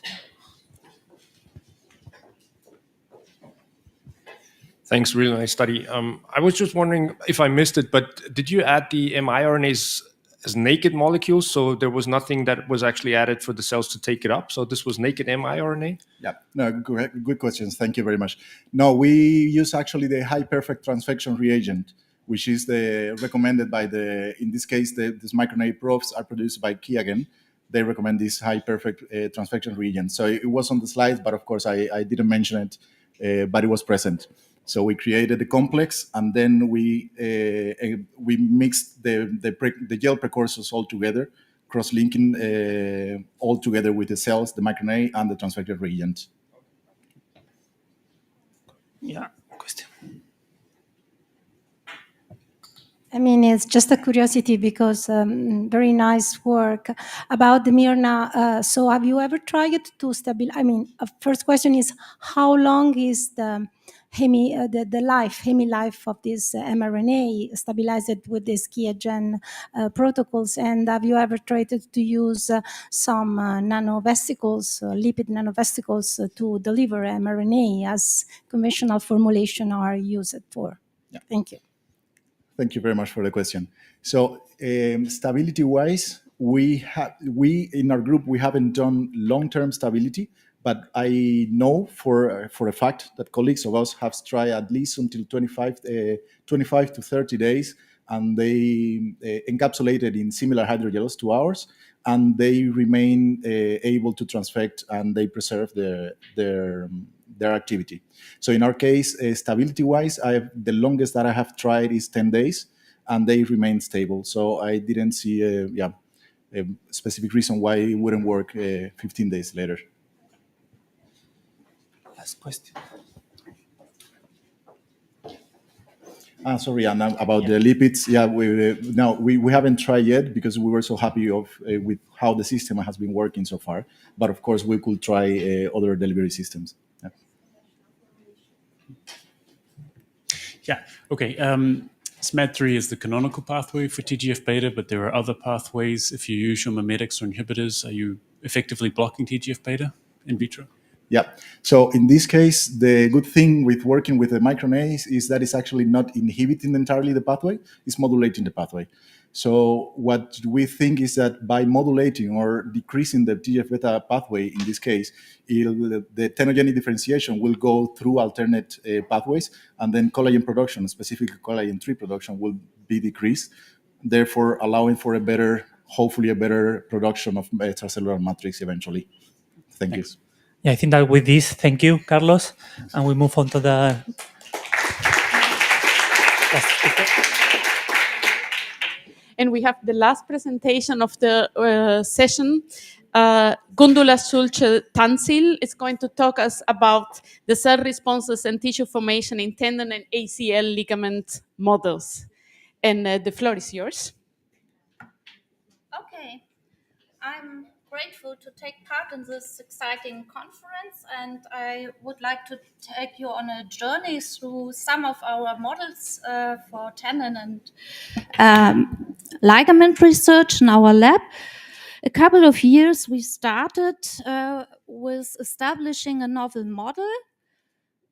This model was an Achilles tendon model in the rabbit. The rabbit anatomy is a bit different from human, and we selected the medial gastrocnemius tendon for creating something like a window, which remained either untreated or was filled with a biomaterial. At this time, we worked a lot with the PGA, the polyglycolic acid, and we implanted it either with cells or without. And we found that the swelling in the empty defect was greater compared to the groups with a biomaterial implanted, and also this observation was confirmed by the white of the tendons. The histology teaches us that PGA is not as good as we expected. It induced some inflammatory response, and irrespectively whether it's approved by the FDA.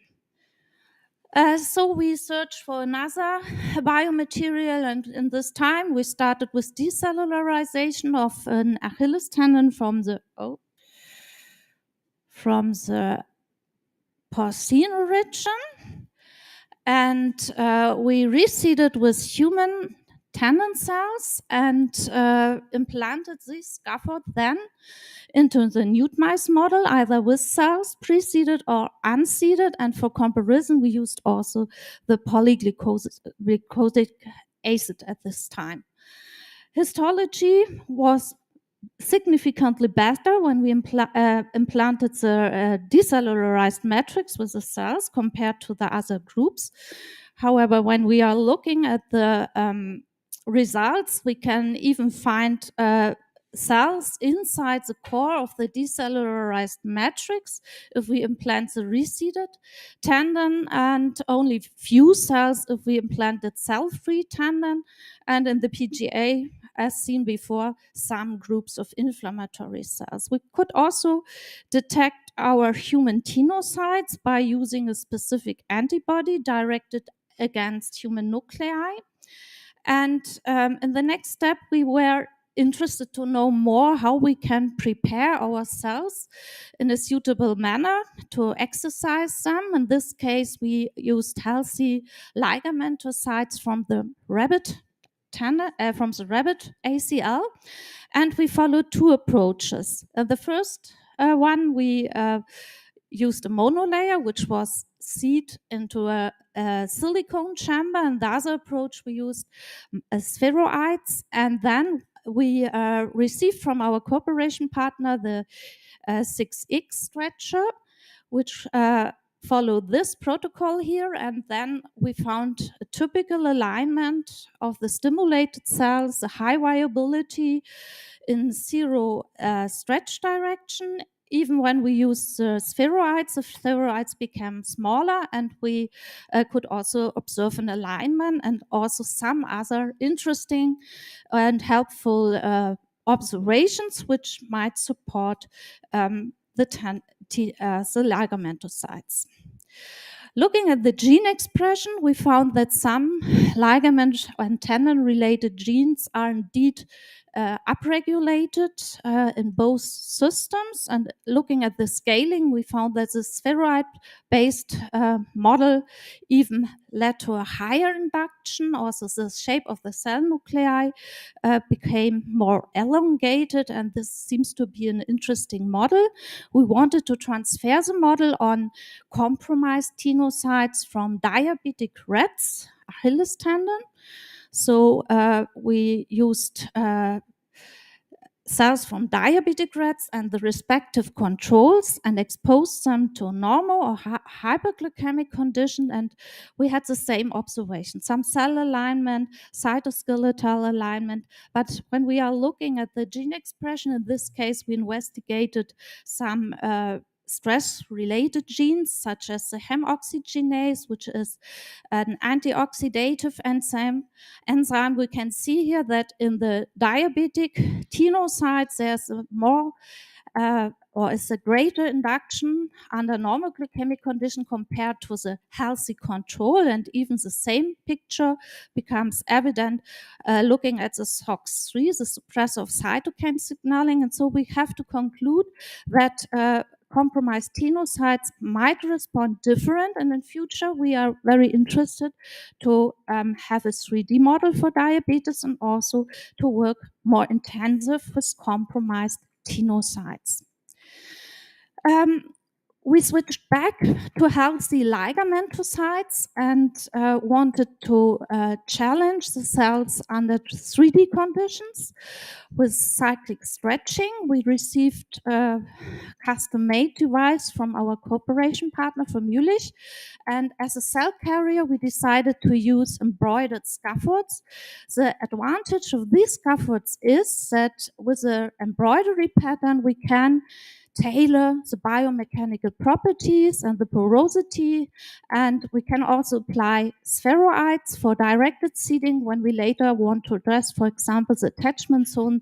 And what we could observe was that our scaffolds, when they were functionalized, they consisted of synthetic polymer, showed a nice colonization, which was even upregulated or increased by mechanostimulation, as shown here after seeding the scaffold with a cell suspension, but the trend was similar if we seeded the scaffolds with spheroids. Yes, we used also a dynamic nude mice model. Dynamic means that the cell carrier was attached to the tendons of the back muscles in the mice, and we pre-seeded the scaffolds or did them not seed and implanted them into the nude mice. We had 4 different variants, and we could show that the collagen supplemented scaffold showed a nice macroscopical appearance.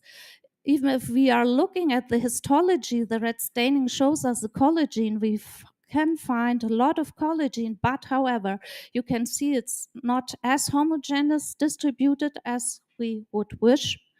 And it differs a lot from the native ACL of the rabbit from which the cells originally derived from. Yes, with the embroidering strategy, we can also get zonal scaffolds as shown here in the human dimension and in the rabbit dimension. And for this approach, we generated cell sheets. We can rapidly generate cell sheets with a surface within 24 hours, but we need a lot of cells. However, we can cover a whole scaffold, and it shows a high viability, and we can also combine different cell types for antithesis tissue engineering. Nevertheless, the synthetic polymer is not as strong as expected. This was taught by the animal experiments, and for this reason we are currently studying silk. Silk is a multifilament, has an hierarchical composition and similar like the ACL. And we found here a nice silk variant which can nicely be seeded and colonized and does not require functionalization. So it's treated for the removal of the sericin, and you can see it, if the sericin is not removed, there's nearly no cell growth. So this is a journey through our models. In future, we are interested to work deeper with zonal scaffolds. By using embroidered silk scaffold and studying also attachment strategies, since we are an anatomical institute and have also the opportunity to test things in cadavers. And we are also very interested in generating a 3D diabetic model combined with stretching. Thank you very much for your attention, please. And I'm happy for questions. So thank you very much for a wonderful talk. The presentation is open for questions. And I see, yeah. Okay, thanks. Okay, thanks for this nice presentation, the great overview of your work. You showed that you have the scaffolds and the spheroids in combination. Yes. How evenly are these spheroids then distributed in your scaffold? This is indeed not easy to get an even distribution. We can vary the size of the spheroid. You know, there exist several plates with which you can generate 750 spheroids in one well, for example. And so you can also modulate the size according to the pore size. Yes. Okay, thanks. Excellent research. Congratulations. Actually, we see re-ruptures after ACL reconstruction, like you're presenting xenografts with cells. Do you think this will solve our problems? Because in professional high-end athletes, we frequently see re-ruptures of the reconstructed ACL. What do you think? Yes, in regard to the Achilles tendon, ruptures are indeed a problem. We have worked a lot with the ACL, and for the ACL, the main problem is losing and the attachment and the ingrowth into the bond channel, for example. If there's a re-rupture, we have the problem that we would also have a tenopathy, and it makes it very important to study compromised tenocytes to get an impression how to heal such a compromised tendon at the end. So we have no experience with this, but I think it's a large challenge for the future for all of us. With this, I'm happy to close the session. Thank you very much for the presentation again and a great discussion. And in the interest of time, we pass right away to the next working group. My colleague, Denitsa.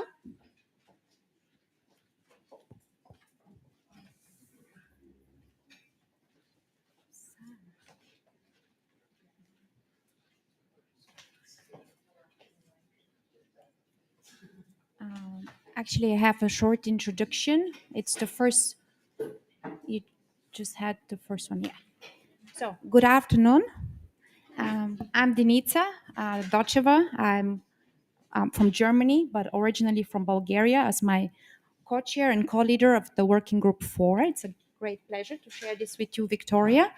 And I would like to give a very short introduction, but still I do think the coffee break might be in danger. So let's go. This is us today, not only the members of the management committee are here, but the large extended member groups. I just want to get us on the same page. What are the missions for the working group 4? It's to foster collaboration and communication and defining standards in the in vivo models for tendon, and also to promote the design and development of novel in vitro models in the second and third dimension. These are our tasks over the time of the next 3 years. And to put it into deliverables, we have to have 3 with the time. Here, once again, the deliverables. And this could be review papers, consensus guide, position paper, and reference consensus paper on humanized 3D systems. So there is something to do. And the first homework for me today was to identify our group. We are 80 people, but I learned this morning we increased with nearly 10% in the last couple of days. And the country distribution is as follows. So the gold medal goes to Turkey, and the silver medal goes to North Macedonia. And I think that's already a great output, as it's one of the cost mission, the integration of ITC members. So I think we already heard from Andreas and Jess some dwelling about the models. I think we have to agree that we cannot do it right, but let's try to do it less wrong. And with this, I give now for the coming 4 talks the moderation to Victoria. Thank you, Denitsa. The role, as it became clear, RNA sequencing is a challenge for at least some of us. But evidently for Eric Gracie, it's an everyday job. And the floor is his. Yeah. Okay, thank you very much. Nope, do I need to start something? Nope. Thanks. I'm a little bit out of place here. I'm going to mention the word model once in my very last slide. I'm not quite sure how it ends up in the session, but here we go. I'll start by thanking my partners in crime who've made this possible and the funding agencies, so I don't have to rush through that at the end. So some colleagues from Belgium, but also recently Jess Snedeker has joined forces with us to help work on this. I'm an outsider to this tendon biology field, so I'm going to share with you my journey because it will kind of illuminate how I look at this tissue. So I'm an immunologist by training. I like T cells and B cells, and I was really hoping to find some of those in the tendon, but it didn't quite turn out that way. But we'll get to that. So I fell into the field of rheumatology, although I was doing a lot of stuff in blood, a little bit of synovial fluid for my PhD. And then I came to Belgium to start doing some more inflammatory arthritis stuff. And this time I moved into the enthesis a little bit. And then I ended up in the dark realm of tendon biology with mid-portion stuff. And I'm so happy to find a family here because it's hard to find people like you. So yes, I'm a PhD by training, but my whole career I've dedicated to translational research. So I like to talk to the clinicians, attend the clinical conferences, really hear from their side what they think is needed in the field. So I really enjoyed the talk on the physiotherapy. That was super. I've got some ideas. For this project here, the cohort design for what we've worked on, this is going to be talked about more by Guillaume Plancart in the next section, so I won't touch on it. I'm not qualified for that. But I do like to work together with them to make sure we have the right inclusion criteria and validation of the samples. But my job as a basic scientist is to take that tissue and try and figure out, get some biological insight. And that requires a lot of technical hurdles. So this is something I haven't heard a lot about in the field, and I was quite struck by it. So as an immunologist, I love flow cytometry. I can generate nice plots like this from the blood or other soft tissues, not a problem. Immunohistochemistry as well with soft tissues, brilliant. And then when I take this to tendon tissue, this is what it looks like. And I'm surprised that no one has discussed this because it was a struggle for me, but I think we've got there. And maybe that's something, a little bit of a plea for the field, is that we need to come up with technology. Because you try and read through the literature as an outsider, and it's not clear what works and what doesn't really until you try it yourself. So what we've done in Belgium is we've got a cohort of tendinopathy patients. This is Achilles tendinopathy mid-portion. We've also got proper healthy control tissue. This is from tissue donors. And then we've got disease control, so spastic contracture, which is the tendon tissue itself is rather healthy. What we've done there is we've divided it up into various types of analysis from the same patient. So histology, so we've done a lot of work on getting multicolor immunohistochemistry working on FFPE tissue, but Guillaume will touch on that more. I'll touch more on the molecular side of things, gene expression, whole tissue, flow cytometry, single-cell RNA sequencing. And this is more of a methods talk. I'm not really qualified to go into depth into the biological insight. That's up to you guys. So as for RNA sequencing, we tried a number of different techniques to get some decent RNA out of this tissue. It's not easy. We found triazole with a handheld homogenizer was the best. RNA yields quite good, and the RIN values I was kind of proud of. But if anyone has a better RIN value than this from human tendon tissue, I'd love to get your insight. You still have to be a bit careful about the correct library preparation kit, but if you use certain ones like the Lumina stranded kit, you can get mapping rates of 95% plus. So it's quite good. And this is what the data looks like from our cohorts. So having spent a long time in translational research, to see absolute separation of your disease and controls was very encouraging for me. And then to go into more detail, the gene expression differences are quite large here. So we have over 1,800 differentially expressed genes between healthy and diseased patients. And that's using standard cutoffs of a twofold change, corrected p-value 0.05. So there's a lot going on there. I mean, as you'd expect, it's hugely matrosome changes that you see, proteoglycans, collagens, etc. But there are quite a few fibroblast genes. And to my disappointment, not so many immune things. But that's because there's less immune cells. What I like to do as an immunologist is to take the cells out and really study them in detail. And that also was not trivial for this tissue, especially the healthy tissue. It's a lot more fibrous. It's a lot harder to deal with. So we didn't want to go for really aggressive things. We need the surface proteins there for flow cytometry, for sorting the cells, etc.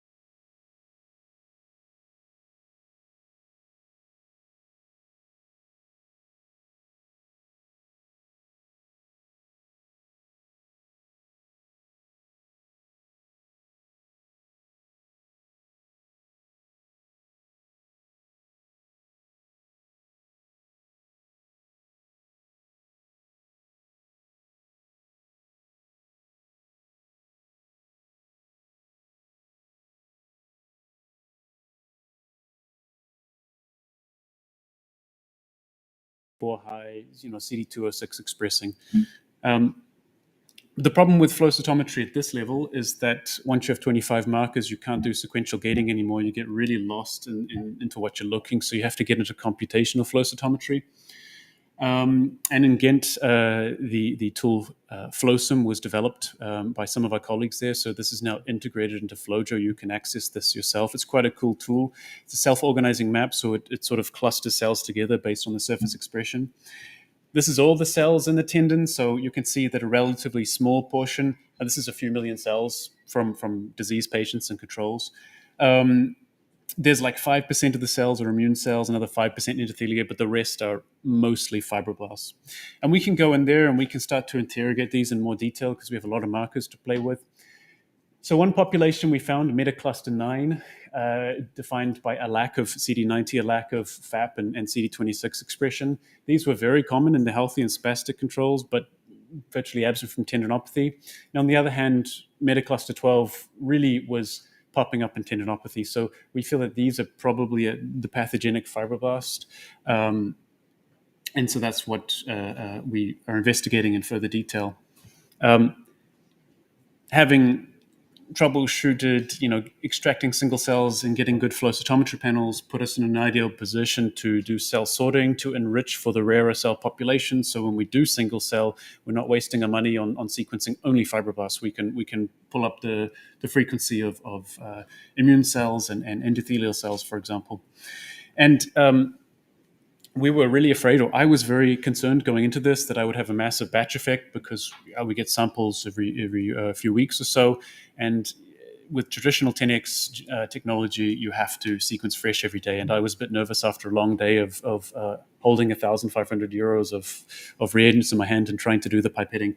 But luckily, 10x Genomics has a fixation kit now, so you can prepare your single cells, freeze them -80, and at a single time point come back and do your library prep. It's a bit different. It's probe-based, so it's like a single cell microarray.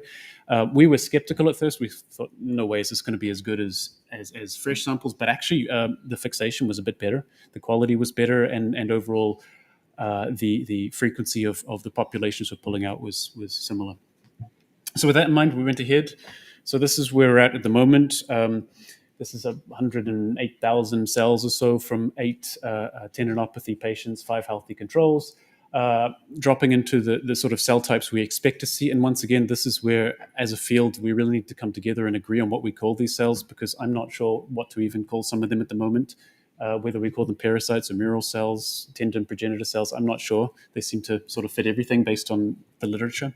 The fibroblasts, though, are quite clear. So when we pull these out and do sub-analysis, it's quite striking. So in tendinopathy, we have a population of cells that we just don't find the same phenotype in the healthy individuals. And these cells are expressing tenascin C and collagen 3, Thi1, etc. So we're now working on drilling down on those in more detail to really get a profile of a tendinopathic fibroblast. So we hope that some of these methods might be useful for the community. So, of course, getting into these big projects and taking a long time, it delays the sharing of methods. So we want to have a short paper to start with to at least share the methods. But in the long term, we hope to make this data publicly available. So we are working on some models to help validate a couple of the targets. So thank you very much.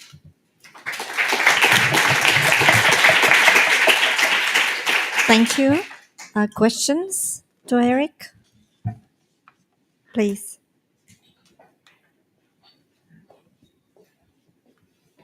So it's good to see that you're facing similar problems than we did and are. So tendon is certainly not an easy tissue in this respect. But so relating to the single cell sequencing, have you do you have any data or comparisons on single nuclear sequencing compared to single cell sequencing? Because with the single nuke, you would have maybe not this digestion step shifting your expression profile. Yeah, no, it's a good question. I mean, I haven't done it directly. I've got experience with single cell and synovium, and their single nuclear sequencing.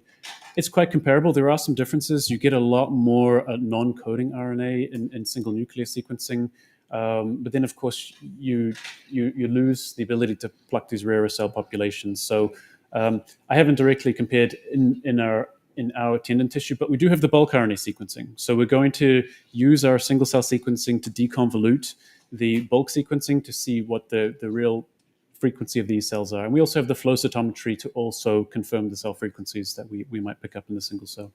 Yeah, that's a good point, yeah. Maybe just a brief technical question. How many cells do you need minimum for the sorting? It depends on how much you're willing to try and pipette when you sort. I mean, you can, if you want to pull out enough cells, enough immune cells or something, you probably have to start with at least 1 million cells to get kind of 10,000 immune cells sometimes, especially from the healthy tissue. Yeah. Thank you. Denitsa. Did you ever come across neuronal cells? Pardon me? Did you ever come across neuronal cells in your Neuronal test, cells? especially No. the tendinopathic samples? No, absolutely not. So that's another issue with single cell sequencing is we are blind to what's happening with the nerves. So the cell bodies or of the nerve cells, they're not in the tendon tissue itself. They're up in the dorsal root ganglia. So if you want to examine nerves, you either have to do immunohistochemistry for the nerve endings, or you have to somehow talk to people who can go a little bit higher up. But that's something we're thinking about more so in animal models to look at pain. Yeah. Other questions? Okay. Thank you. Very, very interesting work. Did you ever try or do you foresee to do this same kind of studies, but in kind of spatially resolved manner? So I'm guessing you take the whole tissue, but where are they? Where are those cells? Where are the cells? Yeah. So that's exactly the next step. So now that we've got multicolor immunohistochemistry working, indeed, some of the markers that we pull out with a single cell, we are working on figuring out the spatial location. In the long run, we are also thinking spatial transcriptomics, although I'm not sure at the moment with the status of the technology how easy it's going to be for tendon tissue because the cells are so sparse and the resolution until the most recent generation has not been there. Yeah. Yeah. Thank you. Other questions? If not, thank you, Eric. Thank you. Thank you. And now Marta Clerici will introduce us into extracellular vesicles.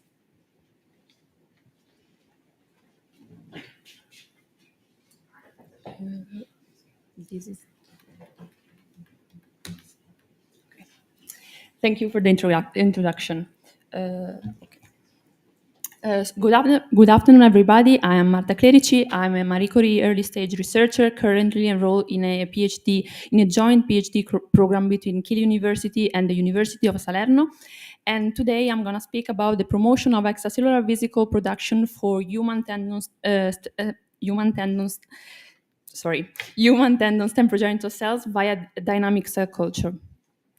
So the aim of this study consists in mimicking the physiological mechanism of the tendon process formation, the so-called tenogenesis, through the influence of bioactive molecules by using the tenogenic potential of extracellular vesicles. Extracellular vesicles, as you might know already, are lipid-bound vesicles secreted by cells in the intercellular space, which are known to facilitate the intercellular communication and which offer a promising potential strategy for tendon regeneration by delivering biological signals to the neighboring cells. The main objectives of my project consist in the extraction and characterization of tendon progenitor stem cells and study of their tenogenic activity, both from human and porcine samples. Then in the isolation and characterization of crude EVs produced in different culture conditions like static and dynamic cell culture and different oxygen concentration, and then testing the potential EV's effect to extract stem cell toward a tenogenic lineage. So the first step, as I said, consisted in the isolation, and here I'm going to focus on the human tendon progenitor stem cells, which were obtained from tendon surgery biopsies, and they've been extracted by using an explant method.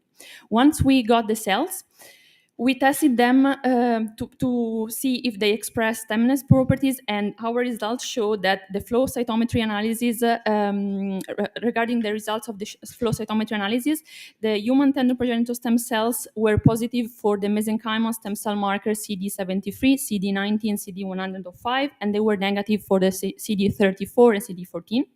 And then we performed the trilineage differentiation, and the results showed that histology provided confirmation of the multipotency potential of human tendon progenitor stem cells, since they stain positively both for adipogenic, chondrogenic, and osteogenic differentiation. Together with the trilineage differentiation, we observed that they displayed what we call the quadlineage differentiation potential, since they, after being cultured in GDF5 supplemented media, they express already after 14 days, as we can see from the picture, the that the tenomodulin in green, staining in green, and collagen 1 in red were higher expressed, and we also observed an increased amount of collagen, which was detected by using histological staining. Then we also measured the cell aspect ratio, and we observed after 14 days of GDF5 treatment that there was an increase, which means that the cells were becoming longer and thinner, and this means that they were gaining a tenocyte-like shape. Then we also observe higher transcript levels in most of the tenogenic genes that we tested, like tenomodulin, scleraxis, decorin, and collagen-3, which means that most of the tenogenic genes that we tested were upregulated after 14 days. Then the next step, we wanted to investigate whether we could obtain EVs from human tender progenitor stem cells. So we culture cells in two different conditions, static and dynamic. The dynamic condition consisted in using a perfusion bioreactor with a flow rate of 1 milliliter per minute, which allow us to mimic somehow a bit better the physiological environment in which cells usually are by adding as a mechanical input the shear stress due to the continuous media circulation. And as a biochemical input, we added GDF5 to promote the tenogenic differentiation. Then, when cells reached 80% confluence, they were switched into a serum-free media for 24-hour process, for 24-hour starvation process, in order to allow the EV production. Then, after 24 hours, we collected the conditioned media, and we by using the ultracentrifugation method, we obtained the so-called crude pellet or crude EVs, and we characterized that by using morphological analysis, which consisted in TEM, SEM, and also nanocyte analysis, and it showed the presence of some sub 200 nanometer diameter vesicles. Then we also perform protein characterization, and looking at the total protein concentration, we observed that a higher protein content was found in the pellet that we obtained from the dynamic culture. We also perform both Western blot analysis and maxplex analysis, and they all indicated the presence of some EV-specific markers like the tetraspanin CD63 and CD9. Then, regarding the last step, which consists in testing the potential EV's effect to instruct stem cells toward a tenogenic lineage, so far we tested the conditioned media and crude pellet that we obtained from the porcine tender progenitor stem cells, which were characterized in the same way as I showed before for human tender progenitor stem cells. We have been culturing human bone marrow mesenchymal stem cells for 14 days in conditioned media and crude pellet to see how this culture could affect the tenomodulin expression of human bone marrow mesenchymal stem cells with and without the addition of GDF5. And we also culture all the cells in two different oxygen concentrations, so the physiological oxygen 2% and the atmospheric oxygen 21%. And our results show that in both oxygen concentration, the tenomodulin expression of human bone marrow mesenchymal stem cells was not enhanced by the GDF5 alone, but it required the conditioned media and crude pellet supplementation. And what we also observed is that looking at the results that we obtain from the culture in conditioned media and crude pellet or crude EVs, the supplementation of the crude pellet was effectively comparable to the results that we obtained from the conditioned media in maintaining the tenomodulin expression of mesenchymal stem cells, which means that the tenogenic potential of conditioned media reside in the crude pellet that we isolate from the conditioned media. Just to sum up, the results show that the human tender progenitor stem cells retained a quad lineage differentiation potential, that we were able to isolate some sub 200 nanometer diameter vesicles which express EV-specific markers, especially in dynamic culture condition. And our preliminary results show that porcine conditioned media and crude pellet supplementation promotes the tenomodulin expression of human bone marrow mesenchymal stem cells. But of course, further studies are required, and our next step will consist in testing also the effect of the conditioned media and crude pellet obtained from the human tendon progenitor stem cells. Finally, I would like to thank my supervisors, the P4Feed group, and last but not least, you all for your attention. Thank you.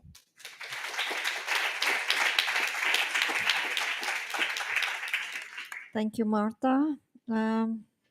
Any questions to this nice work? Yeah, here you are. Thanks for sharing the data. Really nice work. I was just wondering, related to the comparison with the conditioned media and the crude pellet, which is more or less an enrichment of the vesicles. Can you speculate? Do you believe that the factors driving the tenogenic differentiation are actually contained within the vesicles, or do you believe that they are absorbed to the EVs? Because there's a lot of debate now with a massive corona being formed on EVs, and that they might actually be driving. So it's not the vesicles, but that's what's stuck to the vesicles. Thanks for the question. This is a really good question. At the moment, I don't have I cannot really give an answer because so from our preliminary results, we could see that there was an effect by the crude EVs, but I cannot really say if the effect was due to the what is inside of what is on the surface of the EVs. So I cannot really give you an answer about that. So technically, you could do size exclusion chromatography to strip yeah, it off, sure. or you can actually do some digestion. Yeah, sure. Okay, thank you. Other questions? Comments? Sorry, I must ask one because I've dedicated 20 years on tenomodeling. So, so to your stainings, where is it, tenomodeling? In your stainings, you stain for tenomodeling, immunohistochemistry. Yeah. So where is it localized? Is it in the cell? Is it on the plasma lemma? Where do you see it? Have you looked more carefully? This is a good question. I'm asking that because there is the idea that it's intracellularly cleaved, and the active form is the C-terminus, and this is actually in the matrix. So it's acting extracellularly. So I'm curious, in your staining, you could do a colocalization stainings with cytoplasmic marker, plasma lemma marker, and with confocal. It would be nice to look where do you see it in the cell. So in epifluorescence, you wouldn't know, as the light coming out is stuck in the plane of your imaging. But so it might be very nice to look. Yeah, that would be it's a really good advice. Thank you. Yes.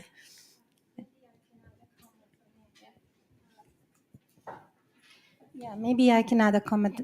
We never investigate with Marta, but with other PhD students. Yeah, it was barely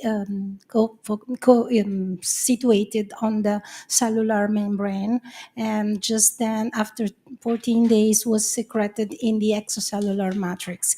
Of course, we do not see in this case because we cultured the cells on a flask. But when you culture the cells on a 3D environment in the hydrogel, we observed that tenomodeling after 14 days just secreted in the extracellular matrix. So that's just an adding information. Yeah. Thank you. Other questions? If not, thank you once again. Thank you. So we are all curious to hear the results of the pilot study that Mandy Pfeffers will share with us. The floor is yours. Thank you. Thank you very much for inviting me to give this talk. I feel a bit of a fraud because the talk should really be given by the PhD student who's now my postdoc, Emily Clark. So she wrote the project idea and she got funding from the Horse Race Betting Levy Board. So my disclaimer is I'm a vet by training. I'm a scientist at the University of Liverpool and I study musculoskeletal aging, particularly osteoarthritis and tendon disease, but relevance across species, so in dogs, horses, and in humans.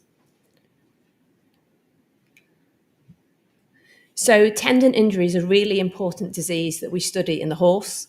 It's one of the principal reasons that racehorses go out of training because of tendon injury, normally the superficial digital flexor tendon, which equates to the Achilles tendon in humans. So currently there's no disease-modifying treatment that will improve the structure and function of these tendon injuries in the horse. And the diagram on the right, let's see if this works. Yeah, so the superficial digital flexor runs down the back of the cannon bone here, just before the metacarpophalangeal joint, so it equates to being in here in your hand. So platelet-rich plasma hasn't been mentioned, though extracellular vesicles has. It promotes healing responses across multiple medical fields. So it studies not only in tendon, but also in neurodegenerative conditions. In the horse, we inject it intra-tendonously. We usually use about 8 mils into the superficial digital flexor tendon. So it's quite interesting. We go back to the talk this morning, we talk about pressure in tendons. We really are increasing the pressure when we treat with PRP in horses in the clinic. It's a concentrated growth factor, promotes hemostasis, and anti-inflammatory cytokines are contained within it. And clinical outcomes are varied, and I think this goes down to the kits. There's lots of different kits. And in the equine market, I went to the World Equine Conference, and 10 different companies were selling different kits. And so the kits are different, your product is going to be different. Also, the clinical outcomes depend upon age and gender. Gender, not so much in the horse. So most male horses are castrated, but definitely age will have an effect. Clinically in the horse, PRP with a single injection for up to 8 weeks after the clinical onset of tendon disease reduced lameness and advanced the organisation of repair tissue. And in human, similar studies in human bioengineered model of tendon injury, there was an increase in tenogenic markers and promotion of extracellular matrix phenotype, with remodeling and an increase in the synthesis of anti-inflammatory mediators. So extracellular vesicles, I'm glad to see there's 2 great posters from Manuel's group. If you haven't seen those, go and have a look. So extracellular vesicles we're studying in my lab primarily as biomarkers. And that's because when we're looking at biomarkers in things like blood or in synovial fluid in terms of osteoarthritis, these biofluids are dominated by certain proteins, so in blood by albumin. So if we can look at the least abundant proteins, they're more likely to be biomarkers. And so extracellular vesicles are subcomponent of these biofluids, and their cargo potentially has been shown to be, can be biomarkers of different diseases. So I'm not going to go too much into extracellular vesicles. It's an encompassing term for the different sizes of these nanoparticles that are released from one cell to communicate with another cell. And that can be locally, or it can be systemically through the blood. So the study aims here were to profile PRP using proteomics and profile PRP extracellular vesicles. So these are extracellular vesicles that we isolated and then undertook label-free mass spectrometry. And we wanted to quantify the effect of PRP alone and PRP-derived EVs in an in vitro equine inflammatory model using IL-1 and TNF. And so this is an infogram of the method that we used. So we obtained PRP from 3 horses. We isolated it using a single kit type. And the kit we used was because we were given it. So we were, like everyone, we were reduced by how much money we've got for a project. And then it's important to note how we isolated these EVs. We isolated them using ultracentrifugation. And the method that you use for isolating your EVs will dictate the EV population that you get. So if you have a look at Manuel's posters through there, he's used size exclusion chromatography, so you will get a purer extracellular vesicle population. And what we need to do with these extracellular vesicles is characterize them. So there's MySEF guidelines, which are guidelines from the extracellular community of how we determine what we have isolated is extracellular vesicles. And so we used something called ExoView and nanoparticle tracking. And then we took these PRP and the PRP EVs, and we used those in a 2D culture of superficial digital flexor tendon tenocytes from 6 horses. And these 6 horses were of multiple ages and multiple sexes. And we simulated those, and then again we did mass spectrometry, label-free proteomics.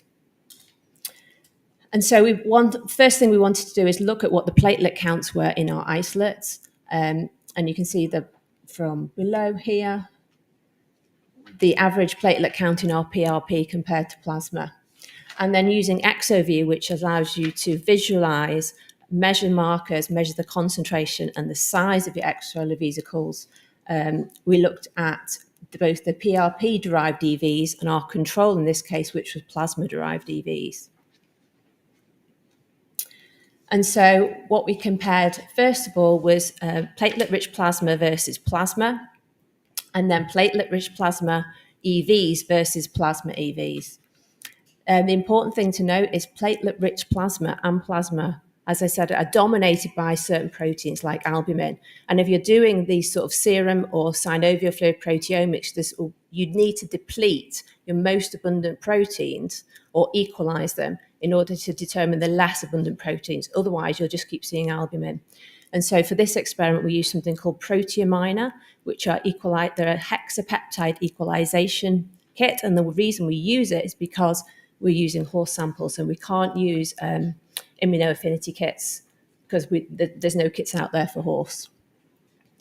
And so the number of proteins that we got varied. So from extracellular vesicles, and this is using DDA, if any of you into proteomics data-dependent acquisition. You want to talk to me about different methods of proteomics. We've already spoken to PhD students about this. Then speak to me after. And we identified about 250 proteins in a 1 hour gradient. And with plasma and PRP following proteominer, we had about 600 proteins. If you increase a gradient to 2 hours, you're likely to increase the number of hits that you get by about 60-70%. And so you can see the principal component analysis of the EVs here. We have a difference between the plasma EVs and the PRP EVs. And then on the right-hand side, between plasma and PRP itself. And so we determined using an FDR of 0.05, but no fold change difference, what proteins were different in the comparisons. And then we used pathway analysis to determine overall what does that mean. And so the top box this is used following Ingenuity pathway analysis that you may have heard of. It's a proprietary tool for looking at big data sets. And just looking at the canonical pathways of PRP versus plasma, you can see that the principal finding here was this autophagy. So in PRP, the proteins that were different to plasma were enriched in proteins that related to microautophagy signaling pathways, and these were activated. And what that means is most of the proteins related to that pathway were increased. So what it's saying here is that PRP activates autophagy.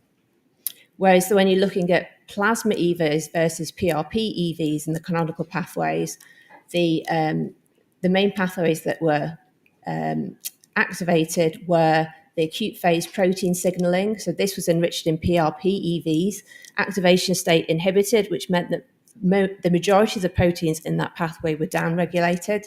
And also we had an inhibition of LXR-RXR, which is basically like a lipid pathway, and that was inhibited. And so these together give you the hypothesis that potentially PRP EVs may be acting as anti-inflammatory by reducing the acute phase response. But lipids themselves are anti-inflammatory, and so the properties of EVs here may be inhibiting the anti-inflammatory response. Data is never clean. So with EVs are acting in multiple, the proteins within the EVs or around the EVs are acting in multiple ways. And so next we wanted to find the effect of the PRP or the PRP EVs on gene expression. And the genes that we selected to look at were IGF-BP6, which is a tendon marker, COL1A2, MMP13, and MMP3. So we took our tenocytes and we simulated them with IL-1 and TNF for 24 hours. And at the same time, we treated either with PRP or PRP EVs. The number of EVs we used was equated to the EVs that would have been in the same volume of PRP we added. And so you can see from the left-hand side, looking at this tendon marker, that PRP and PRP EVs did not restore this, but PRP EVs increased its expression, which I guess we could hope would be a good thing. So and within collagen 1A2, although it wasn't significant, the application of IL-1 seemed to increase COL1A2. And there was an increased expression in the control group following PRP EV treatment, which is quite significant here. But interestingly, and this was only an N of 3, with the application of IL-1, we didn't see an increase in MMP13 or MMP3. When we've done it, we've done this type of in vitro model many times, and it's probably due to the heterogeneity of the cells that we use in this. So then we wanted to look globally. So what is the effect on the cells of treating them with PRP or PRP EVs? And so again, we did that with mass spectrometry. And when we looked at those different treatments, so with IL-1 and PRP, or with IL-1 and PRP EVs, we found 18 proteins that were differentially expressed, and that's with an FDR of 0.05. And so with that small amount of proteins, there's absolutely no point in doing pathway analysis. So at this point, you need to look at what those proteins are and what potentially they could be telling you about your system. So this is an interesting protein that I'd never heard of before. I don't know if anyone else heard of this protein. So it's a cargo receptor. It's involved in the degradation of ubiquitinated proteins from autophagy and proteasomal pathways. And it's a regulator of NF-kappa beta, which obviously is involved in inflammation and stress response and is potentially a target for some tendon therapies. So cytokine treatment appeared to increase sequestrin 1, but PRP did not significantly change the protein expression, whereas the EVs here compared to control did seem to increase the expression. So perhaps the EV component of PRP is eliciting a localized inflammatory response, whereas the other reagents within PRP or the other active molecules are preventing the effect. And similarly in Col1A2, so this is the protein expression, you can see that when we treated with IL-1, we had a reduction in collagen 1. When we treated with IL-1 and then PRP, it had no effect. We still had a decrease in collagen 1. But when we treated with EVs from the PRP, it seemed to negate the reduction in collagen 1. So potentially that shows you that the different biological components of PRP are having different effects. And what that sort of then sort of makes you ask yourself are different components of PRP eliciting different responses, and can we adapt PRP to produce a more beneficial effect for tendon? So we know PRP is made of many biological reagents, including the EVs, but the EV component and the other components seem to sometimes have similar effects, but sometimes have different effects. But we do need to have further studies to explore the effect of sex and age. This is the system we used was 2D. We want to be looking at it now in 3D, the effect of the EVs. And this is a pilot study, so obviously you need to realize that there was only an N of 3 to produce those PRP and the PRP EVs. And so we need larger numbers before we can really have confidence in the data. These are the people that helped with this study.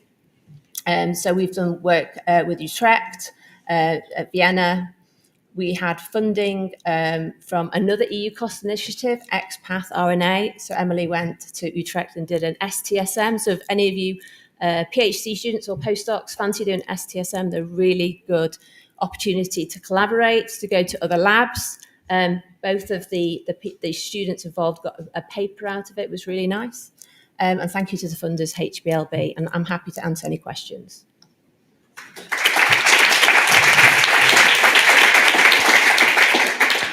Impressive design and results, much more than expected from a pilot study, as you have announced it. I guess there should be many questions. The floor is open. Yes, Fiza?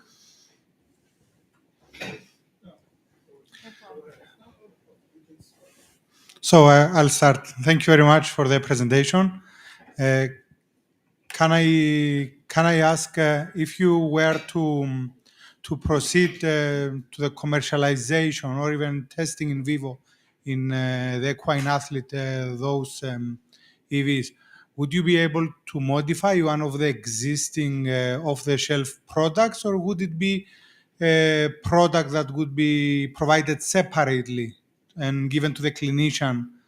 Yeah, so I think the equine field is quite positive in using regenerative medicine. So there's 2 off-the-shelf products of MSCs. for the treatment of tendon injury and osteoarthritis in the horse. And I can see that potentially it's much easier as well to move into the veterinary field than it is to the human field. That an off-the-shelf product, if EVs were going to work, would be the option. The right donor we need a lot more work. So we need to know what the effect of age is. In the study that we did, we had mixed breeds, we had mixed sexes, and we had mixed ages. But potentially I would expect a variation in the EV content dependent on the donor. So it wouldn't necessarily be an allogenic product. I say an off-the-shelf product would be beneficial to the veterinary industry, I think, and particularly racehorse industry, where the funding came from for this study. Thank you for the presentation. Just 2 questions. I may have missed it. Did you activate your PRPs chemically? No. And second, did you do targeted tests or untargeted tests in proteomics? Oh no, it was completely untargeted. So it was DDA, which is it's like the general discovery experiment that we use. You use a high resolution mass spectrometer in a cell lysate on a 1-hour gradient. You would expect to identify about 2,000 proteins. The thing to remember when you see any proteomics data that's done with a mass spectrometer is just because the protein isn't seen in your data doesn't mean it's not there.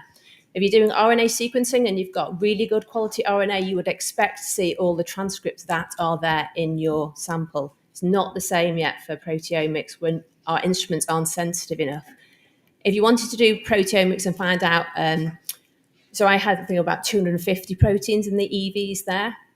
If you wanted to increase the number of proteins you identified, you could use something called DIA or swath proteomics, where you make your own spectral library. And we've done that previously, where we've got a limited number of extracellular vesicles because they're from biofluids.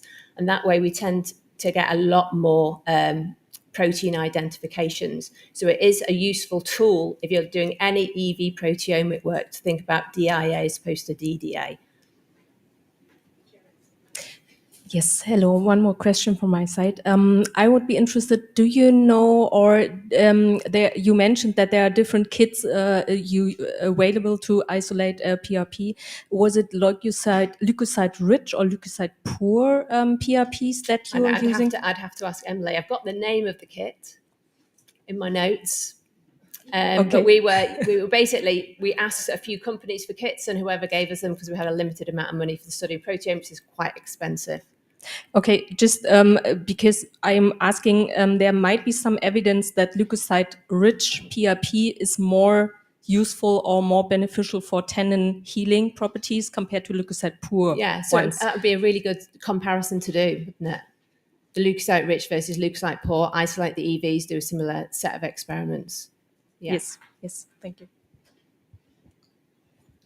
What cytokines did you use for stimulation? So we used IL-1 and TNF. Thank you. Other questions? If not, thank you once again. Yeah, that was great.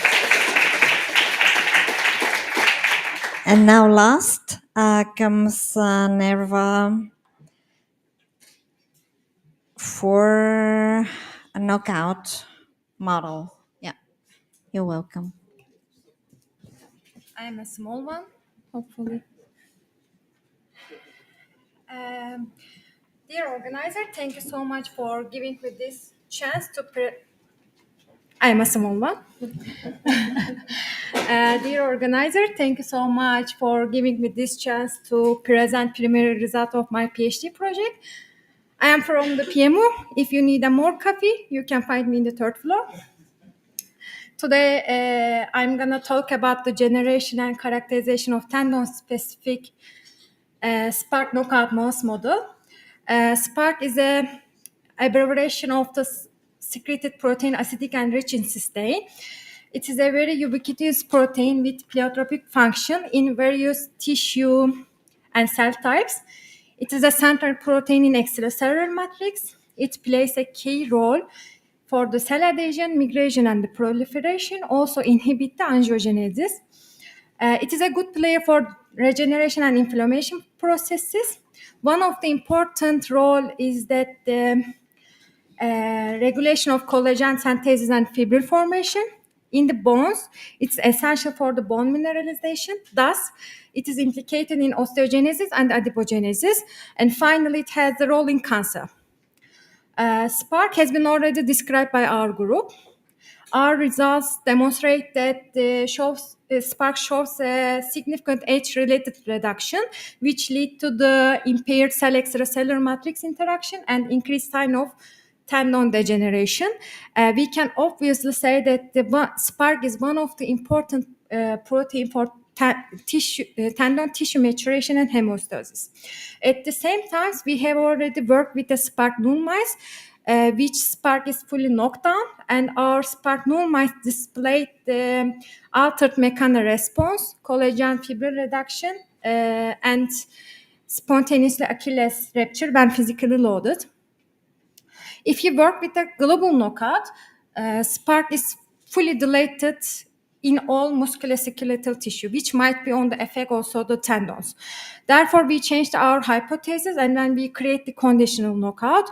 This model provide us to prevent the functional impairment is caused by Spark in musculoskeletal tissue such as bone and muscles.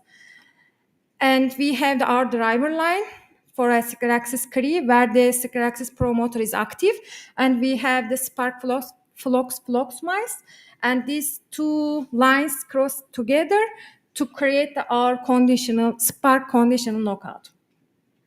To deeply understand the characterization of Spark, so far we did the first genotyping, Spark mRNA and protein analysis, morphological characterization with a classical histology. And finally, we were curious about the Spark Scaraxis Cri correlation with other tissue and the organs. For our genotyping results, we worked with the ear punches. In our knockout mice, we had a specific amplicon for Cri recombinase. However, in our control animal, we don't have. And then we checked our tendon tissue at the DNA level, RNA level, and the protein level. In our DNA level, we have the specific amplicon around 174 base pairs for the Cri recombination in our knockout mice. However, no recombination is occurred in our control group. At our mRNA level, we obtained the huge downregulation in Spark as well as the collagen 1 and the collagen 3. And we checked the various type of tendons for the protein level, Achilles flexor and the tail tendons. And we again obtained the downregulation in our knockout model, and beta-actin is used for the positive control. And our results are supported by the immunofluorescence staining, and we use the Achilles tendon with a different region where they close to the anthesis, middle portion of the Achilles tendon, and they close to the muscle side. Again, we saw and we obtained the downregulation in our knockout mouse model, and then we use the skin as a positive control for our Spark staining. For the cross morphology, again, we checked all tendon types, all the various tendon types, and Achilles, flexor, patella, and the tail. And in our knockout tendon models, we obtained the more fragile, thinner, and transparent than the control one. And again, for the classical histology, we use the heterogeneity staining to compare the mature collagen types between the Spark knockout and the control. Up to now, we have already used the tendon types. However, at the same time, according to the literature, we also know that the Scaraxis is present in other tissue and organs. And we check at the DNA and the protein level again, and then we saw some differences, for example, muscle and the heart. However, the other tissue and organs, we didn't get any differences between knockout and the control group, probably because of the remaining part of the adipose tissue, and our adipose tissue results supported this idea. What I tell you today, it's an ongoing project of my PhD project, and I'm gonna focus for the future biomechanic and nano-indentation analysis, also sequencing and the metabolic analysis and treatment analysis. To better understand the cellular and molecular changes in degenerative altering tendon tissue, and to describe the fundamental role of spark, and to create to create the cellular atlas by using the single nuclear RNA sequencing. And I'm going to continue to establish the spark knockout mouse model as a valuable tendinopathy model to define the metabolic landscape in tendinopathic tissue. They are going to all allowing us to further understand the role of spark in tendon health and disease. And I would like to say my group, thank you for my group all the time they are support me, and thank you for listening.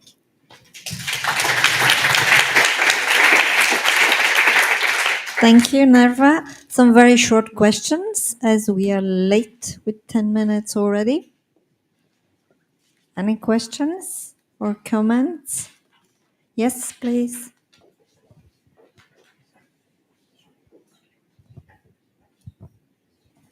Hi, very nice talk. Gonçalo Barreto from Helsinki University.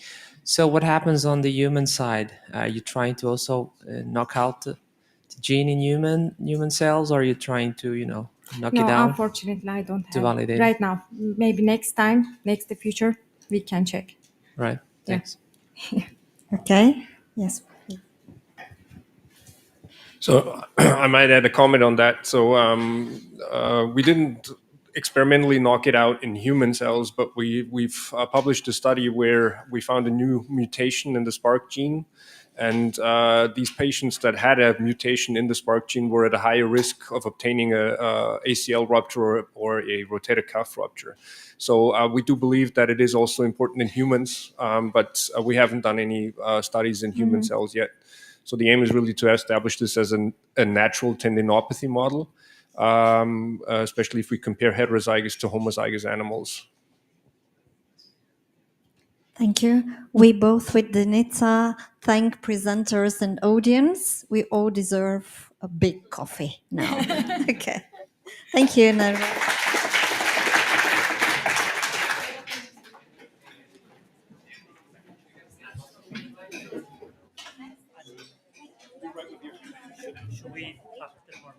Yeah. Just very briefly, as we have additional time afterwards, because one of the talks is obsolete, let's add another 15 minutes to the break. So we have more time for coffee and discussions. And please also have another round of looks at the posters and discussion with the people at the poster session. Thank you.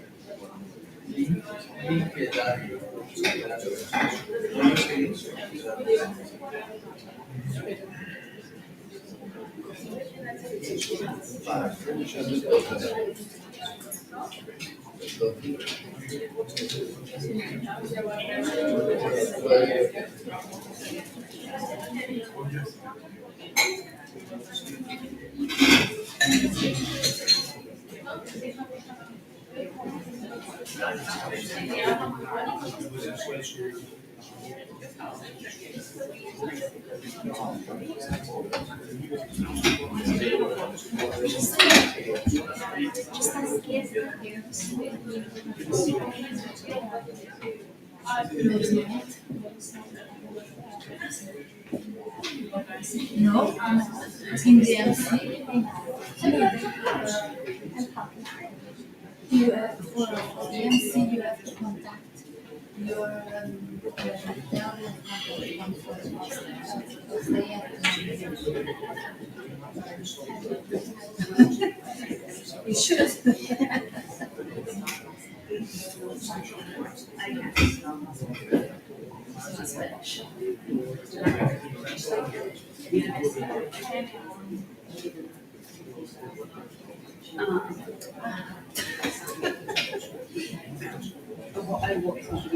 I was like, I don't remember that. Your name is there, right? What's my name? I'll tell the people to But Yeah. you organize what you told me about it.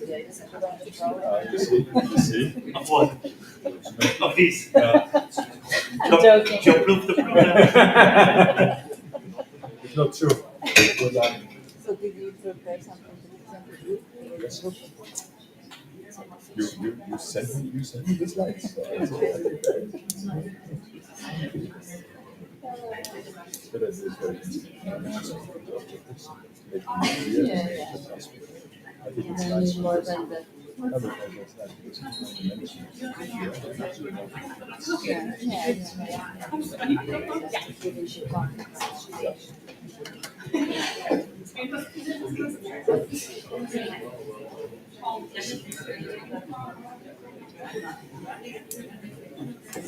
Something that I wanted to ask about just now, what are you doing now instead? You've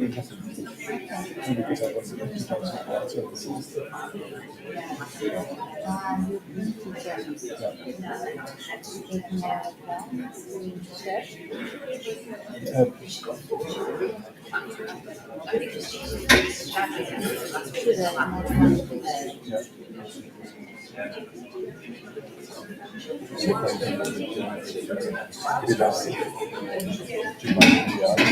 Just take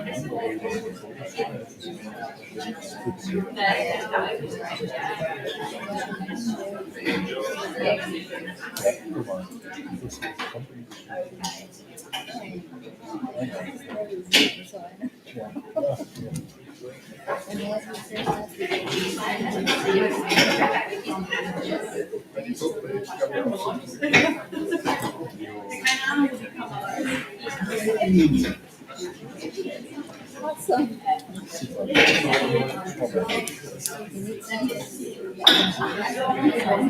Don't do this.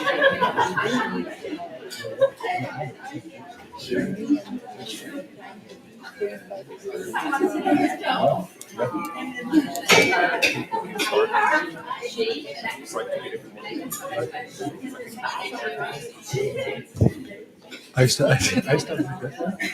Do you want to present? The first one is not there, right? Yes, you don't hear. Oh, The first one is not there. No. So when I finish, do you present? I present to me.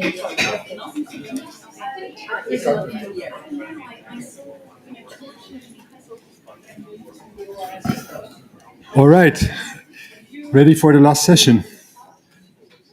I see my slides here. Yep, perfect. So we are working group 5. Working group 5, that was the one that was very alone in the right-hand side of the slide, you know. Working group 1.4 are all there, research, and then working group 5 translation. But this morning I already saw working group 2 with great great translational ideas also from the physiotherapy. So I think we are going to be very good. Working group 5 is on translation. The objectives are really looking at the translational feasibility. And to do that, the working group is really wanting to know what are the patient's needs, what are also the needs of the healthcare professionals, what can they do to be in there. And then, of course, together with the companies, there are great ideas out there, there are great things, but there's also, of course, regulatory hurdles. We may have fantastic things in research, but to bring it then to the patients, it takes sometimes a lot of things to consider. Do patients want that? Is it feasible to implement by the healthcare professionals, and how can the companies also do that? And therefore, it's really the aim also in this work group to really engage patients, healthcare professionals, and companies together as one to try to really make an information program on tendinopathies. And for that, we have several tasks, and it is all about the clinical translation of the advanced therapies. And they're looking at the regulatory requirements, especially from the EMA perspective, of course. And also looking at, we can have fantastic things, but it must be cost effective. So what can be done to optimize the yield, optimize the production, etc. And when we wanted to bring things to the patient, we always need to think of GMP production. How are we going to do that? Are we going to need a GMP production outside? Can we do things in the OR, in the hospital itself? How can we do that? And of course, when we think of things, we need to think of, again, the patients. Do they want that? What we have in mind, and also the healthcare professionals that are going to give it. The ones that are here, of course, very open for the things. They have we are here all open-minded. We think, yeah, we can do that. But what is it with the little hospital somewhere in the middle of nowhere? Are they also able to do that, and can they bring that forward? That's also, I think, important. And thereby we also want to do like surveys, looking what are the patient needs, what are the needs, and what do they actually know about tendinopathies, and also to bring more into a perspective what is actually the epidemiology, how much tendinopathies are there, because not everybody is actually going to the doctor or to the hospital. So I'm really excited to be in this working program, and I'm really very grateful to the organizers to invite me for that. And I think the translation now, it's on the right hand side, but I really hope that we are going to be much more integrated in there. Thank you very much.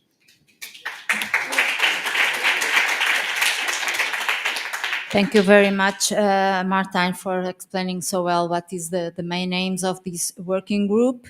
And we start with the first speaker for this session. That will be Emilia Raspapovic.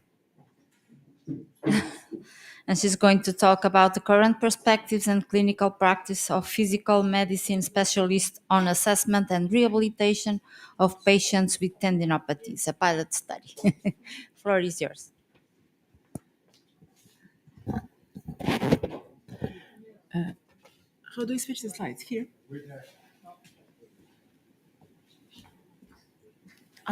So this is the one that goes on, and this is the... Okay.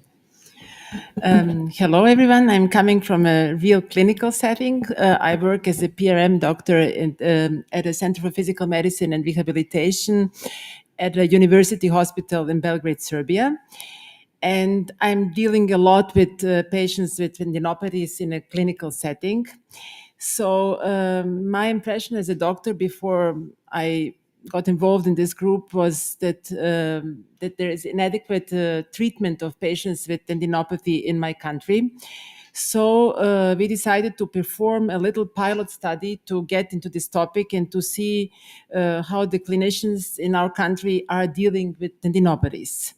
We all know that tendinopathies represent a major problem in the rehabilitation setting and in the practice of various other health professionals involved in treatment of athletes and other patients performing repetitive actions. And we do know that clinical practice varies according to differences in medical training in different countries. We also know that the clinical practice regarding tendinopathy treatment of different health professionals have not been documented up to now, in contrast to other diseases. That's why we decided to explore the knowledge of PRM doctors regarding basic tendinopathy science and to find out what the trends in clinical practice among PRM doctors, which I am, are regarding different tendinopathies. We performed just a little pilot survey who was constructed and disseminated to 30 members of our PRM society via an online platform. We designed the survey by our own with a reference to the current evidence by the ESCA committee. Completion of the survey was accepted as an informed consent. This is the paper we relied on when constructing our survey. And what we found out was exactly what we expected, that significant variability in measures and criteria was used for clinical decision-making. We found out that 70% of our practitioners relied on passive modalities rather than an exercise-based approach when treating tendinopathies. We also found out that the vast majority of the specialists lacked knowledge regarding treatment options when non-invasive treatment failed. We found out that less than 10% of our PRM specialists used extracorporeal shockwave therapy in treating chronic tendinopathies, and then less than 10% of our specialists reported patient-reported outcome measures in decision-making. So we concluded, unfortunately, that the current clinical practices in Serbia are largely not aligned with contemporary scientific evidence and guidelines. The results of our study should be proven on a larger sample of healthcare professionals, not only in our country, but as well in Europe. And the results of this potential survey should be directed towards understanding the barriers clinicians face in implementing the results of research into their practice, improving pathways of research dissemination, and enhancing uptake of clinical research into practice. I am currently the elected president of our PRM society in Serbia, and what I know is that the PRM European Society is coming out every year with evidence-based position papers on different conditions. So my proposal would be for our research group to maybe come up with such a position paper regarding tendinopathy treatments. As well, it would be very useful to maybe develop a teach-the-teacher program, which would aim to translate research into clinical practice. We also could explore different treatment modalities of extracorporeal shockwave therapy, because up to now we only know that there is an effect of this therapy in combination with exercise, but there are no clear guidelines on different treatment modalities of this modality, meaning application pressure, frequency of application, and other modalities. We would also like to explore the impact of different psychological variables on patients' recovery and physical activities in patients with different tendinopathies. And we would be very interested to explore changes in cortical activity pattern using multimodal neuroimaging modalities due to chronic pain that originates from tendinopathy. This is our group, my colleague and me, and we would be very, very interested in research with other colleagues. Thank you very much.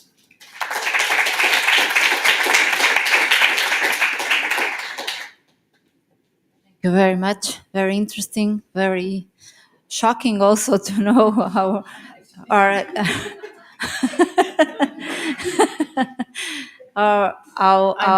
clinicians are so far sometimes to apply the best practices, and I'm sure this is probably the case in other places as well. I'm sure. Britt? Thanks, very interesting data. Is it possible to do this survey also in other countries? Yes. So I think it would be very great to have this survey it would be a in proposal. Europe. Yes. Yeah. It could be one of the initiatives of TENET, maybe to expand on broaden your it up, survey yes. and kind of distribute it to each country Yes. represented here. Yes, or maybe develop a completely new survey. This is just an idea. Maybe we could just sit together and then find something out. Yeah, very good.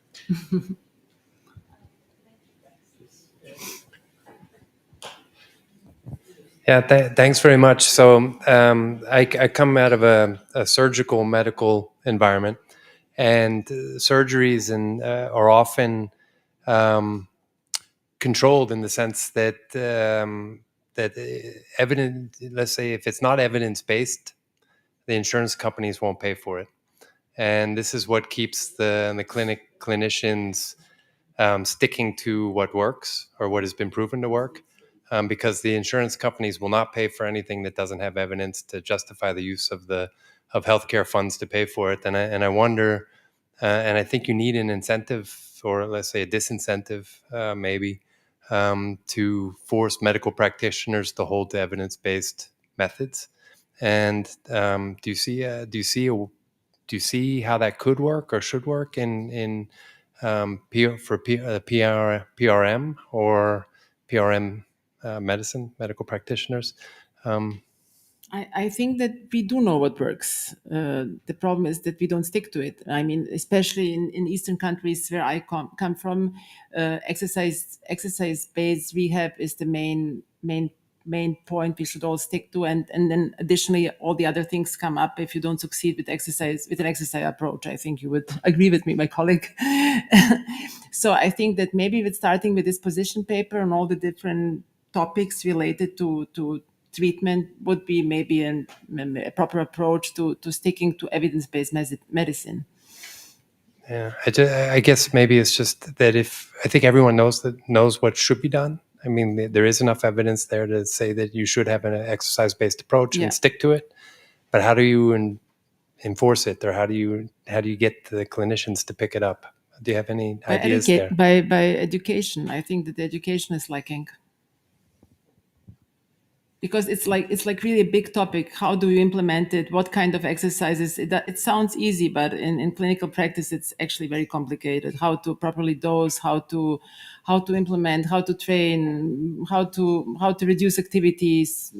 Do you need to stop activities? There are like many questions arising. So I think it's like a broad topic.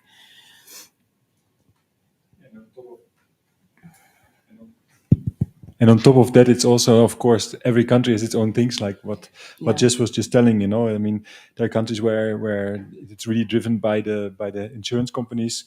Other countries, like in the Netherlands, for instance, it's much less driven by that because it's a completely different reimbursement system. And there you see also differences occurring already. How that is happening, right? Yeah. And it becomes quite a vicious cycle, because then we lack evidence, because many of these practices or programs are done in private practice. They are not shared with the general community, right? We were discussing that before. And then there is not a general widespreading of what are the best treatments and modalities. So I think this is really a big issue, and something that we can definitely contribute is to try to, sort this out, maybe with a position paper or something like that on this would certainly help for sure. I would just want to congratulate you and to mention that I find it very interesting and important the fact you brought into our attention the role of the psychological involvement of the patient and should I say of the medic as well, because it is always a crosstalk between these two. Yes. And this should be more integrated in our practice, both surgeons and rehabilitation specialists, because it does affect the results. Yeah. And considering what Britt was asking regarding this willingness or lack of it thereof of the patient to involve in actual and tiresome and sometimes painful physio and kinetotherapy. And long-lasting. Yeah. Compared, a lay person compared to an athlete would all the time try to avoid it.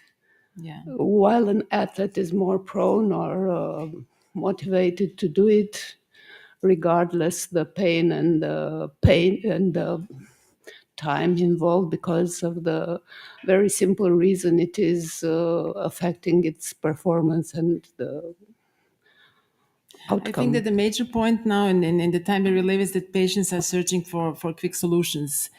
And unfortunately, with tendinopathies, there are no quick solutions. So this is also, from my aspect as a doctor, a very important message to promote. Any further questions?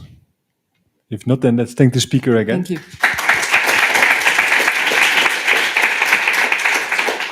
We come to our next speaker, who really did a great effort to come here. His flight was cancelled, and he went by train. Tomorrow morning, he changed his plane then to a train, and he just got the message that it's also cancelled. But he was really wanting to come here because he was telling tendinopathy is really his where his heart is, and he really wants to join us and also share his view as a clinician.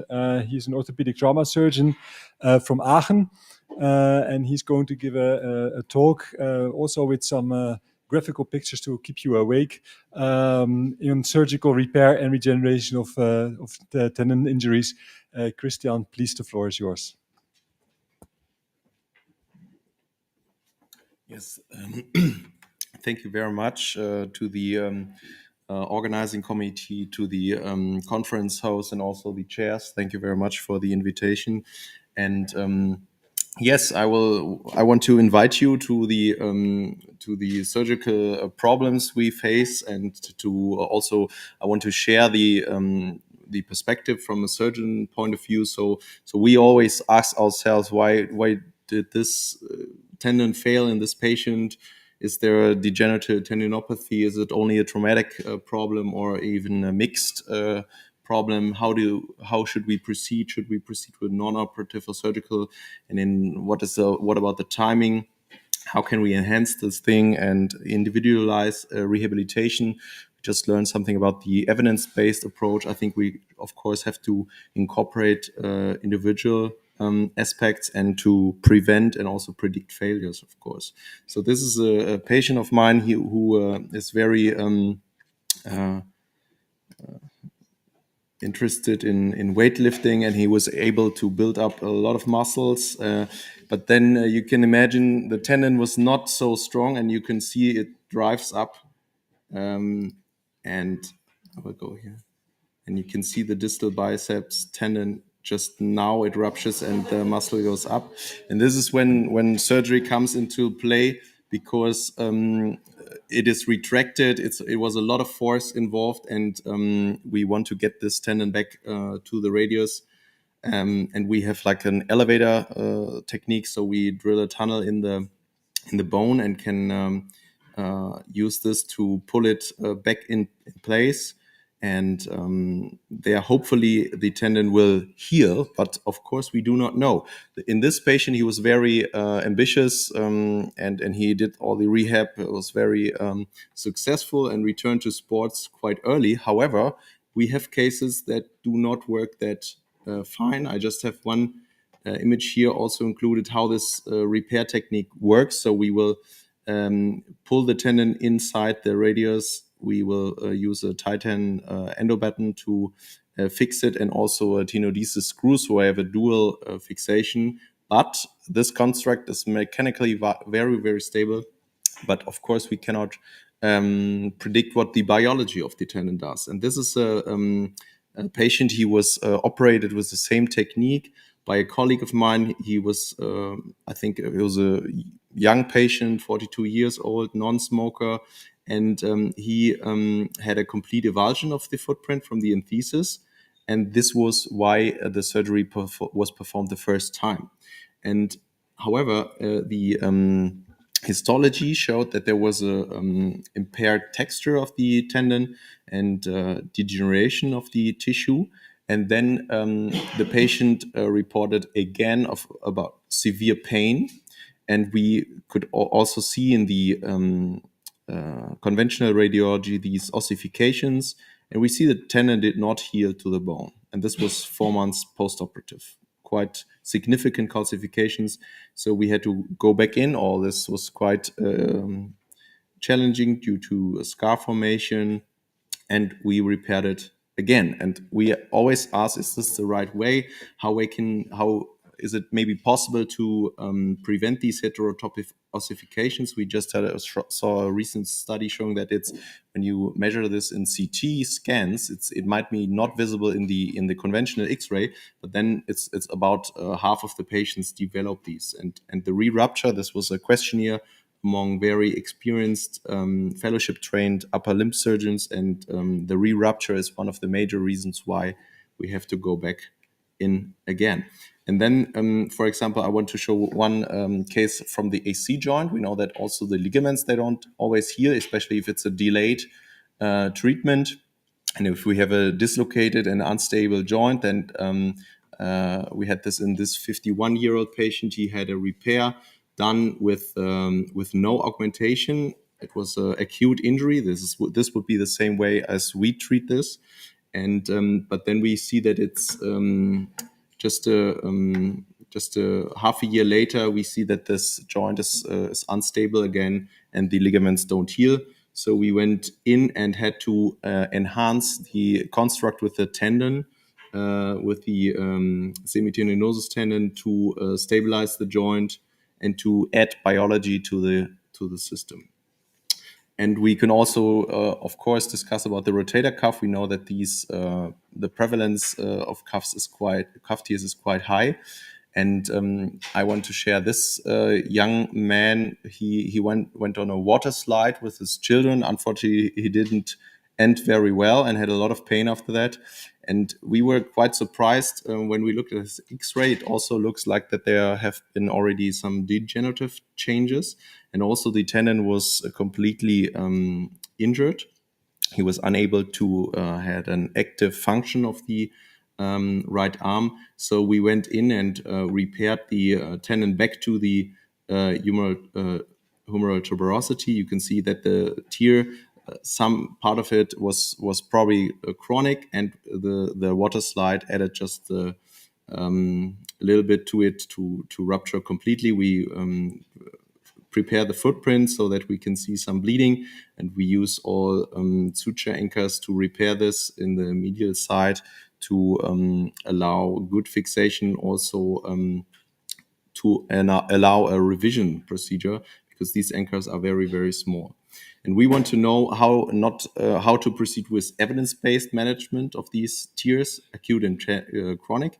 And this is a topic that was just raised in the previous talk. So when should we use shockwave therapy, or in which patient with a partial tear should we stay non-operative, or when does these tears progress and go to a full tear? And we know that about 14% progress from partial tears to full thickness tears. And this is also especially related to the mechanical loading. So in heavy workers, almost half of partial tears might develop to full tears. And we want to know, how can we predict these? Maybe these hybrid muscle fibers that have been described may play a role, but also the retraction of the tendon will play a role. And also to come back to one problem with the ossifications, this is something we see often in non-operative treatment from, for example, rectus femoris tendon avulsions from the pelvis. And then you can see these severe ossifications. This is like 13 years after an avulsion injury. He had a limited range of motion of the right hip and pain, unable to do sports. So it was removed. But this is a problem that we see also in non-operative treatment, not only in the surgically treated tendon injuries. And then it's also a big topic, of course, is the proximal hamstring injuries. We see more and more. And the techniques to repair this. This is a 48-year-old female with complete avulsion of the muscle complex and the tendons. And we can see that it's quite retracted from the ischial tuberosity, why we indicated the surgery. And we can see that the whole footprint was ripped off the bone. And due to the retraction, we can also as the same in the rotator cuff, we can see that there will be a muscular atrophy in the or fatty degeneration of the muscle in the long term. So this is why we aim to repair these injuries if they are retracted, and it's quite similar to the technique we used for the distal biceps tendon. Here we placed multiple anchors, and then we can pull back the tendon in place to the prepared footprint. Sometimes in more heavier individuals, it might be more problematic, but it's still possible. And what we learned from clinical studies, that is only if it's a minimal retraction, it's not necessary to treat them surgically. but in patients with severe retraction, it's indicated. And what I found very interesting is that the scarring around the tendon and the retracted tendon, it can cause quite a lot of problems. What we can see here, I always consent my patients for the procedure and explain that there might be even nerve injuries. And these nerve injuries are also can also be observed in non-operative treatment due to scarring, and the retracted muscle, of course, may cause problems. And this study is like a 6-year follow-up, and it shows that we have a lot of work to do because there is a fatty infiltration in the muscle, even in those who are repaired. So it's quite a big problem, and we have to go back to our patients and see why do these muscles don't work as well as before, and even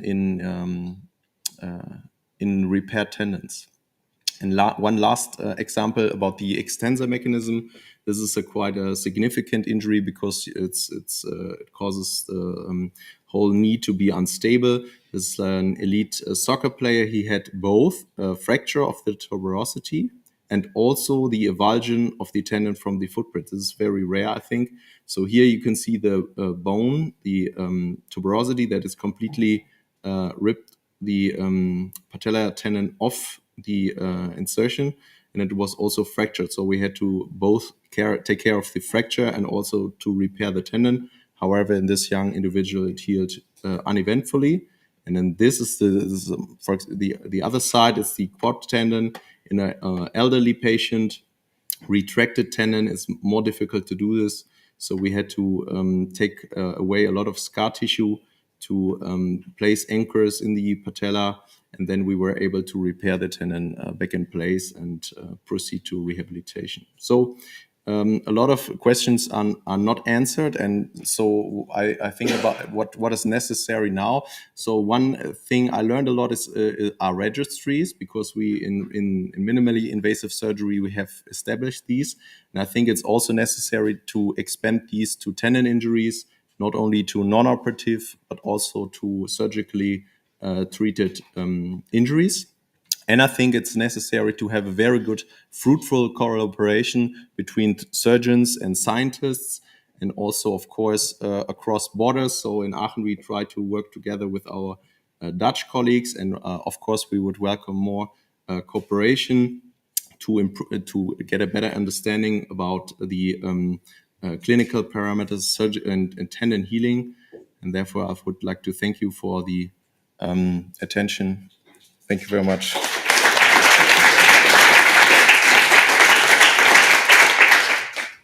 Yeah, thank you very much, Christian, for this great overview of the different ways how to treat tendon injuries. Are there any questions? Perhaps I can start off. So you showed many different tendons, but a tendon is actually not a tendon, right? So how do you think that when we are trying to regenerate tendon in our network here, should we also take into consideration different anatomies and different functions?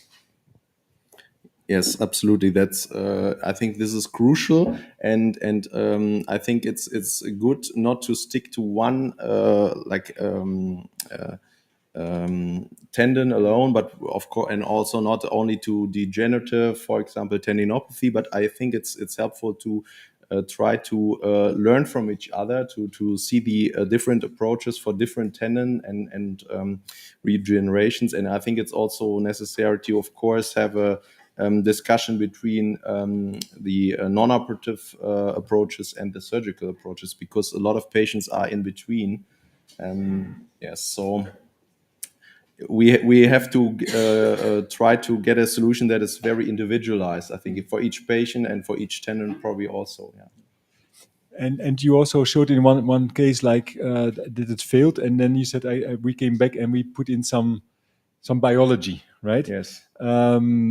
So how do you see that? So researchers are often like, especially in the regenerative medicine field, so we like to think of like, okay, biomaterials and cells and growth factors, etc. So and then we perhaps come also back to what Jess was telling, like, okay, when it is not paid by the insurance company, people stick to what they do, like you have your anchor.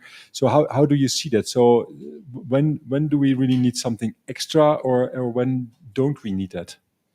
Yeah, that's a good question, and it's hard to answer. The truth is that I think the mechanical fixation of most tendons is not a big problem, because we have a lot of implants and options available.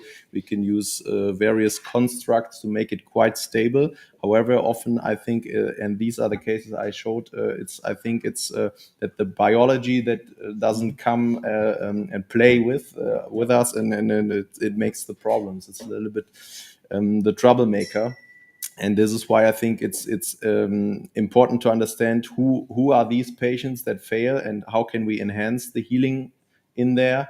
Maybe in some cases it's also that we use too much implants, maybe that we have too much mechanical or foreign bodies in place that maybe even impede with healing of the tendon. I don't know, but yeah.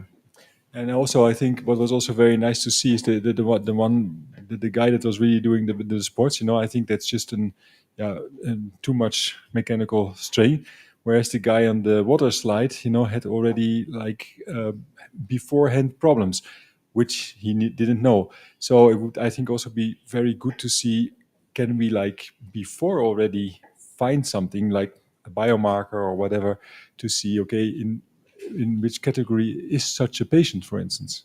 I think it's possible. For example, if a lot of research has been focused on the ACL, and we found out that with the right prevention strategy, it's possible to prevent like 50% of the ACL tears, and that's a lot. Yeah. Right.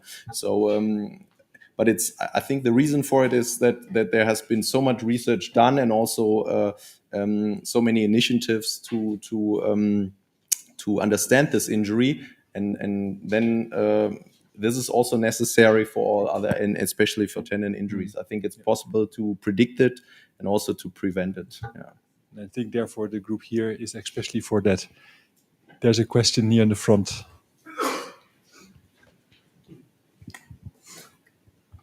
Excellent presentation, thank you. Did you check for the proprioception recovery after your surgeries? Because the tendon has not only the mechanical function, but also proprioception. What do you think about that? Thank you. Yeah, it's a very good question. I think it has been neglected in the postoperative course. We try to incorporate patient-reported outcomes, of course, and these are obtained by the registry. But unfortunately, it's not possible to do that in everybody. Yeah, but I think it's an important aspect. Yeah. Any other questions, Carlos? Yep. Thank you very much for a super cool presentation. I was very interested all the way. And I was wondering, because it reminded me a little bit in the animal studies that we have done, that we have tried to replicate a little bit the attachment of the tendon, trying to follow a similar approach, like we have to actually go through the tendon to attach it to the bone. And I cannot stop thinking that while we are doing that, we are injuring the tendon, right? Because we're actually poking a hole into it and then concentrating so much strain in that area. So that eventually you could expect that this could trigger at some point later on either ossification or enlarge the scar tissue. So what are your thoughts about that? How this could be improved? So perhaps some sort of coating for the suture, or supplementing that with, what would you think? I think this is a really excellent question, and it combines a lot of things we learned today. So one thing was we learned about the osteogenic potential of the tendon, so that there's something in the tendon, and then there's something that the surgeon does. He opens the bone to place an implant to fix the tendon back to the bone. And so we have two aspects, the injured tendon and also the surgical management that might induce the ossifications. And I think probably it's a little bit of both. So we in the procedure, when we drill the bone, I'm very meticulously doing lavage to take all the small bone fragments out of the wound, because I think it can trigger that. But of course, the injury that is happened to the tendon itself and maybe also to the stitching, that could also induce the ossifications. Yeah. Thank you very much. Any other questions? Jess? Maybe just a quick one on blood supply and tissue nutrition. Do you have any overarching thoughts on how important it is to ensure? I mean, I don't know what's beneath the tendon degeneration in the first place, but do you have any suspicions that tissue nutrition is at the bottom of some of these things? Yes, of course. It's especially if we see it in the very classic, typical rupture zones in both the rotator cuff and the quad tendon. It's always in the area where we know that it's the most the poorest blood supply. So I think in the development and it's the weakest part probably of the tendon that gets injured. And for the healing, it's the opposite. We have to improve it somehow, but it's really difficult. So if we can enhance it with injections or maybe with also shock waves, or I don't know, and also the comorbidities, of course. So if we have diabetic patients or smokers, I think it plays a lot into the healing, and of course the the blood supply. Yes. Just one last one. Thank you very much. I'm both. I have mixed feelings about your presentation. Okay.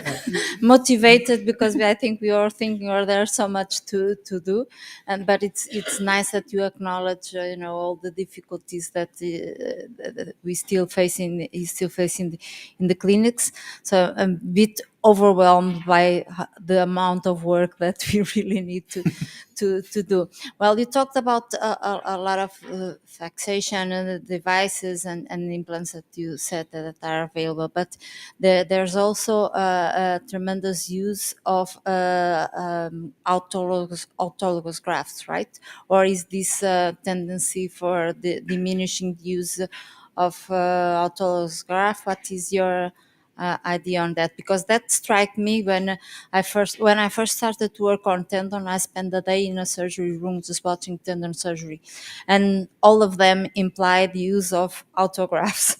And I was astonished because they removed really large amount of tissue sometimes from one place to the other, and I never thought that was the best thing to do. What's your idea about that? Yes, so you're right. The most of the repairs were actually just repairs, but not augmented. But we know we do this because we have a biological problem. We cannot solve otherwise. That's the problem. So in the shoulder, it was also tried to do it without a graft, and when it fails, we use it. So my idea would be, if we do it the first time, then it would never be necessary to do so when we do a repair, very, very good, and maybe enhance this, it's not necessary to take any autografts. But how should we do this? So the timing is important, because as long when you do the delayed repair, it's not so successful. So it should be on time. And the other thing is, we maybe need some device or product augmentation, some scaffolds or tissues that can be used to solve these problems with the grafts. Yeah.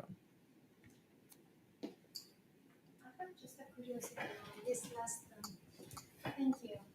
I mean, just a curiosity, when you drill the bone, do you have any glue, biological glue, that you can use for improve the attachment of your connection to the bone?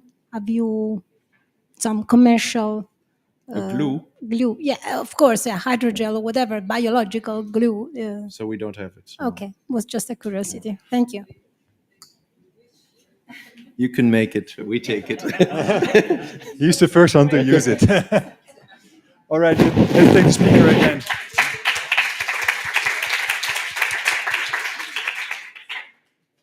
Now we come to the last presentation of this session. What is also, I think, a very important aspect. We speak about all these patients, but we also need to know, okay, what are we speaking about actually, right? So what is our tendinopathy, what is our disease, how do we really classify this?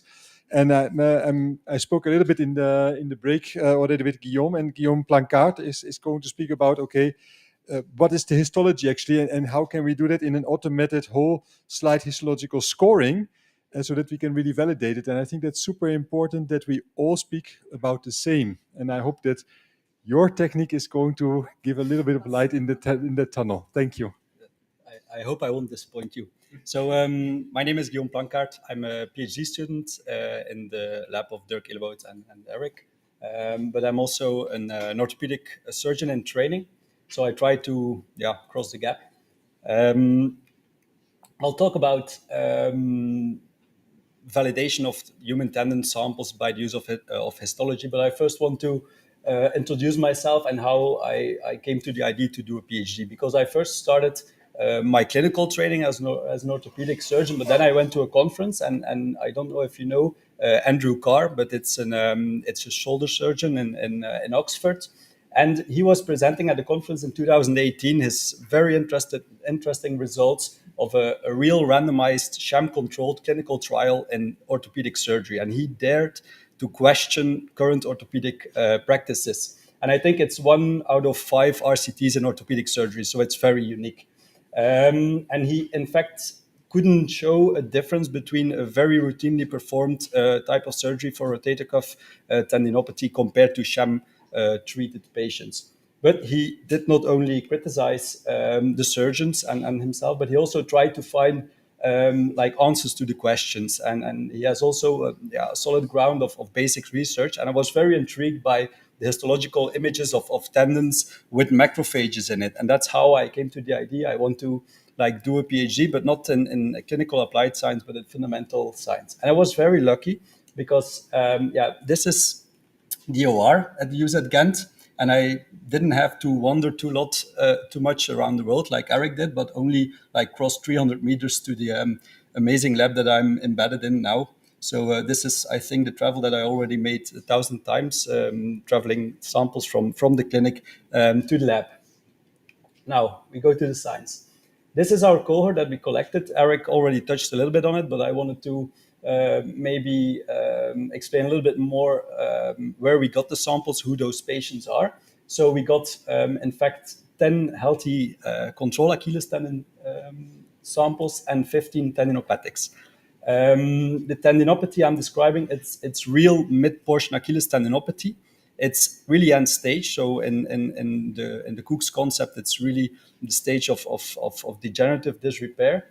And the healthy controls are age matched. So I think that's also an important take home of this talk. So Eric explained all of this, the gene expression, the flow, the the single cell. I'll stick to the histology for validations. So I already heard in the sessions of today, I think 3 or 4 times that histological samples or in mice or in humans were histologically validated. But I saw always different types of scores, and no one really came to the exact way how they scored them. So we tried to histologically score our samples. I would like to say before doing all these expensive techniques, but we did it in fact after it. But it turned out well.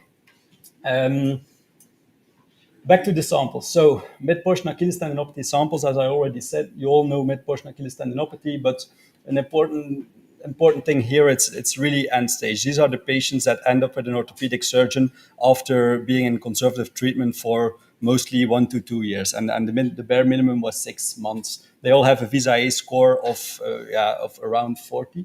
There are no known rheumatological or inflammatory conditions. And when nothing works, some of these patients get an operation. They get a tendon debridement, we call it. So it's very rudimental. We just excise the tendinopathic tissue. And I checked our cohort as well, and 7 out of 10 patients were 70% of the patients were happy with the type of surgery. So it's kind of interesting how it works.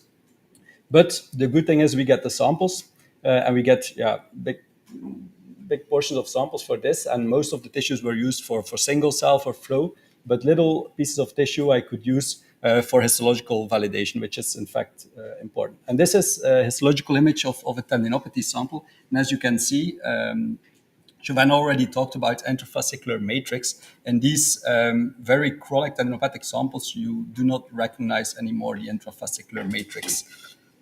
Then the healthy control Achilles tendons. This is what might interest you, where we get them. In Belgium, we have this kind of special law, this opting out principle for organ donation.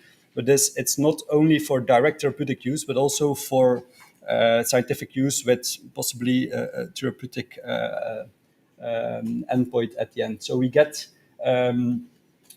cadaveric tissue, but from patients undergoing an organ explantation procedure. So they're quite fresh. We have warm ischemia times of 12 to 24 hours. And I chop them up. I chop them up in the lab. And I really try to separate. I really separate the mid portion. So I have a really anatomically matched control tissue compared to the tendinopathic samples.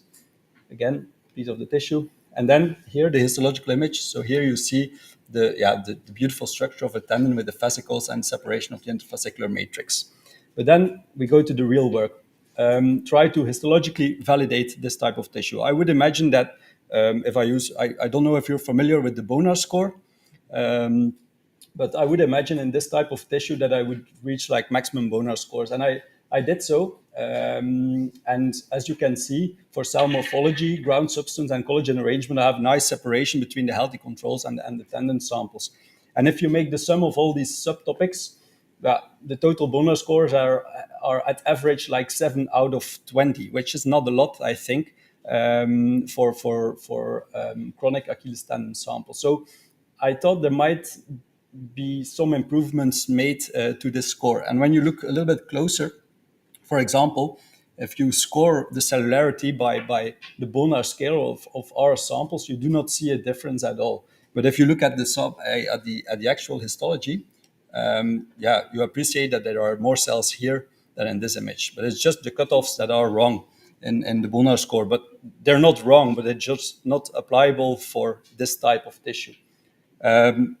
Also, the vascularity. I couldn't find blood vessels in the fascicular areas of the healthy tendons, nor for the tendinopathic tissues. For me, they're more in the interfascicular matrix. Only in one tendon, I could maybe see some blood vessels in the fascicle. But as you appreciate here in the picture below, it's very hard to see blood vessel. Only if there are some red blood cells in the vessel, you'll pick it up as a capillary. Another problem, I think, with the current way of histological scoring is that we look at this little tiny images of a 100x field of view, which is only like 0.1 square millimeter. But we have these nice pieces of tissue, and we could score like the complete section, but that would need a lot of pathologists looking over the tissue. And also, if you look at this slide, this is an Alcium blue staining. It stains glycosaminoglycans. So Lauren is, I think, right. There's a buildup in glycosaminoglycans in the fascicle. But you can also, by this stain, you can also appreciate the heterogeneity in the tissue. So I think there's a need also to score the whole tissue instead of like this. A tissue section, it's already one slide of a three-dimensional block. So we're picking a little block of one slide, so it's a lot of information gets lost. I must say I shouldn't like demolish the Bonar score completely, because Fearon in 2014 they did a great effort to try to find a way to get the best region of interest to have a score that has a good interobserver variability, and they do this based on the cell morphology. So what the revisited Bonar score says is that like look for the region with the worst cellular morphology and use this region for all of the rest. That's what I did. I'll come to that later. So there's a need for standardization of tendon histology. I'm not the only one that thinks this. Like also at the ORS in 2022, there was a panel discussion, and there's I think quite a nice review that came out of this. So maybe we should try to write some reviews as well here. And they pointed out the needs in the standardization of the tendon histology. So for the image analysis, they pointed out that we need to find a way to select the region of interest in an unbiased way, that we have to make it quantitative and automated, and also at the end that we have to disseminate this knowledge so everyone can use it and standardize their way of validation. So that's what I try to do by AI. It's a hot topic, so but it's also useful, I think. So first of all, we need to find the region of interest. The Bonner score says to score only the fascicle and not the endothenon, although I think there's a lot of interesting things happening in the endothenon or the interfascicular matrix. I'm sorry for the word confusion.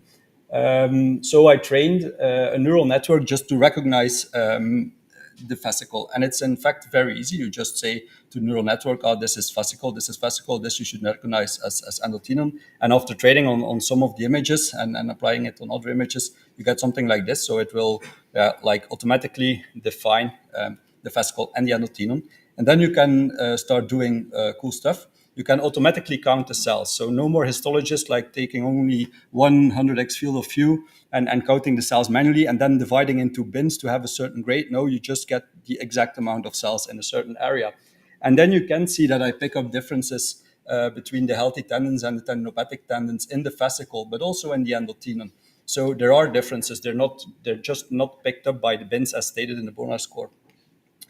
And also, you cannot only like just count the nuclei of the cell, but you can also look at the morphology of the cell. We all know by chondrometaplasia, the cell becomes from spindle shape to more round. So you just calculate the circularity. This is the formula if you're interested in, but it just means a perfect circle is 1. So if the cell nucleus is 1, it's a perfect circle. So the lower the circularity, the more spindle shape, the more healthy the tenocyte. And you see there are differences as expected in the fascicle. So less cellular cells in healthy tendons, of course, but not in the endothenon, which is maybe interesting.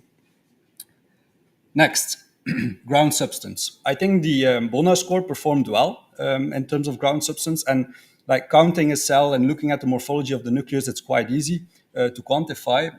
The ground substance scoring in the Bonner score is more difficult because it does not only look at the exact staining of the glycosaminoglycans, but also at the underlying collagen structure. So you have to take this all into account. So here, neural networks again come into the play. You just train them by consensus. You state that certain this is what the Bonner score says. Like this is a grade 0, this is a grade 3.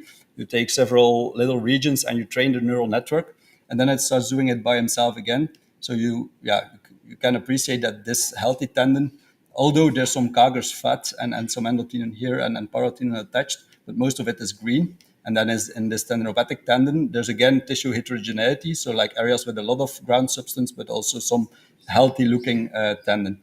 And then you can start multiplying the grade by the actual area and have an idea of the whole tissue section instead of only a small portion.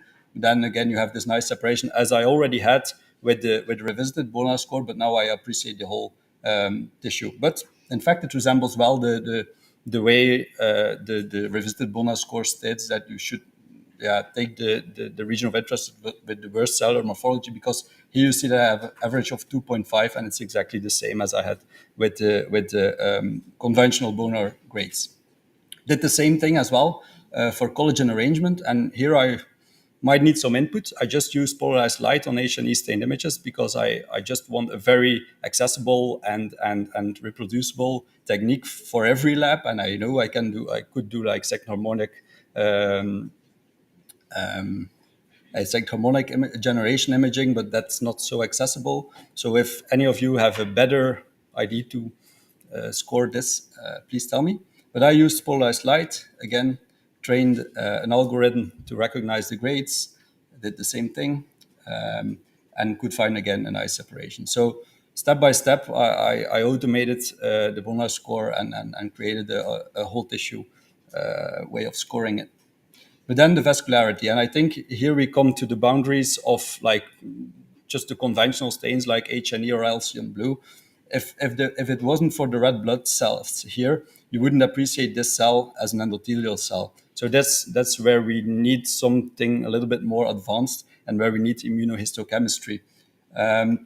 But before you come to these beautiful pictures, there's still some work to be done. In fact, we fixed all of our samples in formalin, so we didn't use cryosectioning, which is mainly used for immunohistochemistry and tendons. So Eric had to find a way to do to perform the epitrope retrieval in formalin fixed tissue, and it took us a while to optimize this, because these were like, this is with the first protocol we used with an antigen with a heat-induced epitope retrieval at 95 degrees. Yeah, this is the result. I think everyone has seen this before, and then you're very upset.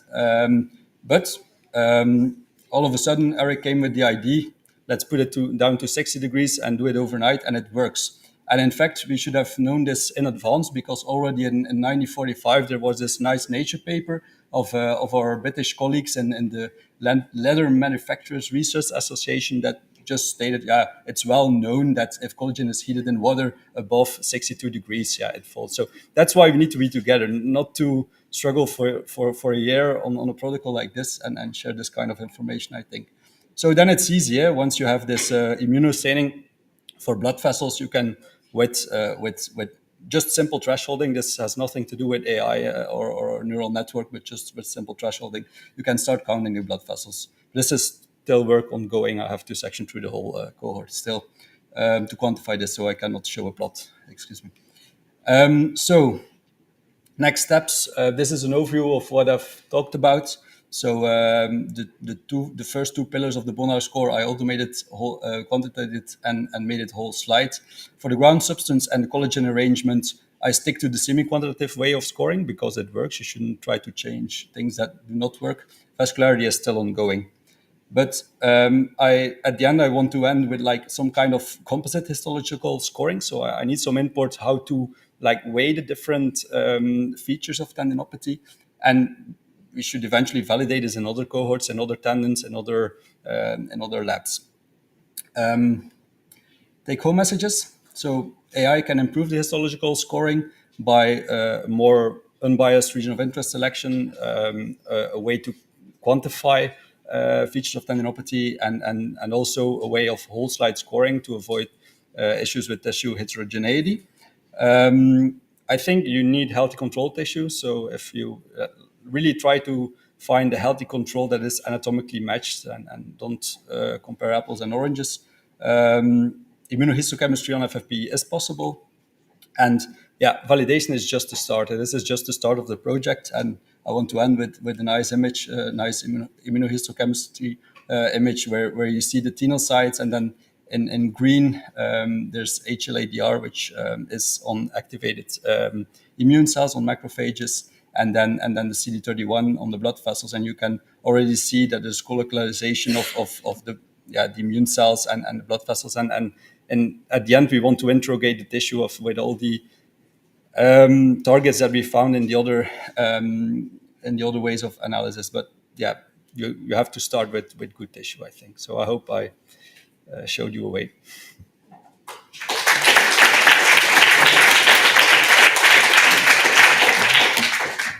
Thank you very much. I'm always intrigued by such nice histological pictures. Very nice.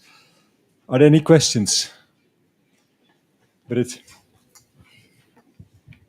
Thanks. Very nice presentation. And I definitely agree that a lot of labs will know that they also struggled with the same problems. Mm-hmm. So this is not new for me. But it's nice to see that you had the same problems. And I think this is one of the points we should be more clear in describing the methods in our papers. Yeah. To make sure really how we did the antigen retrieval and everything, so that it is more easy to really reproduce the methods. What I'm wondering is, so you showed the artificial intelligence for the GAG amount, for example. But this can be done by normal histomorphometry. So this is, you can, in the normal histomorphometry, you can measure the blue area and then the entire area. So what is the benefit of artificial intelligence at this point? Bright field imaging is not exactly, technically you shouldn't compare intensities, because the stain can vary. It's not intensity, it's just the color. Just the color, yeah. But the Bonheur score doesn't take into account only the intensity of the Alcium blue, but also the underlying eosin stain on the collagen fibril. When you have a close look at the Bonheur score, a grade 1 is like still intact collagen fibrils and no Alcium blue staining, and then a grade 1 is already some Alcium blue, but still fibrils to be recognized, and a grade 2 is then the fibrils that get disrupted. So you shouldn't only take into account the Alcium blue. Yeah, yeah. I think. But So, indeed, this is now with your artificial intelligence that you also will taking to the account the collagen structure. Yeah, it's also done. By AI. It's not it. It seems maybe far from your bed, the artificial intelligence, but I'm also just a doctor. I'm not a computer scientist. I started this 3 months ago, and I can maybe make you happy. This is an open access platform. It's called QPath. You can all access it, and in 1 month, you can learn how to work with it. It has very nice documentation. I should have maybe put a little link to the software, but it's not very advanced. In fact, it's very easy accessible. Okay. Yeah. Thanks a lot, and good luck with all the rest of the work. Thank you. Thank you. Thank you for the excellent presentation. Not a question, but a comment. Mm-hmm. As you mentioned, validity is very important in what you did. So are you thinking of adding some confocal microscopy in 3 dimensions to validate your findings in these kind of specimens? Because tissue is 3-dimensional, even 4-dimensional, I guess, active. Right? It's stretching, it's contracting. So we can do this, but it's a bit harder, I think, on formalin fixed tissue to do a 3D, but in a follow-up cohort, we could eventually do this to interrogate the tissue in a more 3D kind of way. But Eric is working on the confocal to interrogate in a 2D section the interaction between cells. But it's a good point. Still following up on the validation, have you validated with a conventional Bonner score if you stay in the defined region of interest to the same one? Do you have a correlation with your model to compare to the conventional scoring? Well, because I think you need to do that to convince us. It's true. Can I? No. Yeah. In fact, the problem for the collagen arrangement, Alcium blue, it correlates well, cell morphology as well.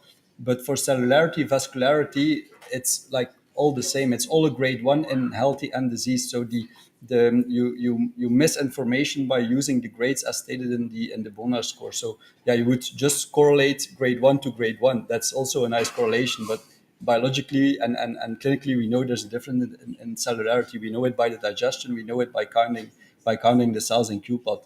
There would be a very nice correlation. It would just, but no, it wouldn't be a correlation. It would just be a flat line because my conventional Bonner for every healthy and diseased tendon for cellularity is grade 1. So, yeah. So I'm an analog intelligent. So I want to ask, so what are you feeding in? Is it a mosaic image of the whole section that you're feeding in the QPath? No, just the whole section. But it's an image, or you have a mosaic image of the whole section? It's an image of the whole section, a scan. A scan, mosaic then. It's then stitched. Okay, so that's answered. My second question is then, so what are you training? The QPath is already developed. You're just now teaching specifically for this type of images. That's what you train a neural network. So what it does it goes over the scan for every little. But it's pre-developed, so you're just training to this type of imaging. You train a pre-developed neural network, and you can choose your neural network. You have random trees. You have different types of neural networks, but it doesn't work if you don't give it input. So you train it for your specific use, and you can tweak them. You can use different neural networks. You can also change the parameters to make it. You have to validate it. I validated this as well. So you have to make sure that it shows what you want it to show, but. It's the neural network is already in place, but you train with your material basically, specifically. That's it. Yes. All right. Thanks. Just a question. Where you said for the collagen, you use polarized light. Have you ever tried to do a picoseries red staining? Yeah, I thought about it, but in fact, this picoseries red. If you look at the literature, it's only in one little paper on red rotator cuff tendons. I looked at the raw images in that paper and I don't see a difference between their conditions. So, yeah. Wait for the microphone. Wait for the microphone. I mean, you look it in the tendon paper, but I mean, it's quite well established that with the picoseries red, you can see the alignment. I mean, I can. That's everybody does that in the cartilage field, at least where I come from. I might try it. Yeah. I would like to know why you choose CD31 as marker for vessels. I mean, it's clear that is a vessel marker, but there might be other targets that are easier. For example, alpha smooth muscle actin. Did you think about that? Because we are using that. You have maybe seen my talk in the morning, this is much easier with all this preconditions and pre-treatment which is necessary. So, is there? To be honest, it was the first one I tried, and it worked. So I think in the interest of time, we should stop. I think it's a great discussion, and I really like it to see already here in this session to get and the translation and the research really coming closer together. So fantastic. Thank you very much. I think we can continue in the Augustine Boy this discussions. Thank you very much. And I hand over to Manuel.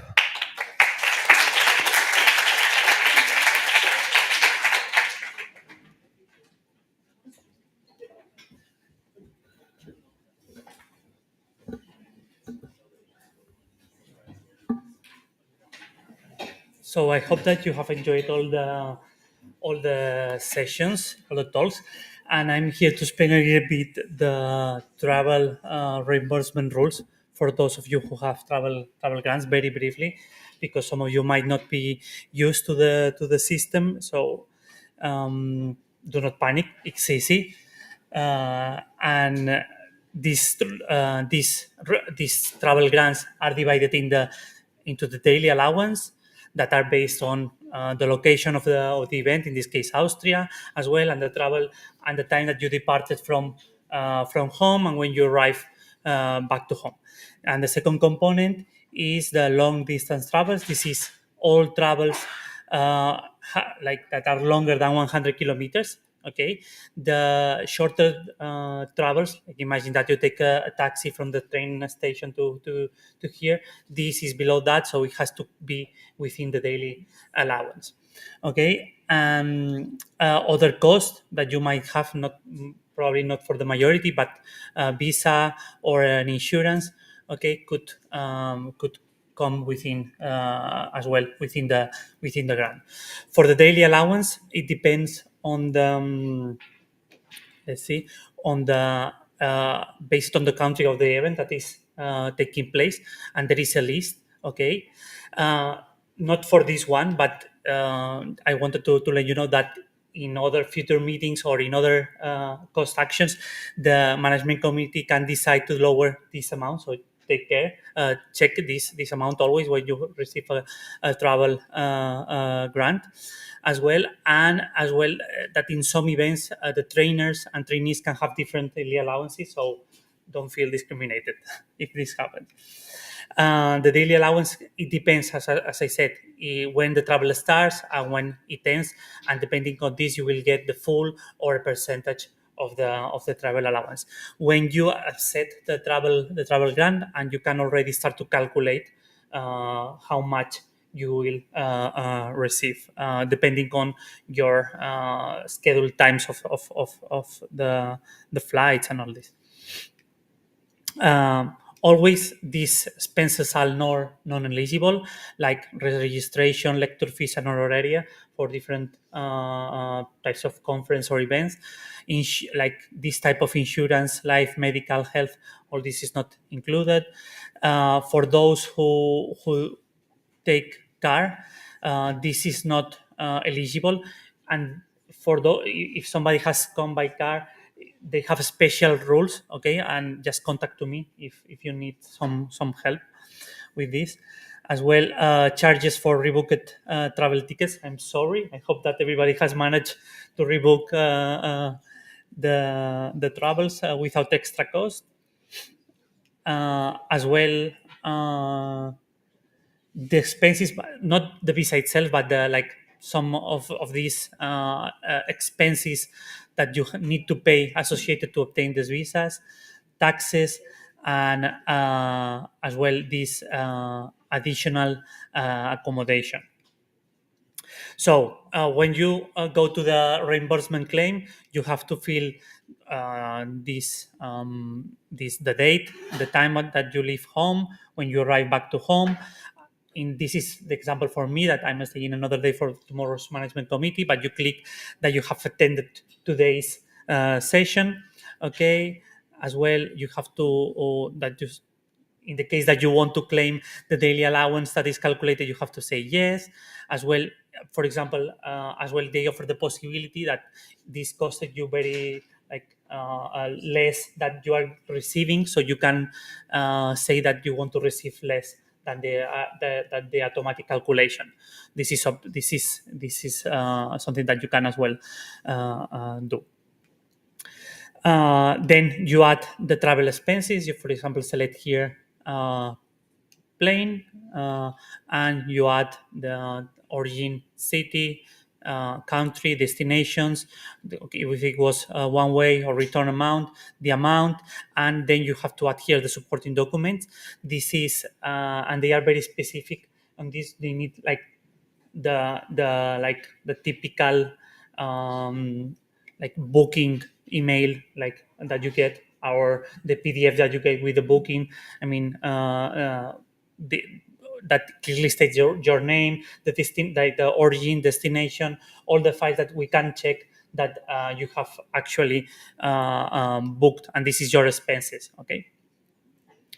The easier, the more documented things that you do, that you put it in the system, the easier and the faster would be to get your money back. Here would be for this travel visa. You add here the documents or other supporting documents. You are as well here. You can upload them, or as well if you need to make some clarifications, you have as well here some space to explain. Finally, when you have all the documents, you will have this on the right hand side, this square with the amount that you are going to receive back. You select your bank account that you have previously encoded in your profile on eCost, and you click on here, and you can claim your expenses.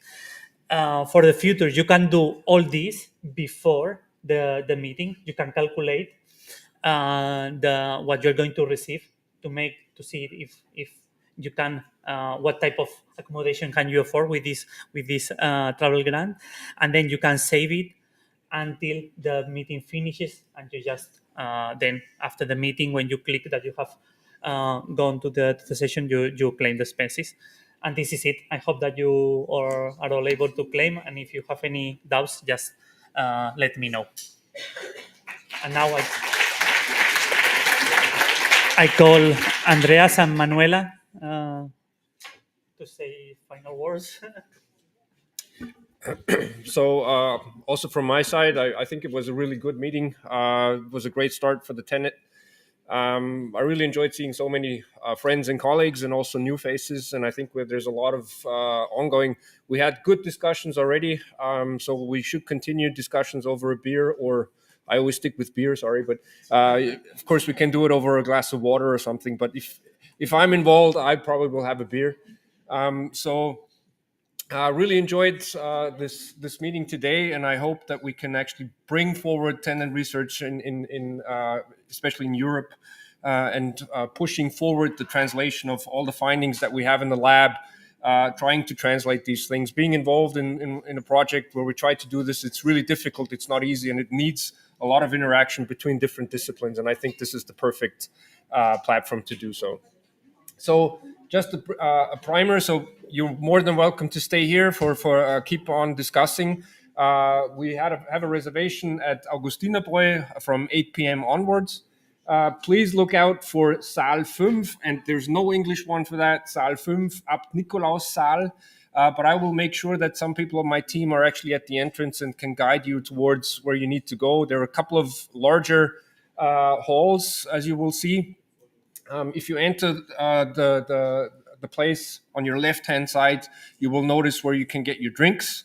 That's very different from what you're probably going to be used to. So you won't have any glasses. You have stone mugs, which you can wash out in the fountain, and then you go to get your beer or your other drinks that you wish. As I said, e-commerce hasn't really traveled that far to the church yet, so please bring enough cash with you so you can actually get your drinks. And then there are a lot of places where you can buy food, and then just take that food to the spot where we have the reservations.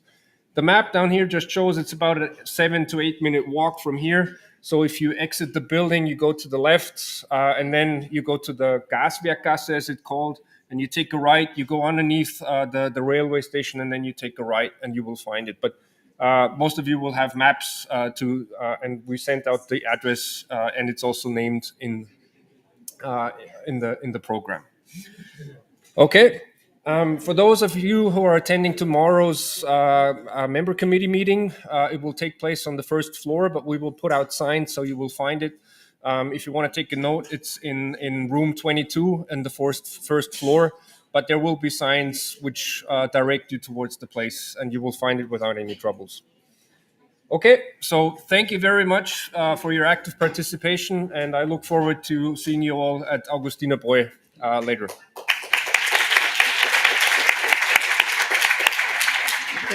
Just a final word to those that are not going to be tomorrow. At least it was really nice, as Andreas saying. I think it was a very interactive day of discussion, and we will for sure take a lot of ideas for the discussions tomorrow that we'll have for the planning of the activities of the action for the upcoming months. Stay tuned, because tomorrow we will decide on the next activity. So look at our website regularly so you can look at what is going on. We'll have some dedicated sessions in other conferences as well, at least at the European Orthopedic Research Society in September in Aalborg. We'll have a dedicated session to TENET. And thank you all for coming. Thanks again to Andre for a fantastic for being a fantastic host to this meeting, and safe trips to all of you that are going home today. Thank you.